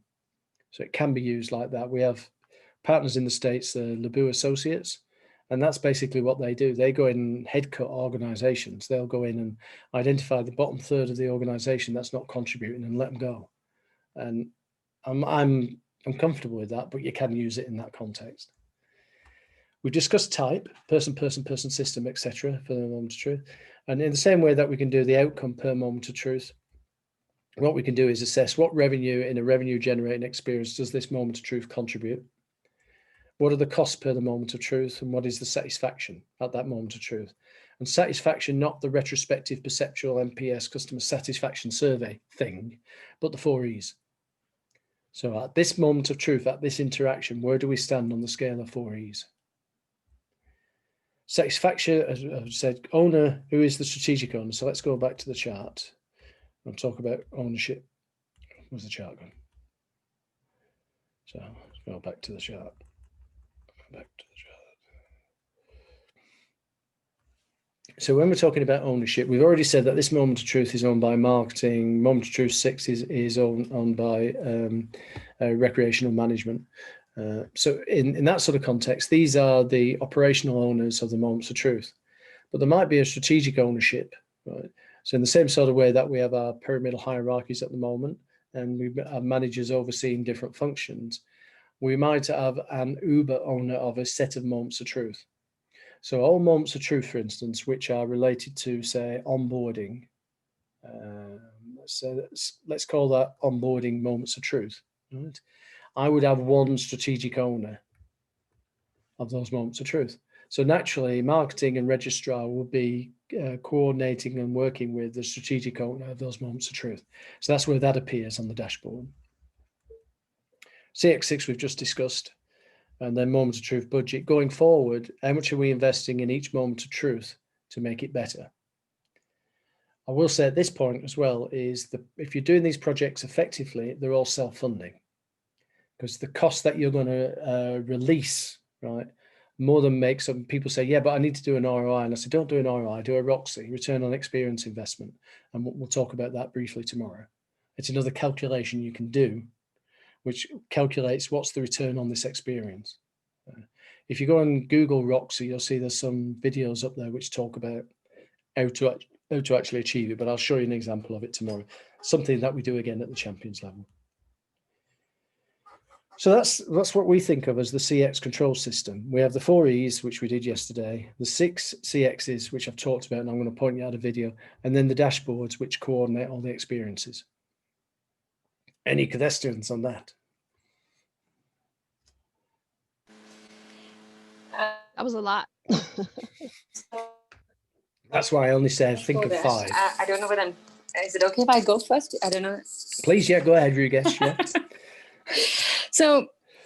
Yeah. So I love it. It's a lot of detail, and it's getting down to the nuts and bolts, and it's giving visibility to a lot of things. It gives people things to go away and think about, and it's bringing in, I suppose, the science into what we do.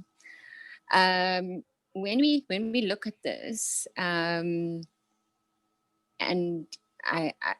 I'm just trying to think right now with the maturity level of where we are in South Africa and some of the African countries that we've worked in.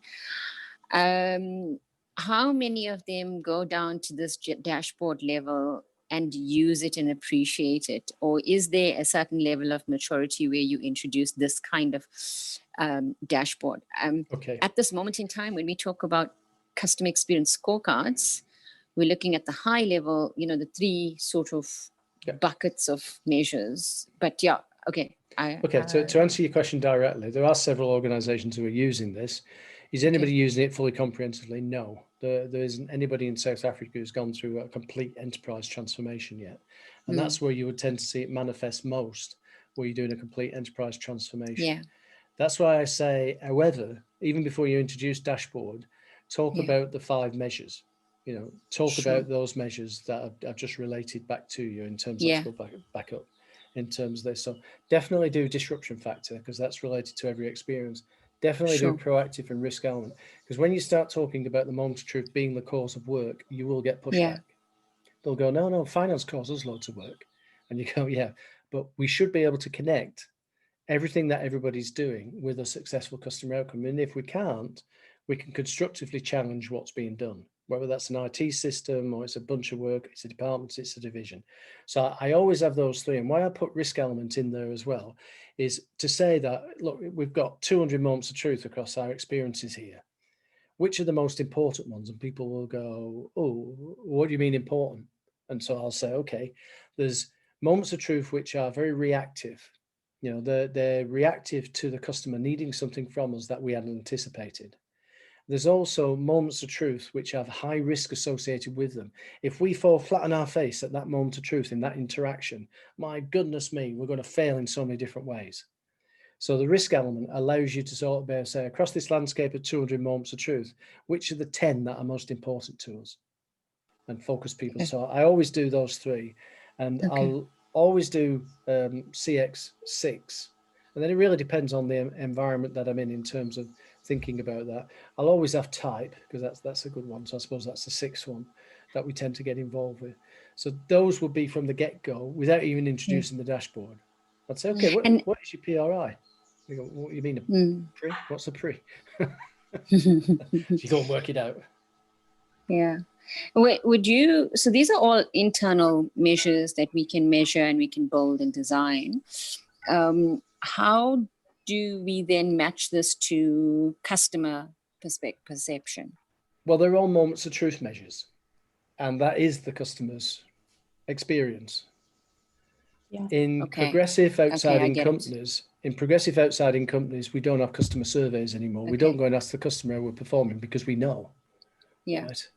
We might do, I said Disney don't do that. They do outline surveys when they're investigating new things and doing some research, but they don't go and ask customers, how are we doing? Because they already know.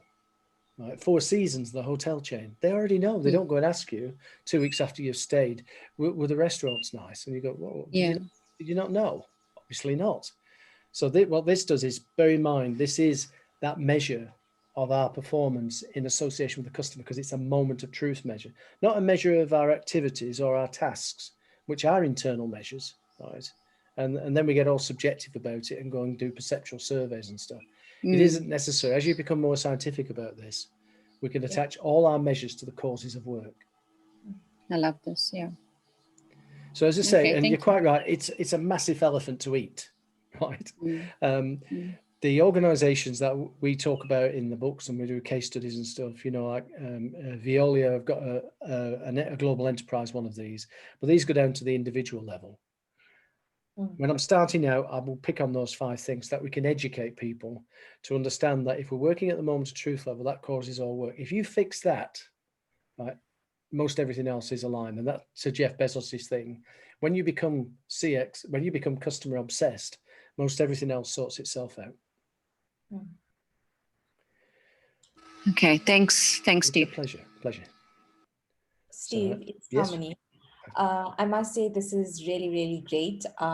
Where I am at the moment, we use the last, so from the first 5, we use the 3rd, 4th, and 5th already, but not as in detailed as you've just shown. So that's great for me, from my aspect.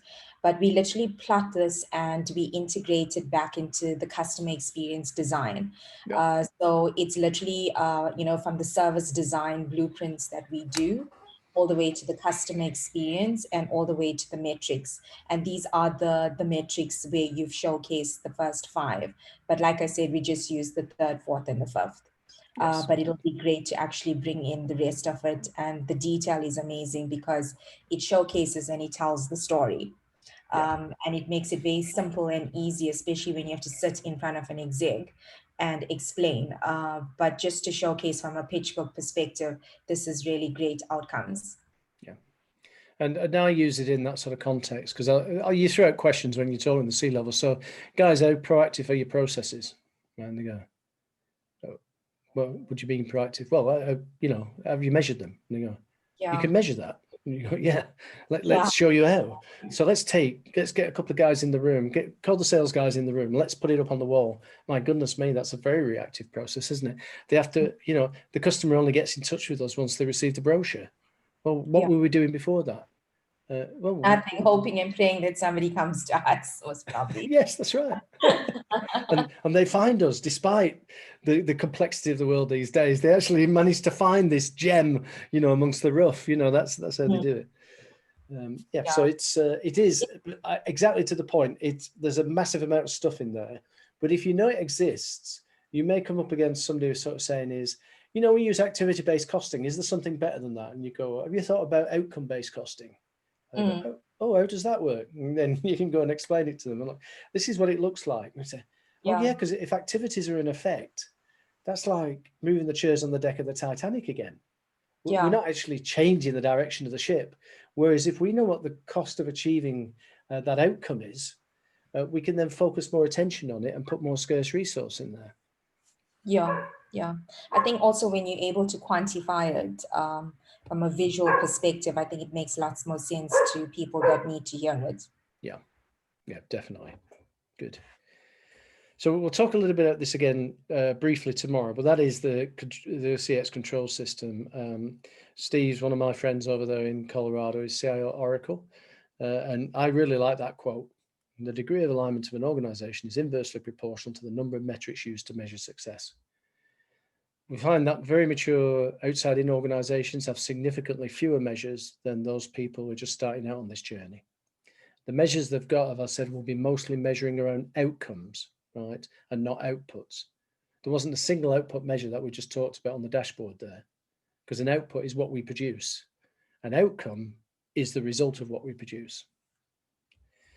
So how do you do this in an organization? Well, you do it in Excel, start it in Excel. There are analytics engines that we work with, but basically in a workshop, I'll get people to draw that up on the wall and I'll say, okay, for your future state experience, fill it in.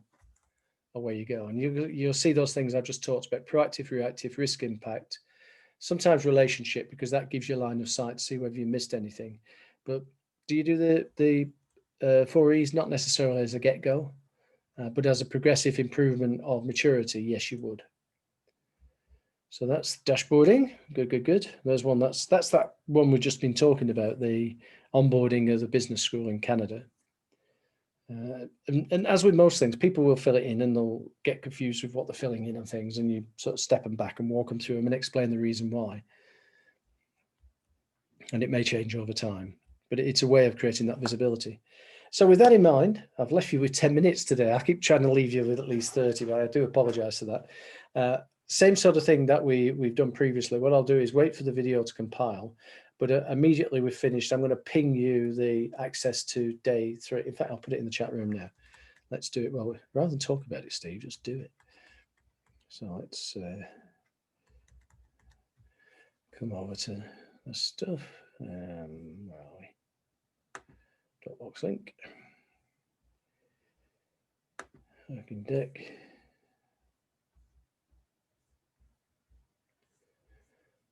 So bear with me a moment, guys. I'll do this and then give it you, and you can cut and paste it straight away before, because the email will probably take an hour to meander its way to you. Where am I going with this? Working date, CPP. You could probably see, if you're looking at the same screen, we have lots and lots of programs. So day 3. And copy Dropbox link. And come back to the chat room.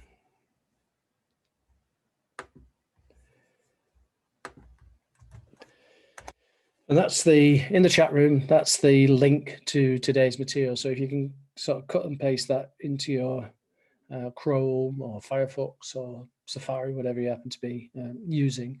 And I'll remind you of that in an hour or two's time when the video is compiled and you can get access to it. Also remembering that the video is one chunky video for like 4 hours long, right? But in a week or so's time, I'll have broken that down into the different sessions, because as you can see, we split this across sessions which have an index. If you want to get into any of those sessions sooner rather than later, go to the 2 or 3 previous ACX Masters that we've done, and you'll see it already broken down into sessions. So if you're looking for a particular technique and it's in one of those sessions, it takes about a week to do the compilation of these things once we've finished, because it is different every time, but you'll see elements that we've just been talking about. So any questions on what we've done today? Are you enjoying it? That's the important thing. Steve, from my side, I think it's been brilliant. It's exceptionally insightful. A lot to think about and percolate. So you've left me with sufficient night thinking. Yeah, what I appreciate is that we haven't spoken NPS, CSAT, and just, the normal contact center stuff, and taken it is truly an outside in view. So thank you. And of course, as Eldon suggested yesterday, oh no, let's not open that can of worms. So I'm totally on side with that. But there's enough. After we finish tomorrow, I'll point you out, as I said, 2 or 3 videos. There's one, I think I've got it in tomorrow. One of the NPS massive fails. And it is a real warning to everybody else who's using it. And of course, organizations we'll all be working with, they don't come at this from, oh, we don't use that anymore. They come at this from, well, we've actually tied it into our strategy. We tied it into our bonus system. And you go, that might be why you're experiencing problems. perhaps. Yeah, exactly. I mean, we've got some typical examples here. I mean, I was a group experience officer for EdCon, the retail group, which is really non-existent now. And we were on the CX journey, and we were trying really hard to, motivate and convert the guys. And we put in measures that we actually went to, not necessarily moments of truth the way you define it, but we went through to, each service standard that we developed across journeys. And we were measuring those. And then Bain came in because they rescued, and we were sold the NPS strategy. And that was the end of it. It was the end of it. Yeah. So one measure to rule them all. That's yeah. I do an annual conference which hasn't happened this year, which is in DC, Washington DC, over there in the States, which is about balanced scorecard. So I talk about strategic balanced scorecards, and I talk about drill down. But one of the things I always say on balanced scorecard is some measure of customer satisfaction. And it will all, 99% of the time, be perceptual and retrospective. Right? Yeah, and agreed. Of course, when you put it out there to a management team, you wouldn't dream of climbing in the car and setting off just by navigating by looking in the rearview mirror, would you? No, So you would. no. So how could we do that going forward? How could we create a measurement system which tells us where we're going rather than where we've been? Sure. Because we might run into a tree because we're not looking forward. We don't want to do that, that sort of thing. So it's a fairly easy argument to make, and it's very easy to diss NPS and customer satisfaction surveys. I try to stay away from that because that's usually precious to somebody in organizations. Absolutely. What I try and do is get those people that it's precious to become advocates of outside in, and for them to be then the leaders in getting more objective measures in there. So rather than be direct and do a full frontal assault, it's actually, win the hearts and minds of those people who are tasked with doing this and sort of say, look, you're out on a limb here with this. Let me just show you this. Don't show it to anybody else, but let me just show you this failing over here. Then when they get that, they'll be, oh my goodness me, what could I do? My career's in jeopardy. So you might do this sort of approach that these guys over here have done. So how does that work? Well, let's get you on a phone call with them. They'll tell you. And that's how I do it. I don't try to be sort of purist about it. We could be, but it's not about being evangelical about it. It's about sort of calling it out, but having an alternative. Yeah. And I think we're on a mission right now. Well, we've had very good businessmen running the VOC programs, that everybody's got a VOC program, and it's all speaking to NPS, and it's all talking to, customer satisfaction. And nobody knows about it. Nobody wants to use it. Or the one question is, okay, how do we get to the next number? Why aren't we shifting? Yeah. And that has, in some way, it's done us a huge disservice, because we're now having to go in and reteach. But also, they were sold a silver bullet, and it hasn't worked for the last 5 years. Yeah. So now what? So I'll give you an example of one of the chief experience officers we know. It's in a South African organization, and they said they get flawed NPSs. Unfortunately, the predecessor had linked it with a bonus scheme, right? Getting above a certain score was really desirable. And she says to me, so what do I do? And I said, what do you mean, what do I do? I said, you obviously get more. She said, no, it's gone worse than that. What the management team want me to do is to look at all those people who've left us in the last 12 months and do a survey with them to what they think the NPS score was. Oh, Lord. So I said, naturally you say, well, it's got to be less than 1 because they've left. And she says, yes, I know that. And I said, well, what's the motivation for doing it? She said, they don't want to pay out the same level of bonuses as we paid out last year. Oh, I think, this is like, great big international conglomerate companies who are being devious in terms of manipulating the numbers. And I was going to say, the best thing to do with NPS is to replace it with something which is more scientific. Yeah. less perceptual, less subjective. Now, let's not diss Fred Reicheld or Bain. They made a small fortune out of doing this. And as consultants, if we could do that with everybody and then know that you couldn't be held accountable for it at the end, yeah, okay. I did say good businessmen. You didn't see the inverted commas. They know how to make their money, let's put it that way. Yeah. And that's why we operate as a not-for-profit, because we have nothing to hide from people. Is what we Sure. say is that if you've not heard of us, it's because we don't do classic marketing and selling. We very much work on word of mouth. So all our partners, and if any of you guys become partners and that sort of a thing, we get more business not by saying how brilliant we are and who we've worked with. We get more business because the people in those businesses say, you should be talking to these guys, you know, because they can help you upskill the organization to do it for themselves. So that's how we do it. Anyway, we're bang on time now. Cool. So we'll do a Q&A in the morning. In terms of where do we go to from here, obviously it's going to be a wrap up, but I'm going to bring things together tomorrow in the context of this is so much, it could blow your mind. There's just so much stuff.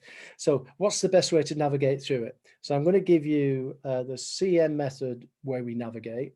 I'm going to give you the sort of best practice approaches depending on the circumstances you're in. And then I'm going to give you a framework which you can use both with software or without. You don't need the software, but I'll show you that software as well. I'll show you version 1 and version 2. So that's our journey tomorrow, guys. Brilliant. Thank you, Steve. So enjoy the rest of your days. And Victoria, go and have a couple of hours sleep, please. You deserve it. Victoria. I can't. I'm about to hit my second cup of coffee and start So my work day.